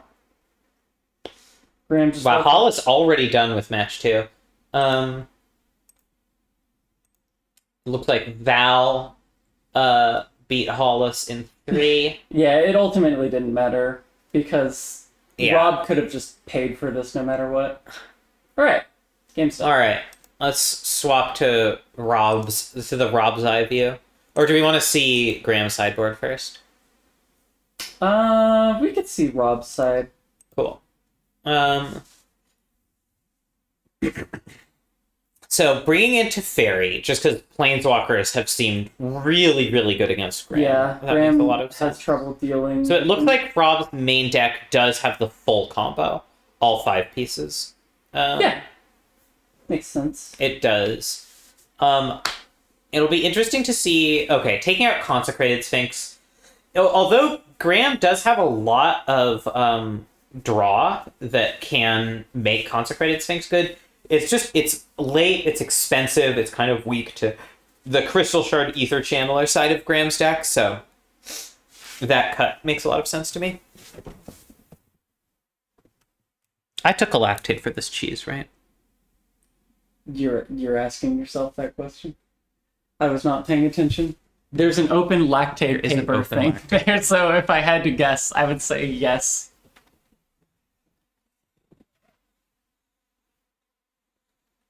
Graham deep in the sideboard tank. Sorry. Unless... Looks like Graham is so far keeping in Crystal Shard. Ether Channeler's out. Interesting he doesn't have the Invasion of Segovia in right now. I would have guessed that was kind of an important linchpin of the strategy here. Mm-hmm. Taking out Fairy Seer because it didn't perform, I guess. Yeah. I would say so. I feel like I'm looking... A lot of counter magic in the board. Yeah, I feel like this Scorn. matchup. I feel like Airtight Scorn is nice because it's just like... Rob double spells a lot. Yeah. Sword of Fire seems really good. Yeah, obviously. Seems like Airtight Scorn is just much better than Dissipate here. Rob doesn't play from the graveyard except with Snapcaster. Taking out Kite Sail Larcenist, I legitimately don't even remember what that card does. Turns a creature into a treasure while it's on the battlefield. Nice. Hovering over the submit deck button, but not actually clicking it. Calculating all options. Yeah, not having Airtight Scorn is pretty surprising to me. Like, you just have so few modes of interacting with Rob's combo that I feel like counter magic is kind of the way. Alright, back to Rob. Let's check it out.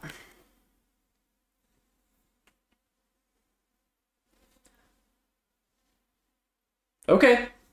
Brazen Borrower, bounce on 2 for tempo, play your tap land on 1. This is, and double red already. Like, yeah. This is pretty nice. Yeah. You get to protect your Royal Scions with the Brazen Borrower bounce. Looks like Otter Two-Blade finished, or, sorry, is that Otter? Yeah, Otter Two-Blade finished, with Two-Blade in 2 games. Thanks, Sandra.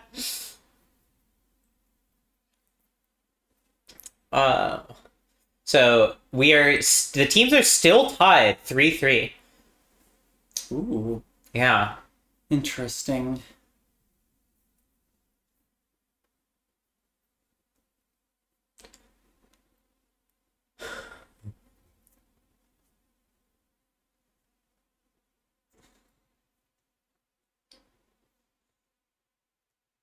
See, Graham, like, what has brought his curve down.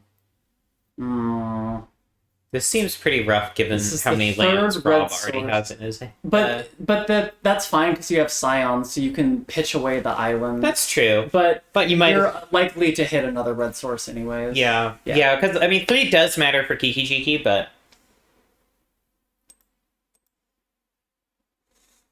Maybe what Rob is thinking is, like, on a good draw from Graham, Graham can put pressure on things like a Planeswalker, without Rob currently really having any backup. Mm-hmm.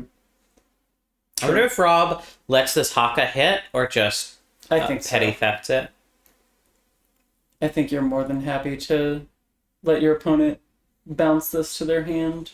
Yeah. And then you just... No. Rob just does not want Graham seeing those extra cards with the scry, I think. Not doing this, because this could get countered. Well, I guess if that gets countered, you're like maybe a little bit more okay with it. Yeah, I mean, Rob landing the Royal Scions is really good. Ooh, letting the attack happen first. Oh, yeah.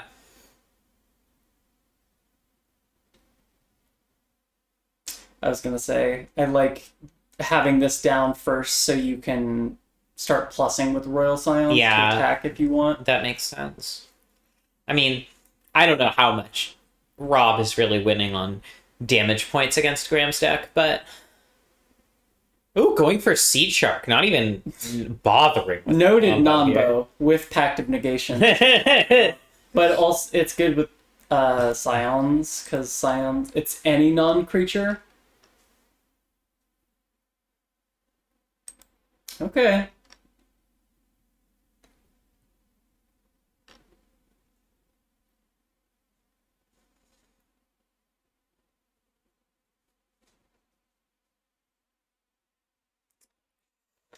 Oh boy.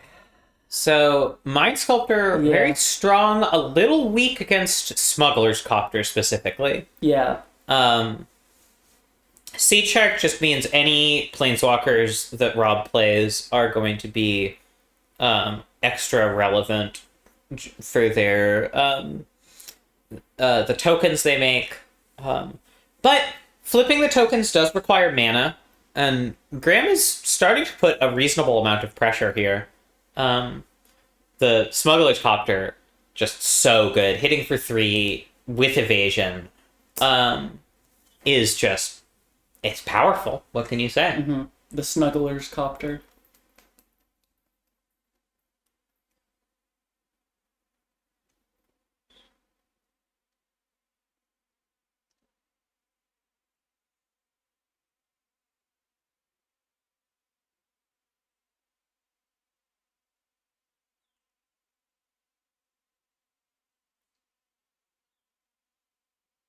Sky Strike also quite strong. So this is looking like a substantially stronger start from Graham than last time. The Seed Shark does block pretty well here for Rob. Mm-hmm. And as mentioned, Graham doesn't have a lot of ways to deal with onboard permanents. So it's possible that Rob will just go for Kiki Jiki Bounce or Kiki Jiki Brainstorm, something like that.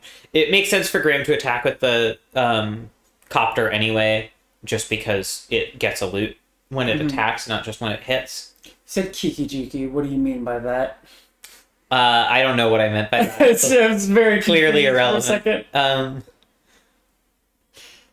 I was like, do you see a line that I don't?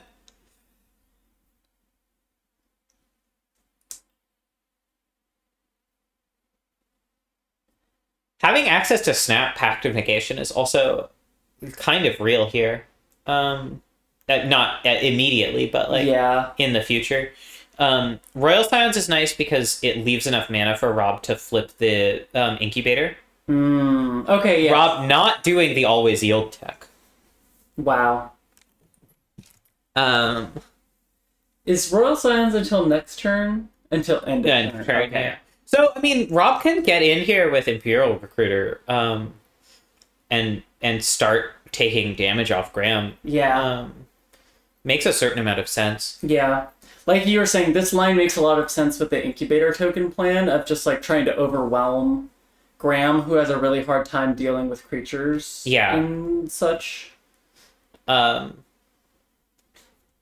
you have Pact to protect you, and if Pact gets countered, then you can snap Pact, like you said. Yeah. And Graham does start getting to get in with flying here a bit, between Copter and Skystrike. But the Sea Shark's still doing a pretty good job of protecting Rob. And Rob is winning the race at the moment, I believe. I mean, I haven't done all the math with Skystrike Officer, but...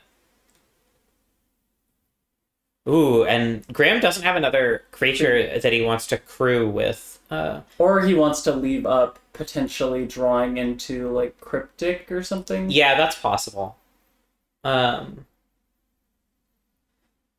either way, he doesn't get the hit with the Looter, which is just, so much less value for his hand. And he's looting with Smuggler's Copter, so it doesn't matter a tremendous amount. Now, attacking with the 2/2 flyer, unless... Is Skystrike a 2/3 or a 2/2? 2/3. Oh, okay. I thought it was a 2/2. Okay. It does attack safely into the future. This makes a lot more sense. Into Siege Shark. Graham discards Vendilion Click. Now, these soldier tokens are going to make it a lot easier to start crewing the Copter in future turns.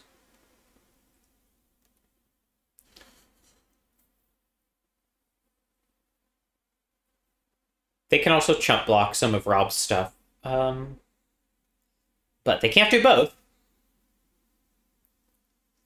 So what is Graham going for here? And does Rob care enough to pact it? Kefnet.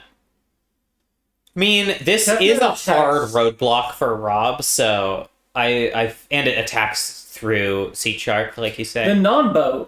The non-bow. Incubates 0. You never thought you'd see it. Would have been great in Two-Blade stack, Sure would have. Those textless artifact tokens. Artifact tokens with 2, destroy this. Yeah. So Rob has to take a turn off to pay for this pact. But he still has lose the game solid attacks. He could also choose to lose the game. A valid line, if not necessarily an advisable one. Glenelendro's pretty decent. Graham has plenty of creatures in his deck, but also plenty of non-creatures. And some of the scariest stuff, like Time Warp, is non-creature specific. So no juicing with Royal Scions here. Wants to maybe loot? But presumably. Is the loot draw then discard? Yeah, it is. Yeah. Don't press OK here, Rob. You got a Planeswalker. All right, yeah. The question is, what do you want to pitch? Probably Glenelendra at this point. Or the only thing. What's juicing? Nope. He just missed it. Just for gore. Just an honest for gore. Just honest for gore. It could have attacked with Imperial Recruiter too, so that's actually 3 damage on the table. Yeah. Xandra, juicing is just a Natalieism for making something better. It's not a magic term. Ooh, the Immortal Sun. Actually very relevant here. Shuts off Royal Science, shuts off this Jace. Rob did not have the mana to Snapcaster Pact. What does Rob have by way of artifact removal? K command and Prismari command. Right. Off the top of my head. Yeah. So we've already seen the petty theft, so I think that's it. Oh, and Rob flipped Graham's Seafaring Werewolf. The honest werewolf flip, too. Because he had to pay for Pact and anything. And now Graham's stuff is +1/+1. So Graham is, like, solidly taking the lead here. Yeah.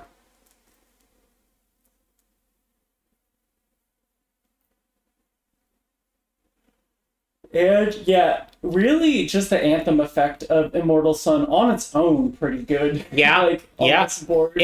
It does a bunch of different things, and you don't always want all of them, but Graham kind of does want all of them. Currently. What is it? It can't activate loyalty of Planeswalkers. Yes, it turns off Planeswalkers, it anthems your creatures, and it makes all your spells cost 1 less. And you draw an extra card, I think.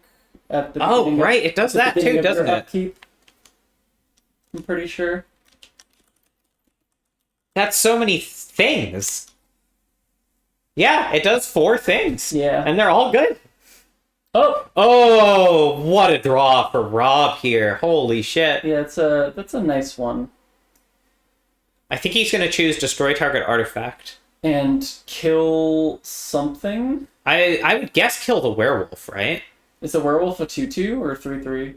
It's a 2/1. It's a 3/2 right now, but it'll become a 2/1 after. Not that both of them die to the thing, yeah. Yeah. And it's gotta just be Immortal Sun here. Yeah. The copter is not that relevant. Right off the top, too. Yeah. That's a nice one. And it triggers Seed Shark. Sheesh. Can you imagine if all of these were Mox Sapphires? That's all I'm saying. Yeah. So now I would say Graham is not pretty firmly not behind, but not ahead for sure. In danger of pretty soon getting swallowed, getting bored, yeah. So and Rob now does have Snapcaster packed up. Yes. So Rob is going full aggressive. He is sorry, he was considering it. He was thinking about putting that shark in there. I think he did the math, realized it didn't actually increase his clock.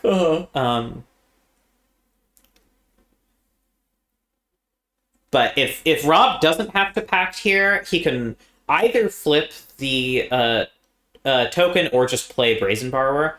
Why is he doing this mate phase? That's what I don't know. He doesn't want to get it countered. I guess this makes it so that Smuggler's Copter and Sky Strike Officer can't attack. Yeah. Yeah, I see the line. But also, it does put down Pact of Negation, though, which is a little risky. And how much damage is on the table? Okay, Cryptic doesn't do it.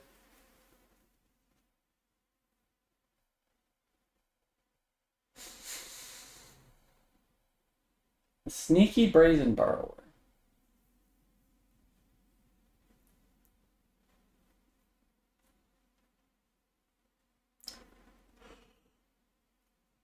We haven't seen a lot of Lutri usage from Graham. I believe we've seen exactly 0 Lutri usage from Graham. I know he knows it exists, though. Yeah. I wonder if he is playing 18 lands. I forgot to check. I don't think so. I love the 18 land Lutri deck, but it is hard to make that last cut, especially in a roto context. Ooh, Sword of Fire and Ice. That's pretty good. That is pretty good. Put that on Sky Strike because it makes a token, and that's what you care about. Yeah, and I guess you attack killing the 3/1 flyer. Presumably, yeah. Animating the Copter is a little odd here because he could have just tapped down the soldiers to draw a card. I think they all have to be soldier tokens. Yeah, but he gets 3 soldier tokens this time. Oh, yeah. I see what you mean.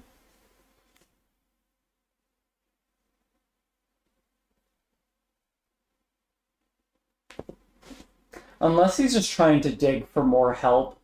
And like, yeah, if she knows that there's nothing in hand that saves her, then this is like maybe necessary. Although, but again, you get the cards from the soldier token. Yeah, so, like, but the real thing is also now this Brazen Borrower gets to block. Oh, it's because just dying. Yeah. I mean, I guess like the attack is safe-ish because if Rob blocks with the Seed Shark, then he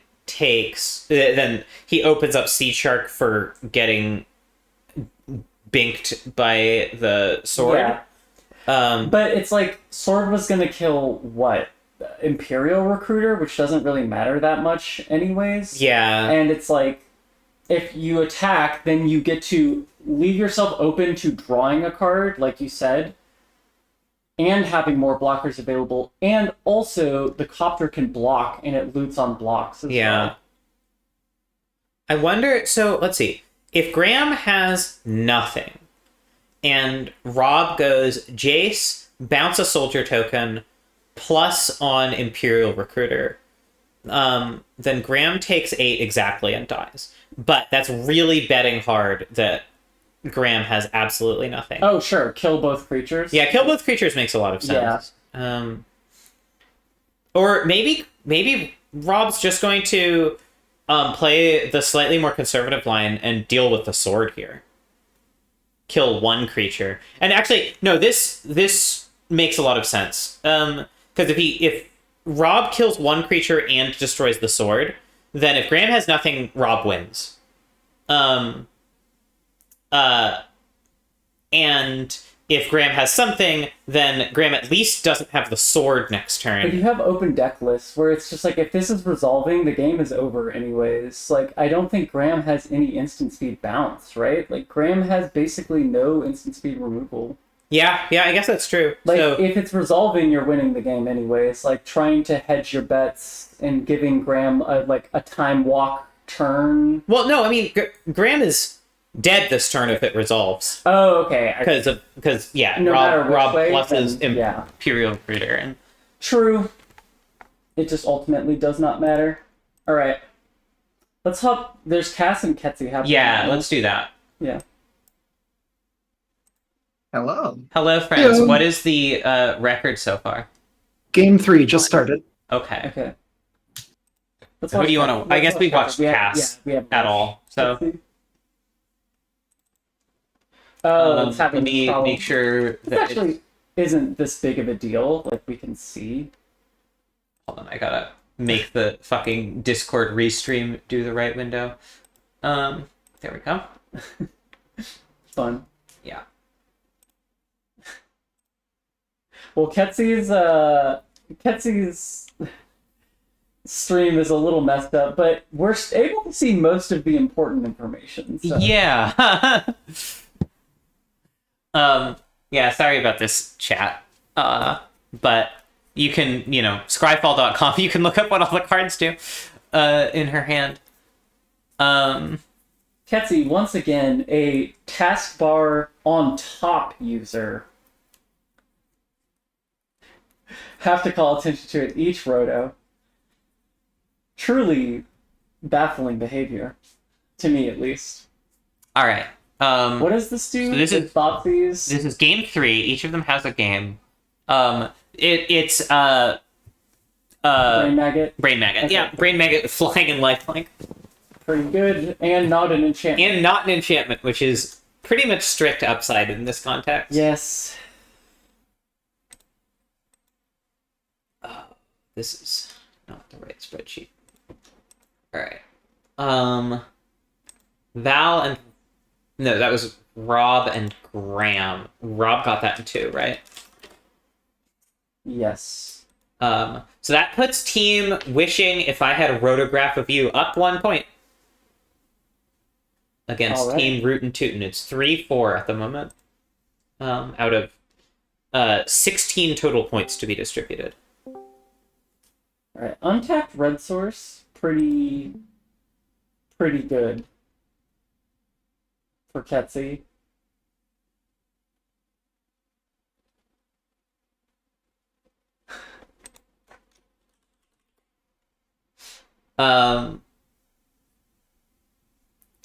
Yeah. Also, display settings. Very exciting.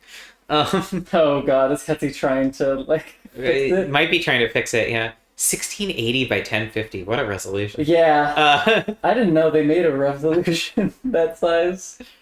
Exclusive resolution. Batter Skull here for Cass, which Ketsi's hand is not super well equipped to deal with.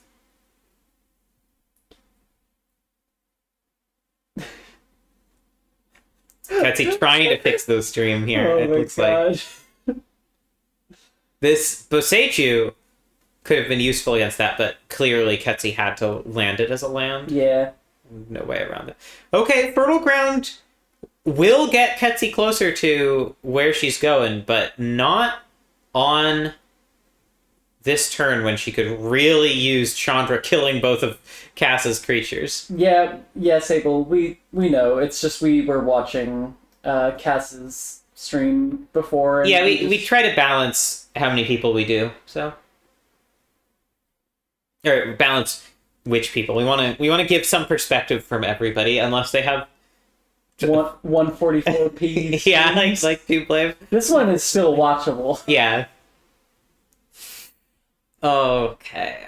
Yeah. So Cass paying for something. Valky, interesting. Pretty. Presumably has another land to go for this Batter Skulls, because it's just too strong to pass up. Valky only hits creatures, so this Chandra is safe, which means if Ketsi draws an untapped land, she can't just slam Valky here.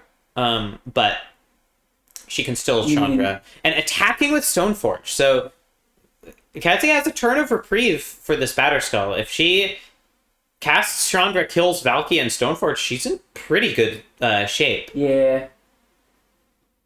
Because she has enough mana to Chandra right now. I don't even remember what this Chandra, the modes are. It has a minus X deal X damage to 2 creatures. Ah, yes. Oh, interesting. Not going for the Stoneforge. I guess she wants to use the 1 mana to play Ignoble Hierarch. I guess. But it just seems like this Batter Skull is going to be so rough to deal with when it hits. Especially because Cass is, like, stuck on lands. What exactly? I don't know. I'm not... So she wanted the Ignoble back, but she didn't want to play it. I wonder what, Is she, like, trying to get Chandra to a specific loyalty? Or trying to protect Chandra's loyalty? Because, like, the only reason I can think of not to tap Bramble Familiar there would be specifically to block, but the only thing she's blocking is a Stoneforge. Yeah. And the only reason I can think to not kill Stoneforge there is, again, to protect Chandra's loyalty, but it just doesn't seem that relevant. I don't know. I don't get it. Ketsi, when you're watching this in the future, please explain to me your line here. I know you have one. Alright. Cass, stuck on 3 lands. Yeah, Cass is... Doesn't matter. Cass is really feeling Here comes the old Atali. Mana issues here. Yeah. Here sure does comes the old Atali.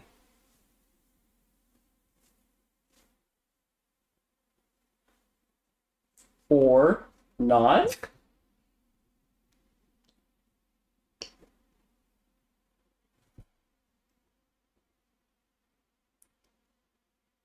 Is she gonna plus to try and hit the breach?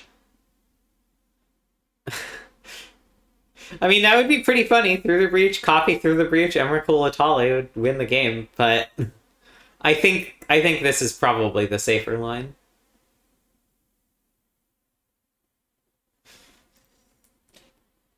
You know Ketsi is sighing a little bit every turn she untaps with Chandra Hope's Beacon and doesn't cast an instant or sorcery spell. Oh! Wait.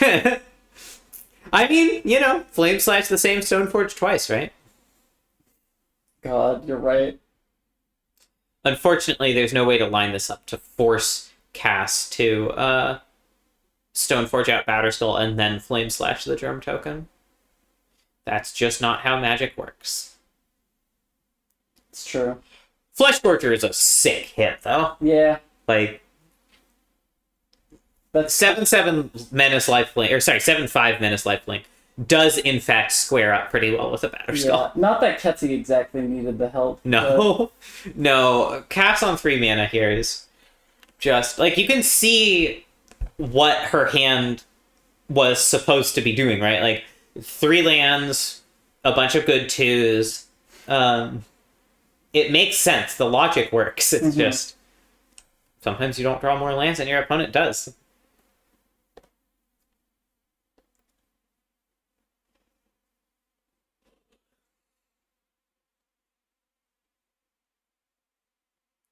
Oh, now the Hierarch comes out.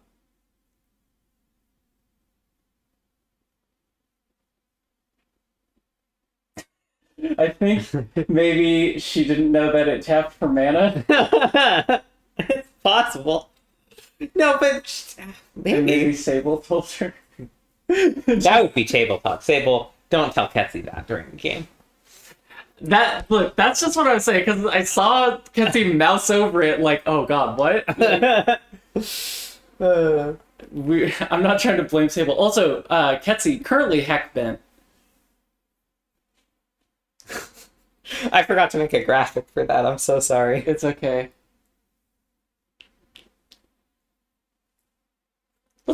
Is there anything that gets... I mean, Cass has a strong deck, so it's not impossible. It's true. I guess the Menace Lifelink is like strong, but it's not like unbeatable. Yeah, it's not individually game winning here. Like Resto next turn. Resto would be really good. I mean, like this Chandra is the bigger issue, but Yes. Cass does have enchantments that will deal with her. Yeah. And she's not like doing anything particularly well. Hold on. Does Ketsi have enough mana to return Bramble Familiar and cast the spell? 2, 3, 4, 5, 6, 7, 8, 9. Yeah, she does actually. How much?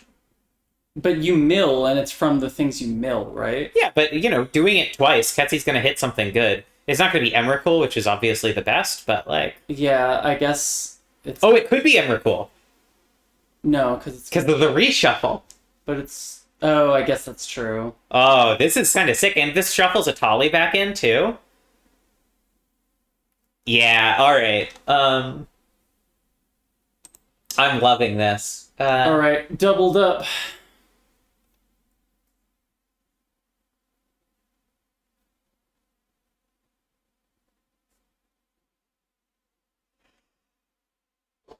Donk, donk.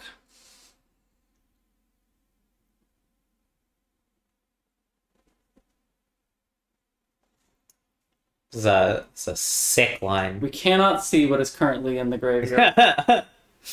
Oh, yeah. I guess it'll just be a surprise for us. It's just a fun little moment.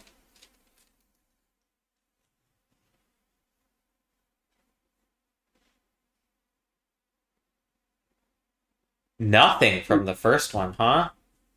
No, I think it was a Oh, is it like land. It was a land. Well, and there's Emrakul. What does Emrakul have? Protection from everything? I Protection believe? from colored spells. Oh, that's right. You can sort of read it. I guess that's true. Yeah. Colored spells, though. Yeah. Which, yeah, Chupacabra is not. So Cass has outs, and neither almost all of Cass's removal actually does hit Emrakul. I was gonna say this is actually not even as big of a deal. Itali is also in the graveyard here. Ketsi goes for Itali over Emrakul, presumably because of Cass's removal and reshuffling Emrakul. Because obviously, if Ketsi can cast Emrakul off Itali, that gets her the extra turn. Ooh, Chaos Defiler is a really good one.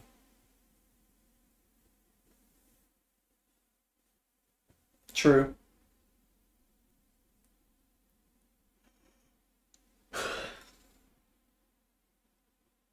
Going for the skull over the Chupacabra, because at this point, like, Ketsi has enough threats that it almost doesn't matter if the resto happens.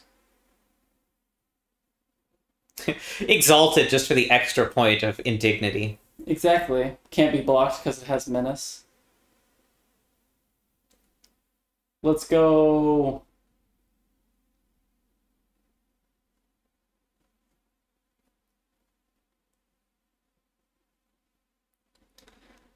Yeah, shockingly, Ketsi, looking through the top 14 cards of her library and putting a creature onto the battlefield from among them was pretty good. Yeah, I believe it. And she's not even running the risk of decking herself because of Emrakul.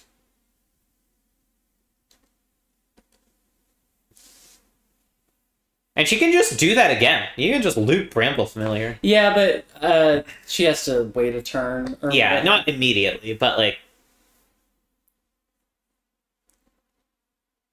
It means that Bramble Familiar is itself a real threat. Also, Ketsi can flip Itali here. Yeah, there we go. Was that? Oh, that was game 3. That was game 3. Let's see. Who else is battling? We haven't seen Hollis. Val and Rob. We've got Cass, Ketsi. Hollis and Otter are the last 2 we haven't seen. Yeah. So let's see. Ketsi can battle Otter. So I'll just put in a request for that. Do it here. Ketsi, can I request that you battle Otter? Ketsi left. I was planning to battle Ketsi next anyway. Great. So. All right, let's do that because we haven't seen a full Ketsi match and we haven't seen any Otter. I agree. Good plan. All right, so we are 5-3 for team Wishing If I Had a Rotograph of You. Big winners so far. Ketsi and Tublave both undefeated. On the same team. On the same team. Yeah. Tublave really gunning for that 3-1. Oh, and look at this. This looks like a whole screen of Ketsi's. Nice. I will be right back. Yeah. We have a little bit of downtime while on the other hand, on team Rootin' Tootin', Graham is 0-2, everyone else is 1-1. Let me say that's my pick for team name winner. Team name winner, team Rootin' Tootin'. Let's see if we can... Alright, we'll stick with Ketsi here. I'm going to ask Otter to stream as well.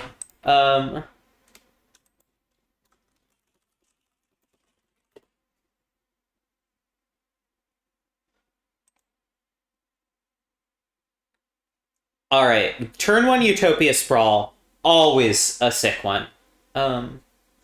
We love to see it.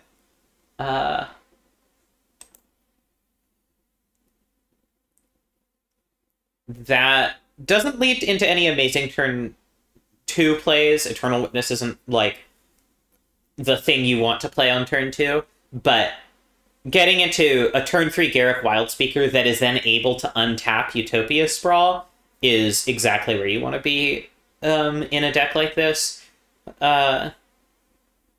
You could, like, Ketsi could go for Windswept Heath Eternal Witness here. It's not the craziest thing to do just to keep making sure she hits her land drops, but she goes for the Treetop Village instead. Just make sure she can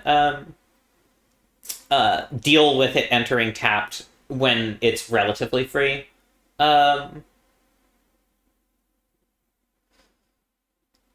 Otter playing Dogged Detective, one of my favorites. Love that little guy. So dogged. So detective. This has gotta be a Garruk Wildspeaker, right? One assumes. Does mean that Ketsi has to find an untapped land with Windswept Heath, but it doesn't seem like Indatha Triumph is really load-bearing for her to begin with, so...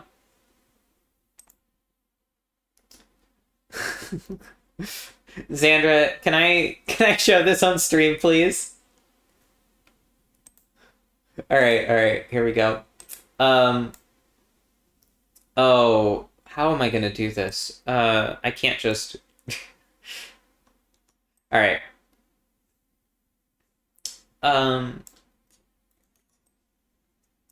Let's swap to studio mode.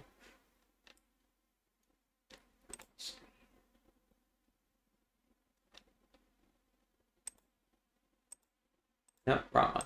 There we go. Windswept Teeth, Xandra's card drawing. Everyone please appreciate this. And then we will go back to the normal stream. Thank you, Xandra. All right, what did we miss? Vindicate hitting the land with the Utopia Sprawl. Sick one. Love the Band of Denial. But not before Ketsi gets Garruk Wildspeaker out. Garruk Wildspeaker in turn making an Odger Kozlem, which threatens to make all sorts of big creatures. Ketsi can also play Windswept Heath to power out old One Eye next turn if Otter doesn't disrupt her.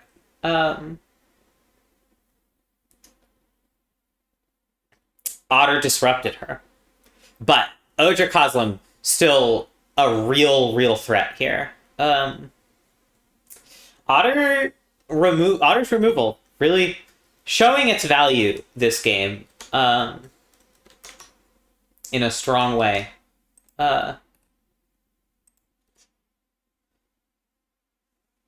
Ketsi slamming in. I mean, even if it weren't for Odger Kozlem's triggered ability, this is just a lot of damage. This is a 2-turn clock for Otter.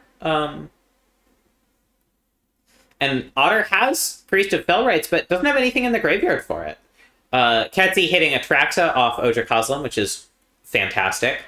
And a Mountain, which is actually quite relevant as well.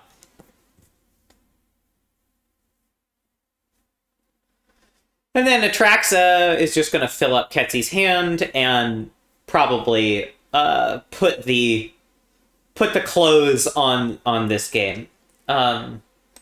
Sarah's not here to second me on this, but I'm just going to call it. This is our Caterpillar steamroll of the draft.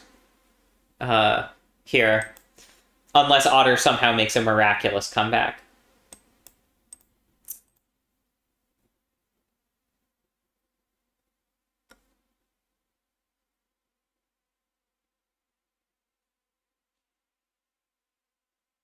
I mean, Otter does have Damnation, so it's not impossible. But also, I mean, just look how many cards Ketsi is getting in hand. Ketsi has not made a land drop this turn either, so she can play Boseiju into Palantir if she wants to. She could search for tomorrow if she wants to be able to. Oh, did she make a land drop? I guess I was wrong about that. Oh yeah, she played Windswept Heath this turn. But she can play Bramble Familiar, potentially get Chandra next turn, or Old One Eye, or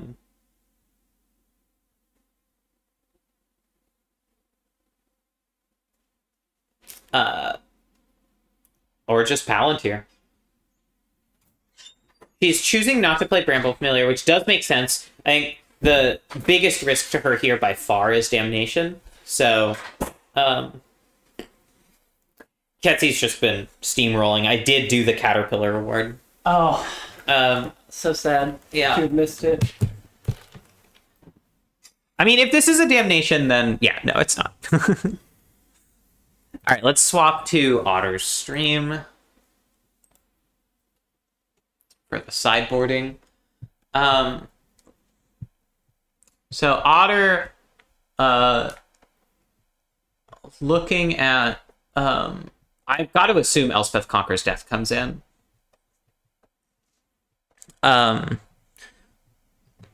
Otherwise, I'm not really sure what Otter's looking for here. Duress could be good. Yeah, like Ketsi has like Chandra through the breach. It like I don't know, Ketsi's pretty creature heavy at times, but it has enough spells. Yeah, exactly. It has enough non-creatures that Duress might be worth it. Oh, no ECD even. I think this was no sideboarding from Otter. I think she might have swapped out one card. I can't remember though.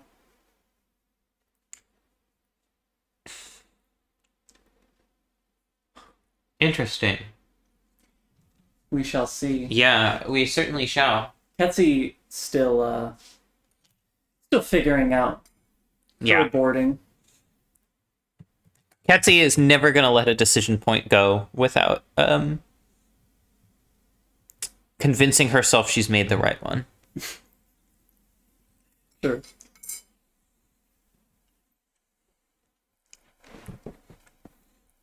I mean that in the sense of, like, not just vibing a decision, but really working through the logic of it. Yeah, exactly. Sitting and being like, going over each card and being like, does this deserve to stay in the board? I appreciate how seriously she takes these rotos. Like, I also appreciate that there are people who just vibe on them. I think it's good to have that balance, but yeah. I'm glad that there are people like Ketsi who are really, like, approaching it from a serious metagaming standpoint. Mm-hmm.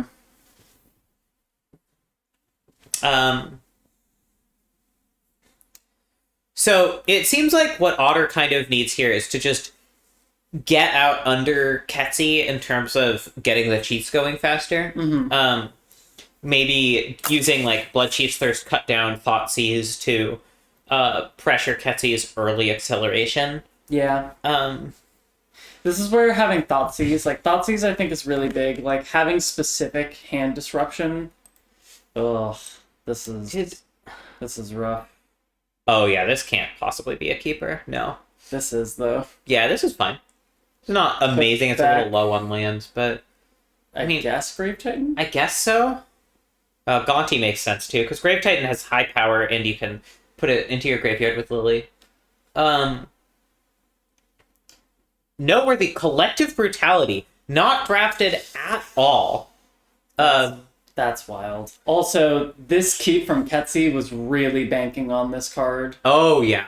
I mean, Old One Eye will get cast eventually, but yeah, this getting Invasion of Arcadia out is just, that gives Otter so much time.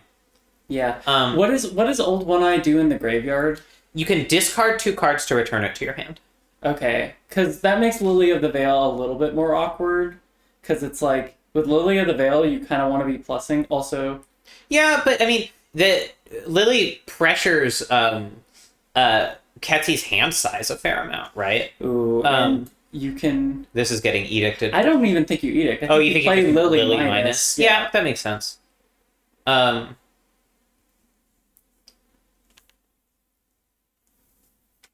Yeah, I'm really shocked no one took Collective Brutality. Like, it's perfect in matchups like this where you want to get your cards in the graveyard and just deal with your opponent's little shitters. Yeah. The technical term for them. But it's also just, like, it's one of the better discard outlets in black. I agree. And we have 3 people who are in black and who want some amount of... Well, I mean, Cass maybe doesn't so much, but... Alright,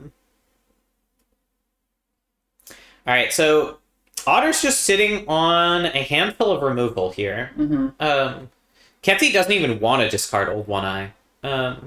She's off it. Yeah. She's just trying to get there with lands, which makes a certain amount of sense. Like, one of the values of that card is, like, you can cast it for 6 mana. That's not that much mana for 10 power. Yeah. God, what do you pitch here? Just one of the random removal spells. I like Cut Down just because, like, if Ketsi were going to play something that got cut down, she already would have. Yeah, fair. There's the Old One Eye. And Ketsi really low on actual reanimation.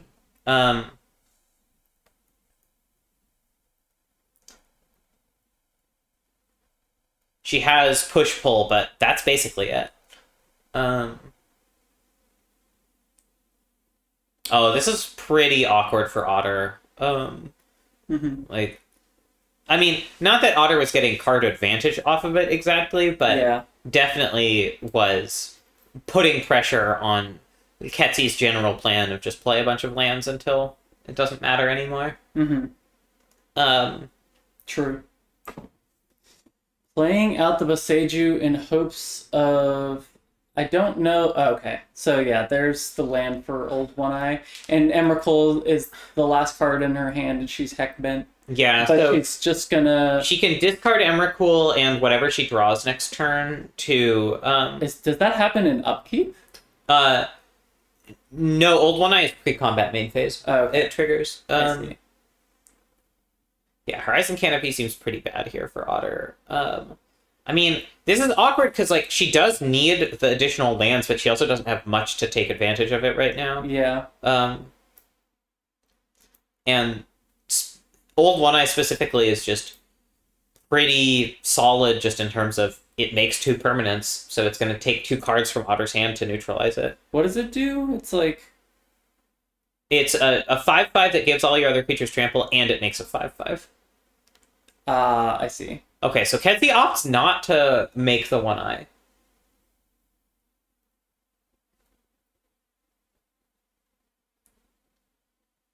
I mean, a lot of reasons. One of them is that Arena has a very predatory business model.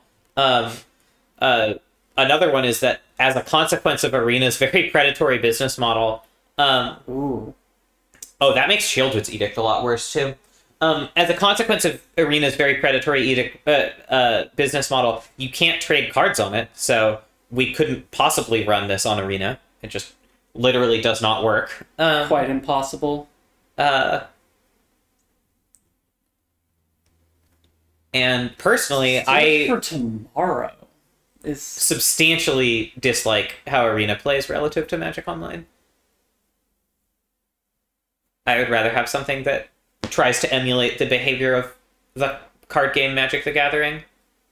Otter's sort of priced into this because of Shieldwood's Edict. Yeah. The Dogged Detective is actually like a clock. Like, it's something here. Yeah.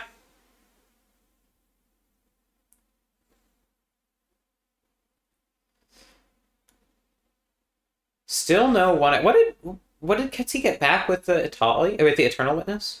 Ooh. Eternal Witness targeting Search for tomorrow. All right, Vorinclex is good. This just gets more lands onto Ketsi's battlefield.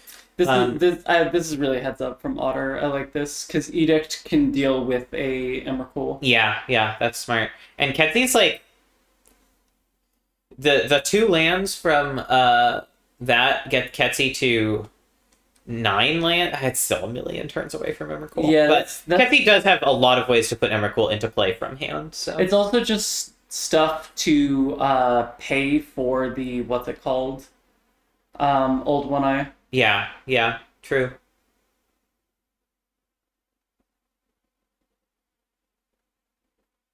Otter holding up the Shieldwood Edict.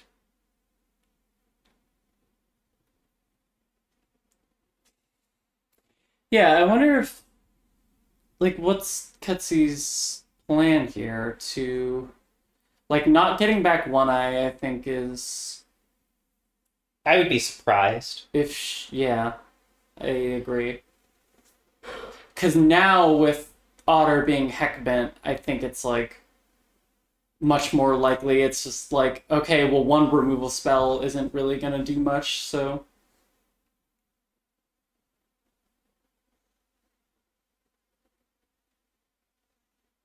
No One Eye. So Ketsi still has stuff to do in her hand. Through the Breach? Nope. 6 mana Chandra? Could definitely be Chandra. I mean, that also eats Shieldwood's Edict. Ketsi also does have to be aware of the adventure Otter has. Because Otter could start getting back stuff from... Ooh, I see. Yeah, pull is... Yeah, that's pretty good. Pretty brutal here. Yeah. Pull getting back Eternal Witness, so... going for the longer term... Oh, because Eternal Witness gets back pull. That's gross. It's pretty gross. Yeah. Yeah. Ketsi's got the loop going, and it seems like Otter is not long for this world. Yeah, this is a rough draw from Otter. Yeah, just stuck on lands, removal that doesn't really match up very well against what Ketsy's doing. Yeah, mold to 6 and just really had no early pressure to take advantage of Ketsy's really slow start. Yeah, yeah. She kept a hand because of one card, which got Thoughtseize. Like, yeah.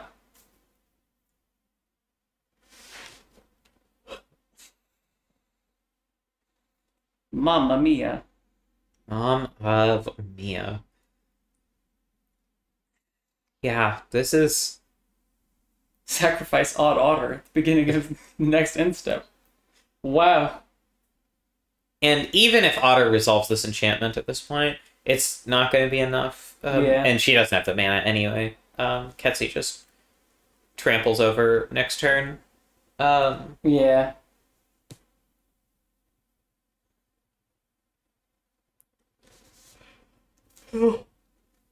I mean, Otter could crack Silent Clearing on a Hail Mary to see if something happens, but...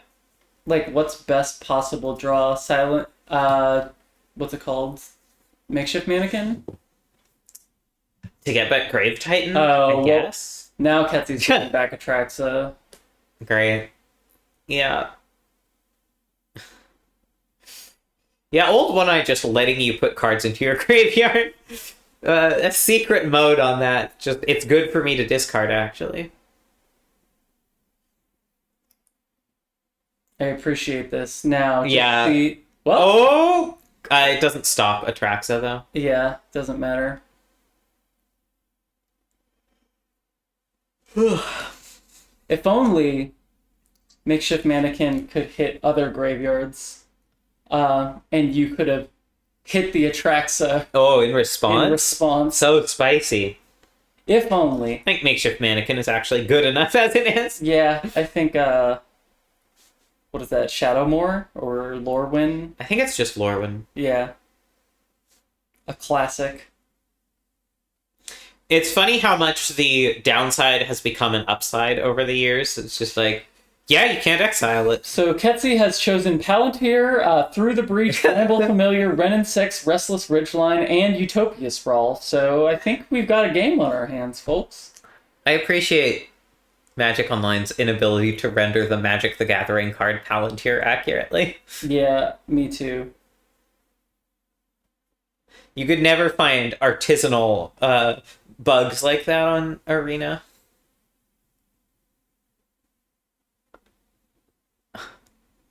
Otter playing out every last game action here. I was gonna say, you wanna... Yeah, let's find another match. I think we've watched everyone except for Hollis, so if we want to watch Hollis play Cass... Yeah. We'll still not have watched a beginning of match from Cass, but we'll have caught enough of her random games that I think it's fine. Exactly. And 0 life points.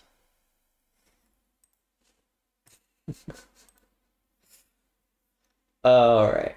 The old 0 life points. Would y'all stream for me, please? My angels of music. Alright. Me. Do the old Discord dance.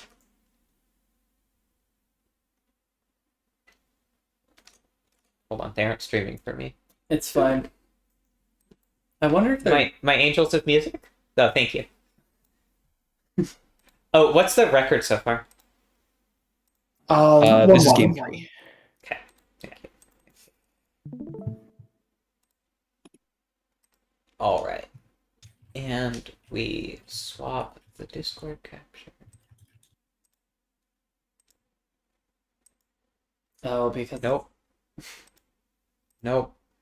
There you go. Creatures target player controls can't. Oh, we should have just... I see. I think what we did last time... Oh, sorry, that should be... No, it's because it's this... I understand. Yeah, got it. Also streaming the wrong window, whoever you're watching. Okay, let's switch to Cass. There we go. Oh, Headliner Scarlet making an appearance. Oh, yeah.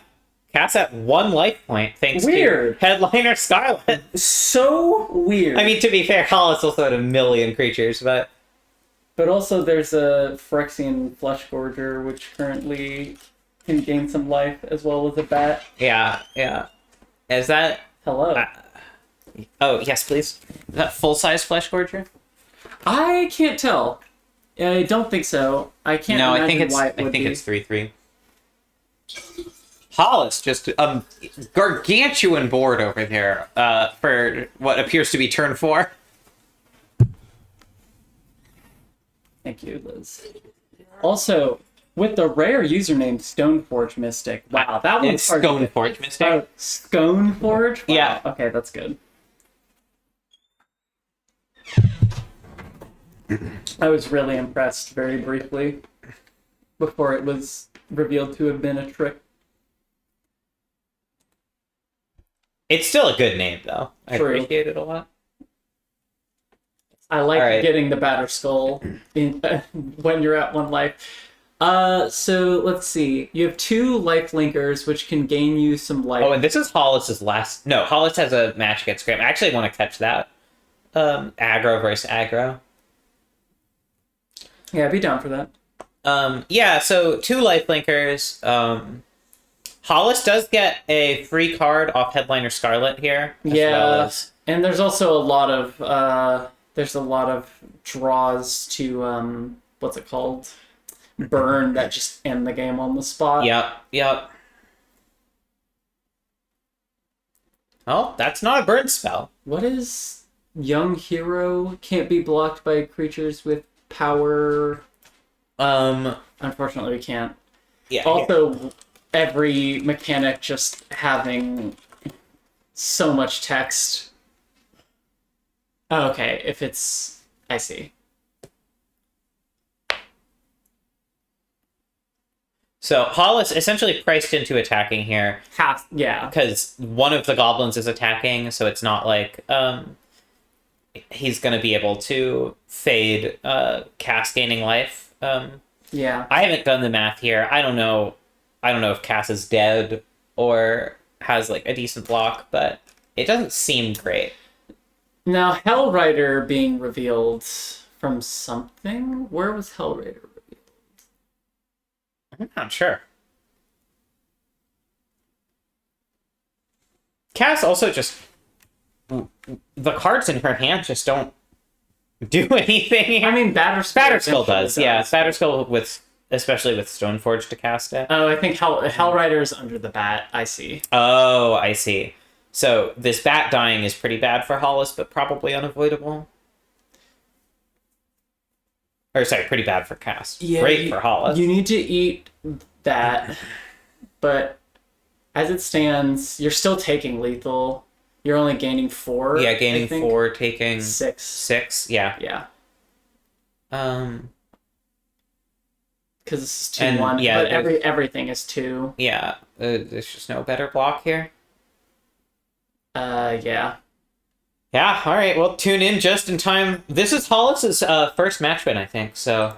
Nice. I think it's actually Hollis's first lifetime match win in Moddy Roto. Let's go. Poggers. You love to see it. Yeah. Hollis, please send me a ping when you start your match with Graham. We're gonna want to watch that. Okay. Also, you were streaming the wrong window. Or the wrong screen. Was I? Yeah, you're streaming did Discord. Just keep... That's weird. All right. I will get that figured out. Yeah. Oh, so we have Graham versus Tublave and Rob versus Val. Let's do Rob versus Val, because we're gonna watch Graham. We've watched a bunch of Rob, so let's pick on Val for a bit. Yeah. And we'll hop over to Graham versus Hollis as soon as that triggers. All right. Let's see. Do you have to switch the window again? Oh yes, I probably do. You indeed do. Yeah. Fixing. In progress. There we go. All right. Let me check what the record is. What's the record so far? I won the first game. Rob is up 1. Ooh. Zelly C. Gristle. Oh, wow. All right. With Royal Scions. With Royal Scions. And the One Jeez. Ring. Oh, that's lethal, isn't it? Because One Ring is just gonna kill. Maybe. I haven't Yeah, if Rob just attacked and pumped Grizzlebrand instead of Zellicy. Yeah.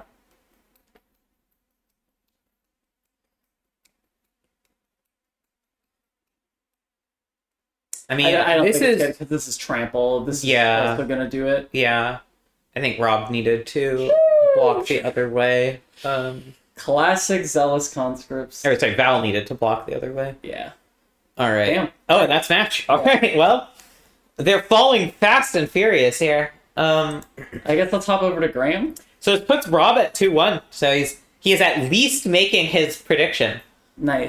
Yeah, we can hop over to Graham and Two-Blade and just keep watching there. Yeah, follow Graham.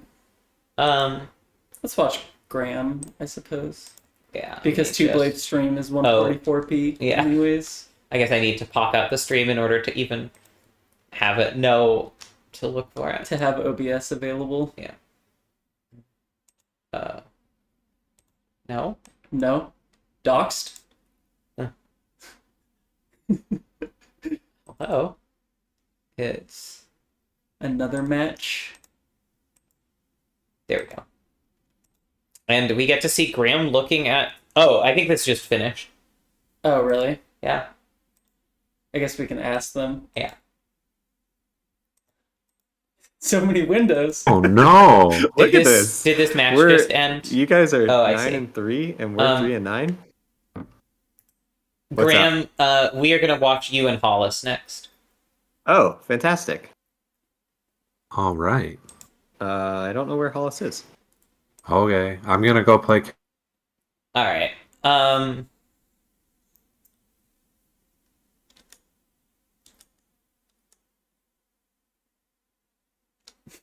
We are watching Graham.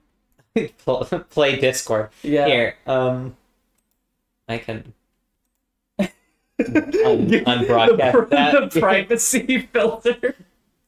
Well, now it's just Magic Online, so... Yeah. But now you get to see all of his Oh, for friends. fuck's sake. It's fine. It's fine. Yeah, alright, so we have Team Wishing If I Had a Rotograph of You taking a strong lead, 9-3. That actually does... Insurmountable lead. yeah, that does call clinch the victory for Team Wishing If I Had a Rotograph of You versus Team Rootin' Tootin'. With Ketsy at 3-0, Rob at 2-1, Two-Blade at 3-0, Hollis at 1-2. And he looks like we're getting started. Graham versus Hollis. Let's go. Let's see what this looks like. Graham apparently playing on a 10,000p monitor. I mean, I appreciate it. Yeah, no, it's nice and clean. The stream is still... Oh, shit. Still hidden. Thank you. Here we go. This is what I have it open for. You're so helpful. For the double check. Yeah, I think we could just camp out in one channel and have it be the feature match, but then it gets really hard to switch to people whose games are in progress. So Yeah. I think probably this is just the best option we have. I guess I could also just stream my second screen instead of streaming Discord. It's fine. Alright, Stromkirk Noble does get blocked by the Whispering Raven. Taste it, Stromkirk Noble. But none of it gets lightning struck!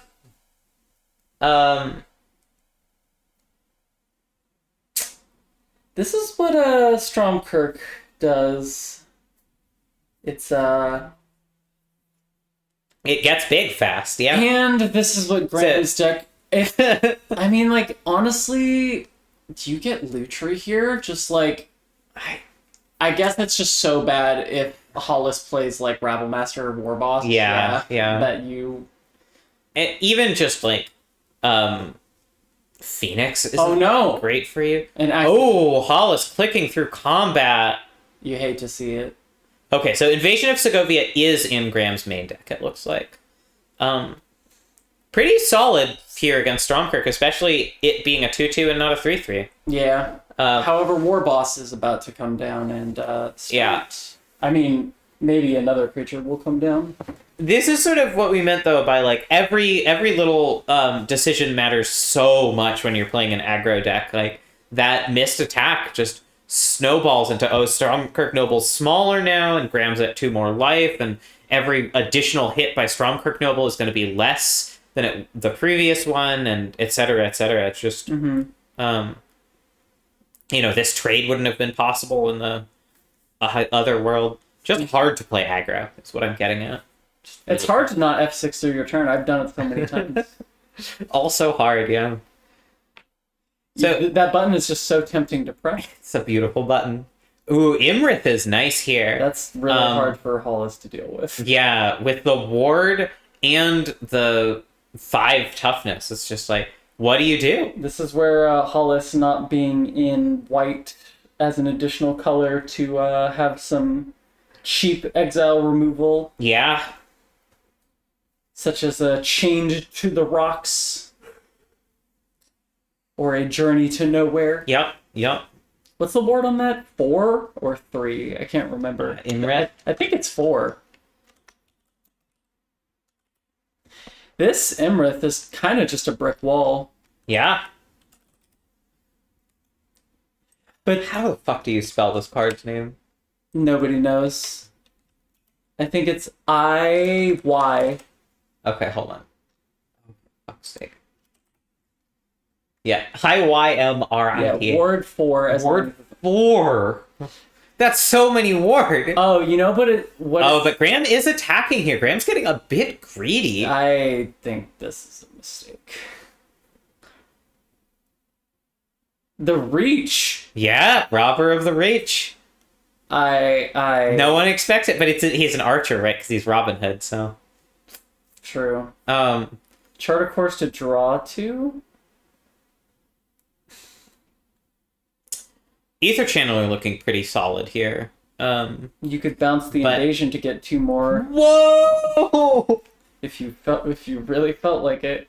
Doesn't seem quite as good as just making a 1/1 to me, but bouncing War Boss makes sense. It's just a tempo play. Yeah. But Hollis still has a good attack this turn. True. So and potentially the ability to deal with Imrith if he can assemble the burn. True. I was gonna say Imrith was a brick wall, but then I was like, you know what? You know what's really good at getting past brick walls is Headliner Scarlet. Yeah, I mean, that does require enough damage on Hollis's side to make it worth it, but yeah, it definitely, like, Graham can't count on always being able to block all the time. Yeah.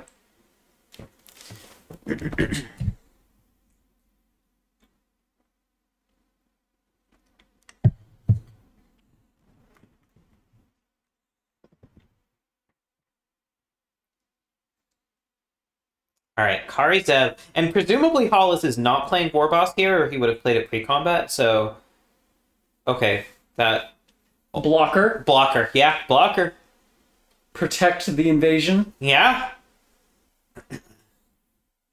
I mean, I don't know. Like, I guess I don't know how worried I even am about Graham flipping the invasion personally. Yeah, but all right, Graham getting Lutri.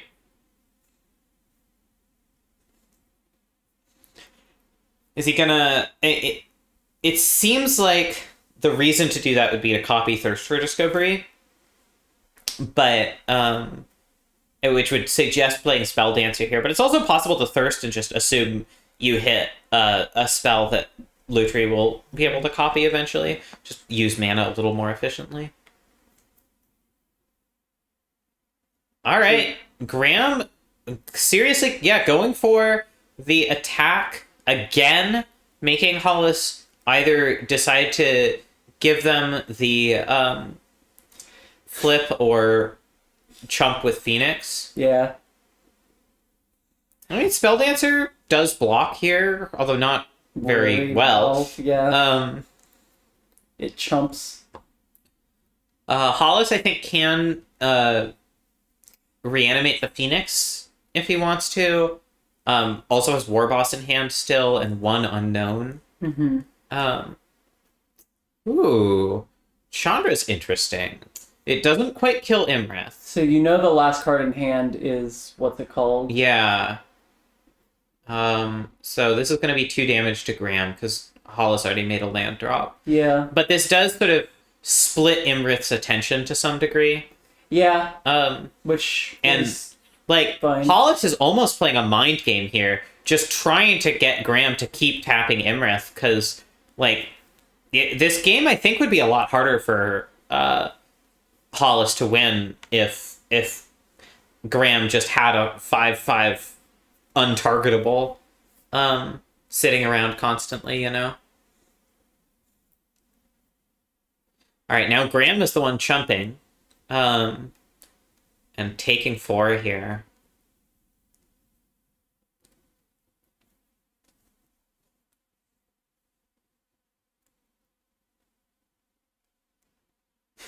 Sable. Sorry, this comment from Sable. Yeah. If you stream on Twitch without having your own stream open, you're either a fool or a god. Let me just say, I have definitely been one to not look at my own stream and then afterwards be like, shit. I was just streaming a black screen for 45 minutes. Whoops. So, Graham now gets their choice of killing either Battle or Chandra. Looks like they're going for the Lutri clone here, which makes a lot of sense.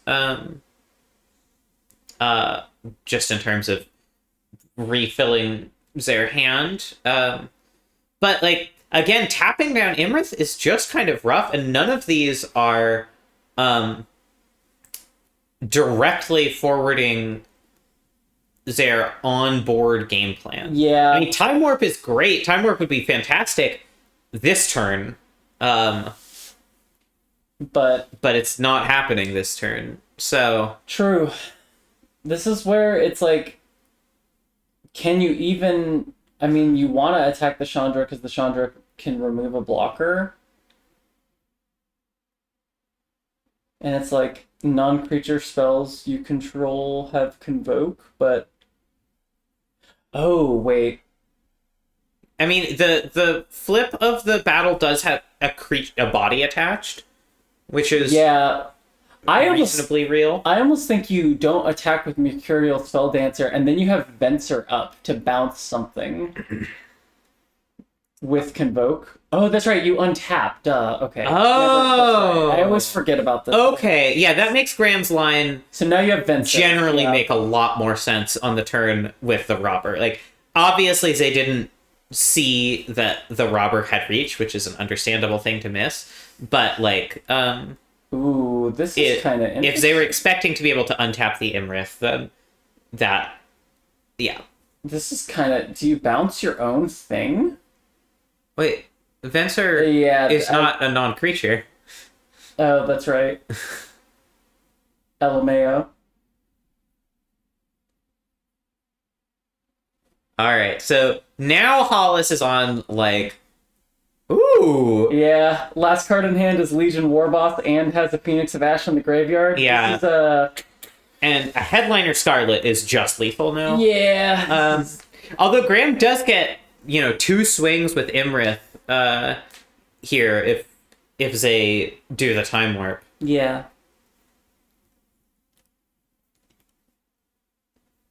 What is Mercurial? Whenever it when you cast a spell, it gets a counter on it, and when it hits, you have to remove 2. So a cantrip would be very sick here. Oh yeah, that would potentially clinch the game. Yeah, I guess it would on board clinch the game for Graham. Attacking with Legionnaire is really interesting. Sable, I don't have time to fuck with my signal settings, so please don't text me on Signal until I'm done broadcasting, because it makes noises.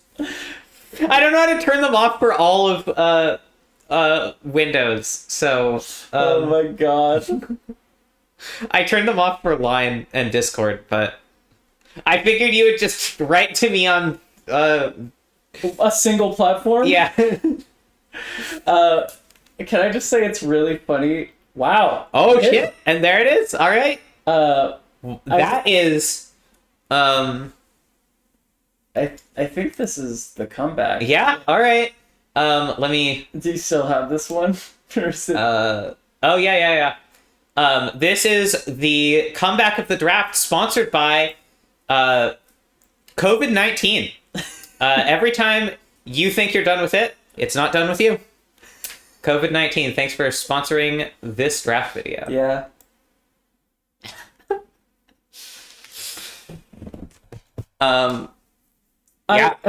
Graham does see this line. I was gonna say, this is what you build this deck for. You have to see this line.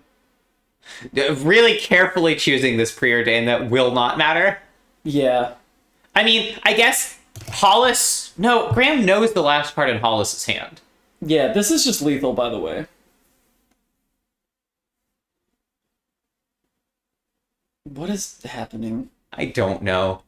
I guess just doing this pre-combat. Just being cute about it, I guess. You're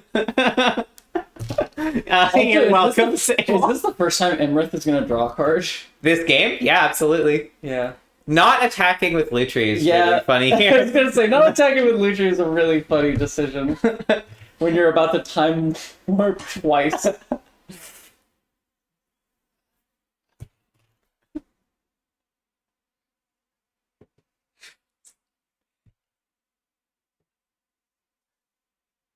All right. Listen, we take the sponsors we can get, Sable. Yeah, we gotta take the dirty money where we can get it. Yes, I would hit same target.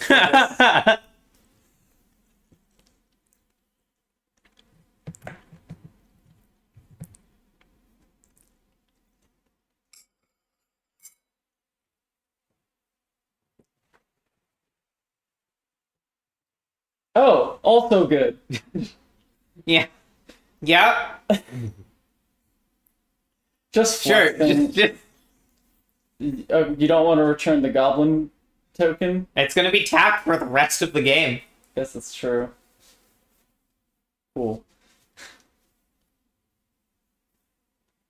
This is so, honestly, the Cryptic is so disappointing because, it means that the third turn doesn't even matter. Yeah, we don't even get to see it. Damn. Wow. Well, nice battles, Graham. Yeah. Really battling back. Okay, if you're Graham, what are you bringing in here? Yeah, Sword of Fire and Ice seems pretty good. Gives the deck that basically has no way to remove it.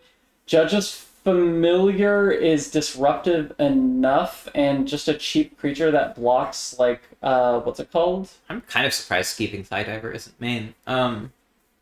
I mean, you don't know. I don't know. I just want things that do things early. I like Vendilion Click just because it's a 3-drop, Yeah. I just think that, the expensive counter spells, i.e., honestly, Cryptic, I think is just too expensive. Yeah, I agree. You're not going to get mana advantage off of it. Wait, was Smuggler's Copter not in the main board? I think it is. I don't know. I was not looking exactly at it. Yeah. I mean, random draw spells seem a little loose, but what is Phyrexian Metamorph copying here? Hellrider? Headliner Scarlet. Headliner Scarlet. Alright, let's swap to Hollis's view. Alright. Hollis, looking... 15 lands! 15 lands. Oh, Shatter Spells. So, okay, yeah, 16 lands with her topping at 4. That makes sense. That makes I mean, with Den of the Bugbear and Sunbaked Canyon, I probably would have gone up a land, but I love lands. Yeah, I'm an 18 land believer. I default to 17, but I often look for reasons to play 18. And Den of the Bugbear, Sunbaked Canyon, Shatterskull Smashing feel like reasons to me. Also, Inti and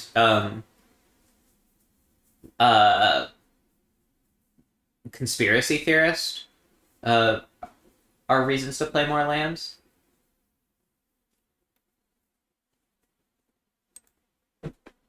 True. Also, just you have some things like Phoenix of Ash, like some like mana sink. Yeah. Conspiracy Theorist as well wants you to do that. Into you can like pitch your extra land. Same with Fable.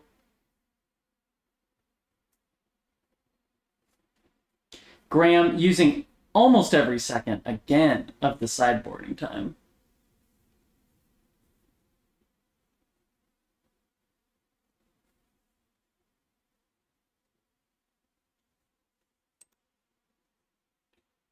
This is a real nice start. This is what the mono red, where you're just like, just have so many opening hands like this, where you... And you just get to play cards out of your hand so that Robber of the Rich triggers. Yeah. Just love it.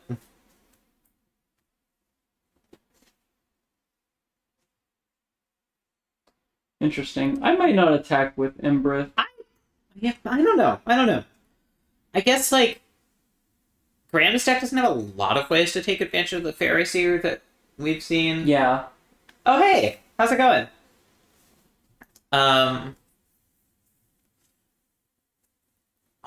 Alright, that's actually a pretty solid one for Hollis to hit, especially at this point in the curve. Also, can I just say, shouts out to Hollis, bottom right, activate Windows. You know what that means, folks. if you know, you know. We're not going to talk about it on the stream, but you love to see it.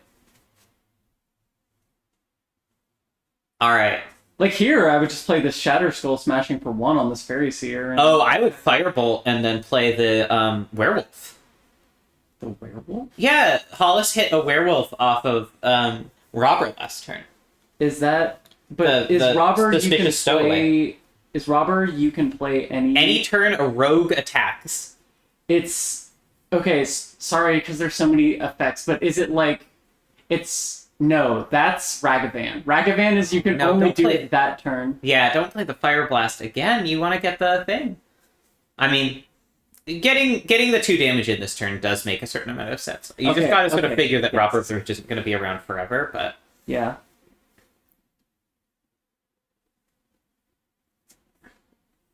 But getting Graham's life total low, definitely. Important. Yeah, valuable.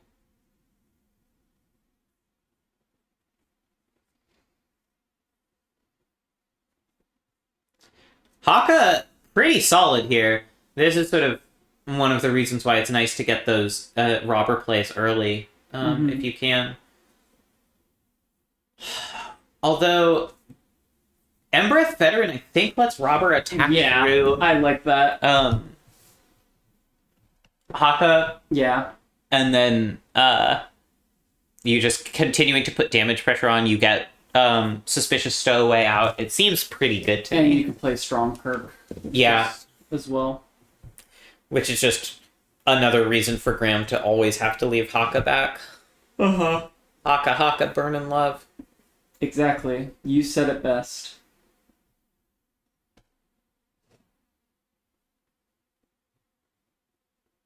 Yeah, that's what Hollis is doing. And potentially just hit something sick off of the Robber of the Rich, right? Mm-hmm.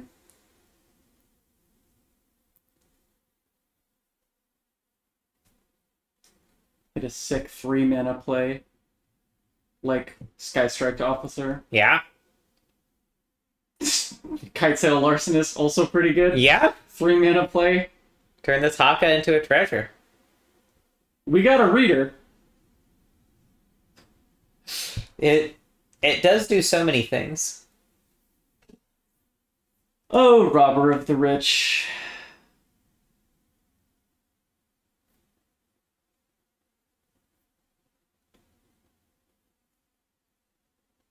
And it's got evasion, and it's got ward. It just does everything. Yeah. It does give Graham a chance to accelerate to 5 here, potentially. Like, if Graham hits Imrith, yeah, that's not nothing by any stretch of the imagination.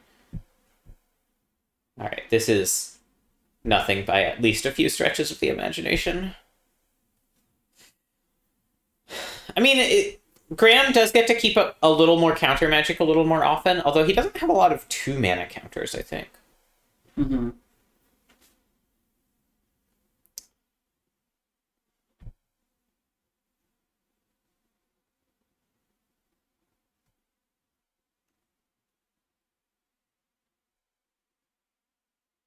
Ooh, foretelling off the Haka. So this is either the draw spell or the counter spell. Yeah. Yeah. I'm a big fan of War Boss Stromkirk Noble here. Yeah, that makes sense to me as well. I mean, Robber Burst Lightning Stromkirk Noble also, I think, is pretty reasonable. Do you even want to Burst Lightning this? Do you even care? It's a blocker on the ground, like it blocks War Boss eventually, right? So. But then you can also like sweep it up with Shatter Skull, like. Yeah, but just getting the Robber hits. Oh, but Hollis really wanted to play the Stromkirk this turn, so he got another exile off of Robber. Yeah. That's too bad. Oh well. So now, because this is also the thing with, I wanted to sneak the War Boss in under the counterspell, potentially. Alright, looks like Rob is done. Let's see what his final record was. I can find where I put it. Rob ended up 3-1, exceeding his expectations and his record from last time. So let's see, who's finished the Roto? Ketsi, 4-0. Ketsi getting a Roto trophy. Not an easy accomplishment. Rob 3-1, Two Blade 3-1. Both Rob and Two Blade lost to Cass. Hollis still battling. This is actually the last ongoing match. On the other side of the table, Val is 1-3, Cass 2-2, Otter 1-3. So that is an 11-4 lead for Team Wishing If I Had a Rotograph of You versus Team Rootin' Tootin'. We got Graham playing for first match win, first game win right now, I believe, as well. Yeah. Wow. Well, no, he got his first game win last game. Oh, that's right. Playing for first match win, and Hollis playing for second. Yeah, Hollis playing to go even here. Disappointing performance, I think, for Graham. He has done a few rotos before. He's been performing really well in table draft, so I think he'll be a little sad about this. Hollis, though, this is his second roto. He did not garner a match win last time, so this is a notable improvement. And again, every match win in roto is you fight for it. Yeah, like, it's true. Nothing's free here. Everyone's doing something they want to do. Mm-hmm. Yeah, it definitely is the thing of, like you were saying, sometimes it just happens. Sometimes you go into roto and you got all these plans and kind of doesn't end up going the way you want. Yeah. And you're just like, kind of is what it is. Hollis, once again, not playing the spell to trigger the Robber of the Rich. I think just being like, okay, I don't want to run something into the Foretold counterspell potentially. Yeah. And playing Suspicious Stowaway as like the test spell.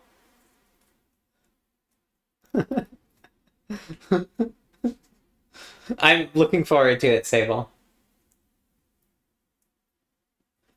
Yeah, I mean, mono red is just really hard to pilot. And there it is. Like, especially in this environment.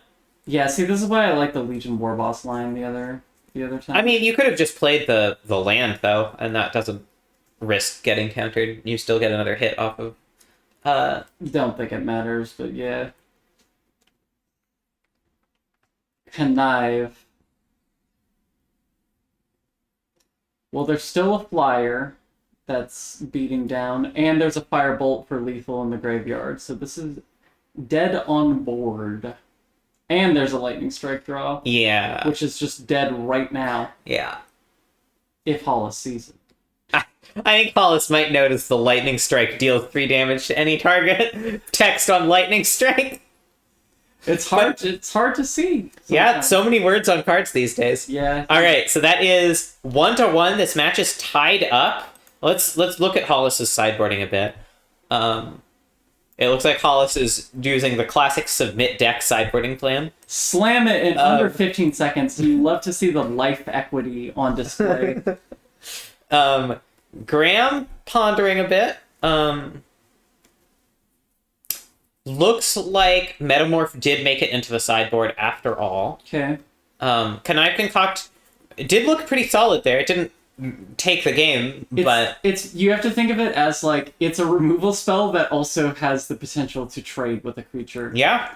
Well, loving this line, bringing in Metamorph on the draw. I'm wondering what is that just to... I don't know. Like Graham's biggest creatures are all legendary, and Hollis's biggest creatures don't block very well. Hellrider and taking out Suspicious Stowaway. The bug Suspicious Stowaway that flips on turn 2. Yeah. The Suspicious Stowaway that I mean maybe he just was worried about getting hoisted because of Robber of the Rich. That's a little taking out Smuggler's Copter. I mean, yeah, I don't know. I also don't know. Like, looking... Okay, let's see here. Like, what would I take out? I would take out Metamorph. I would take out Thirst. I would take out... I guess Saw It Coming is fine because you probably want to still play Behold the Multiverse. Yeah. And it can get cheaper, so it's fine. I try to put in V-Click again. Just a blocker. A creature that trades. I'm just surprised Boon of the Wishgiver isn't in there just on rate. Of just a cycle. Yeah. Just does Hollis have any artifacts for Thieving Skydiver? Because just like a 2/1 flyer body is just so good. I don't think so. Here, we can go to the deck stats. See what we see. There are a couple colorless cards in there somewhere.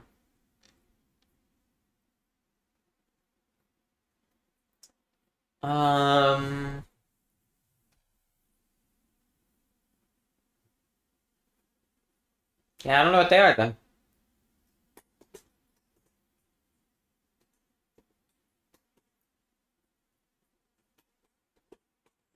Also, interesting that we got 2 monocolor decks this time, and they were the 2 colors we thought were going to be the most fought over. Mm-hmm.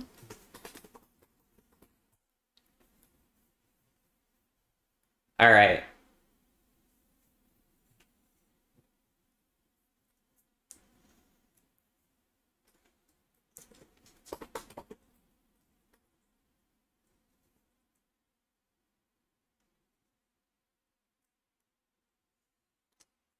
Solid curve from Graham. And we've seen that this Fairy Seer, Judge's Familiar stuff can block Hollis's 2/1s. Hollis also going down to 5 cards. So Graham very much has a good shot here at claiming a 1 and 3.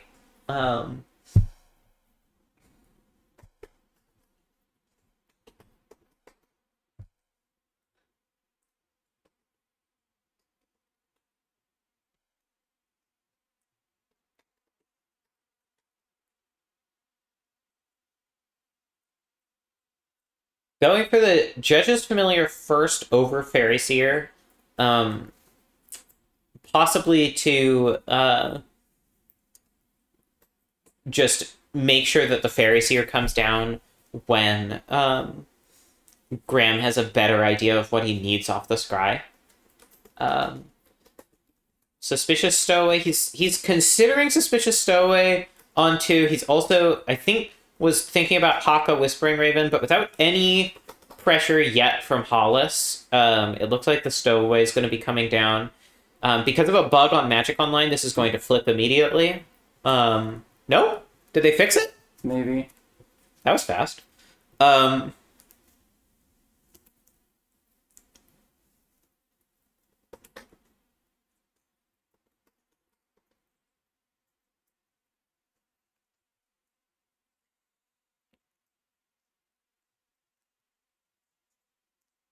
All right, Kari Zev, notoriously a difficult creature to defend against. But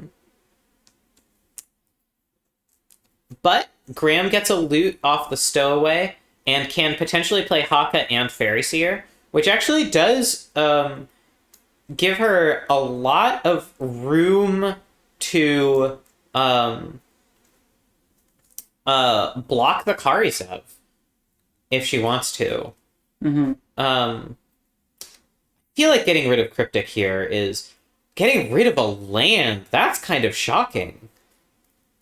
Getting rid of a land when you don't have the mana to cast Cryptic, huh?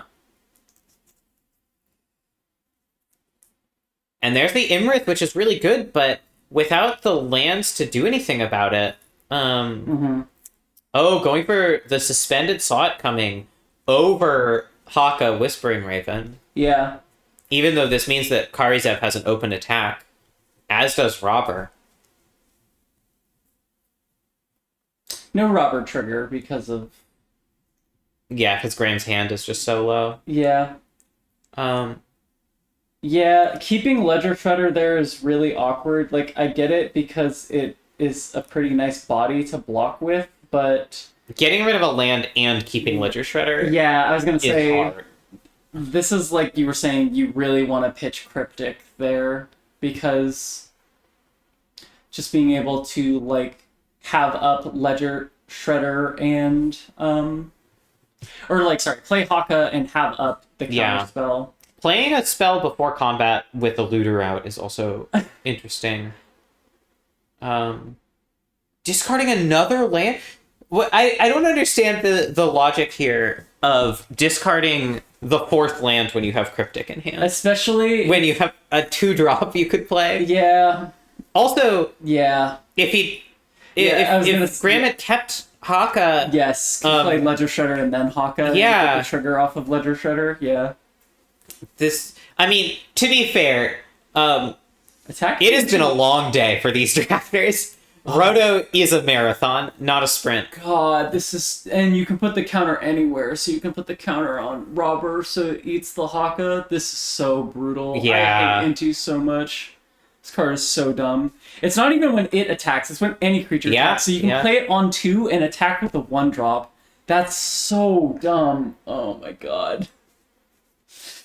I mean, I think Wizards' new design philosophy is, really exciting. And, I think 6.5 hours is about what it took last time, too. Metamorph kind of goes crazy here. On... Inti?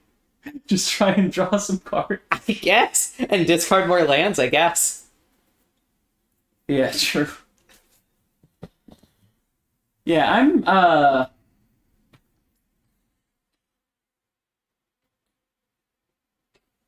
Is that the Taking line? 2 damage is also rough. If only Graham had ever had access to another land.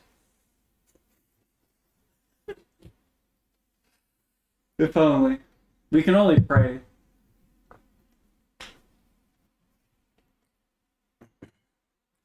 Attacking with everything when you're at 9 life is interesting. Yeah. Yeah, like... Graham had blocks against this Karizev, or had the ability to have blocks. Yeah. Really just dedicated to this Cryptic command. Yeah.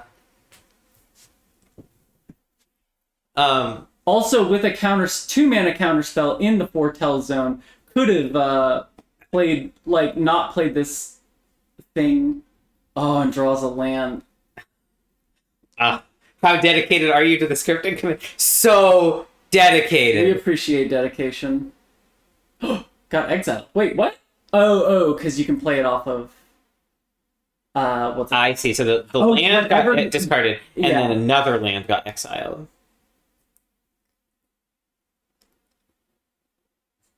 Yeah, that card's fucked up. Yeah, Inti? Yeah, it's pretty good.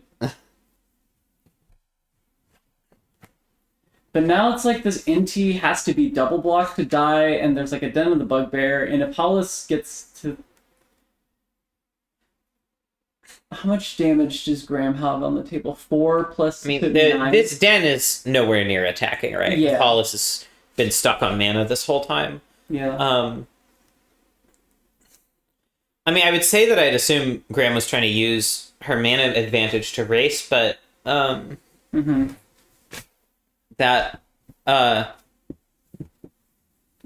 doesn't square with discarding land after land. Yeah. But now the dedication to the cryptic kind of paying off because buys you an entire turn cycle.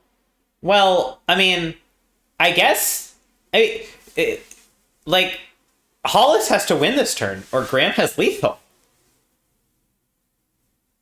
Yeah. So you know what, Graham? I apologize. I guess your line was perfect. True. Yeah, I was gonna say.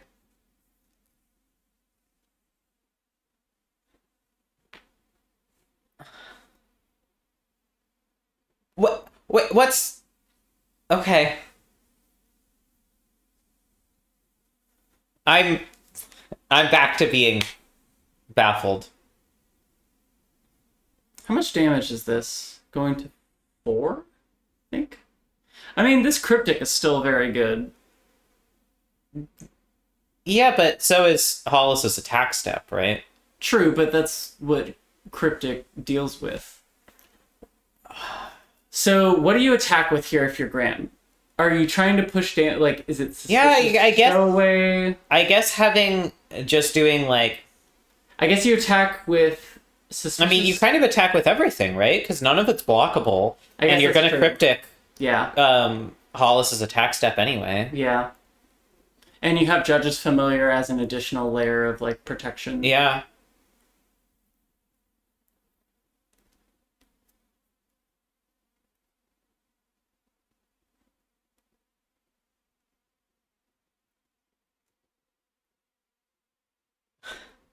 Graham hates lands. I mean, that time makes a lot of sense. Yeah, wacky. Yeah. I mean, Hollis needs 2 1-mana burn to the face. No. What is possible? Hollis needs land plus char. That works too. Yeah. Yeah. I think... Oh, yeah, you do want to let the... Yeah, you let the token come down. Let the token happen. I think you're supposed to bounce Den of the Bugbear here. Oh, no, Graham, you gotta let the token come down. Yeah, there we go.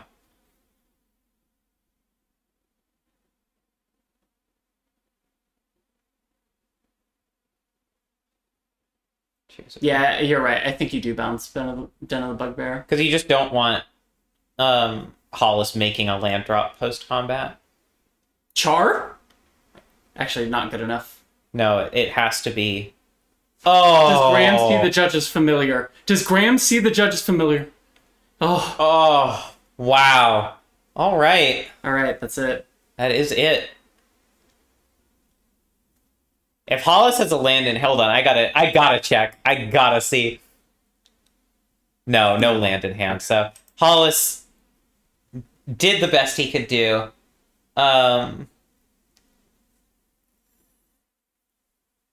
Is this Xaxes? Yeah, because of the counter. Xaxes. Gonna let it happen. All right. Good job, Graham. Maybe holding on to the cryptic for a million turns was right after all. True. Or maybe my line could have also won. Who knows? Anyway. But yeah, Graham clinched it out for a victory hold in the on. end. Go back to Graham's stream. Okay. You got to get it. Typing it in. Graham 3. All right. There you go. We got it. All right. Stream, thank you for watching. We will do another one of these in less than a year this time. If you're interested in joining, hit me up. Same Discord app as my Twitch. Yeah, thanks for watching. I will have this up on YouTube once the re-muxing and whatever happens.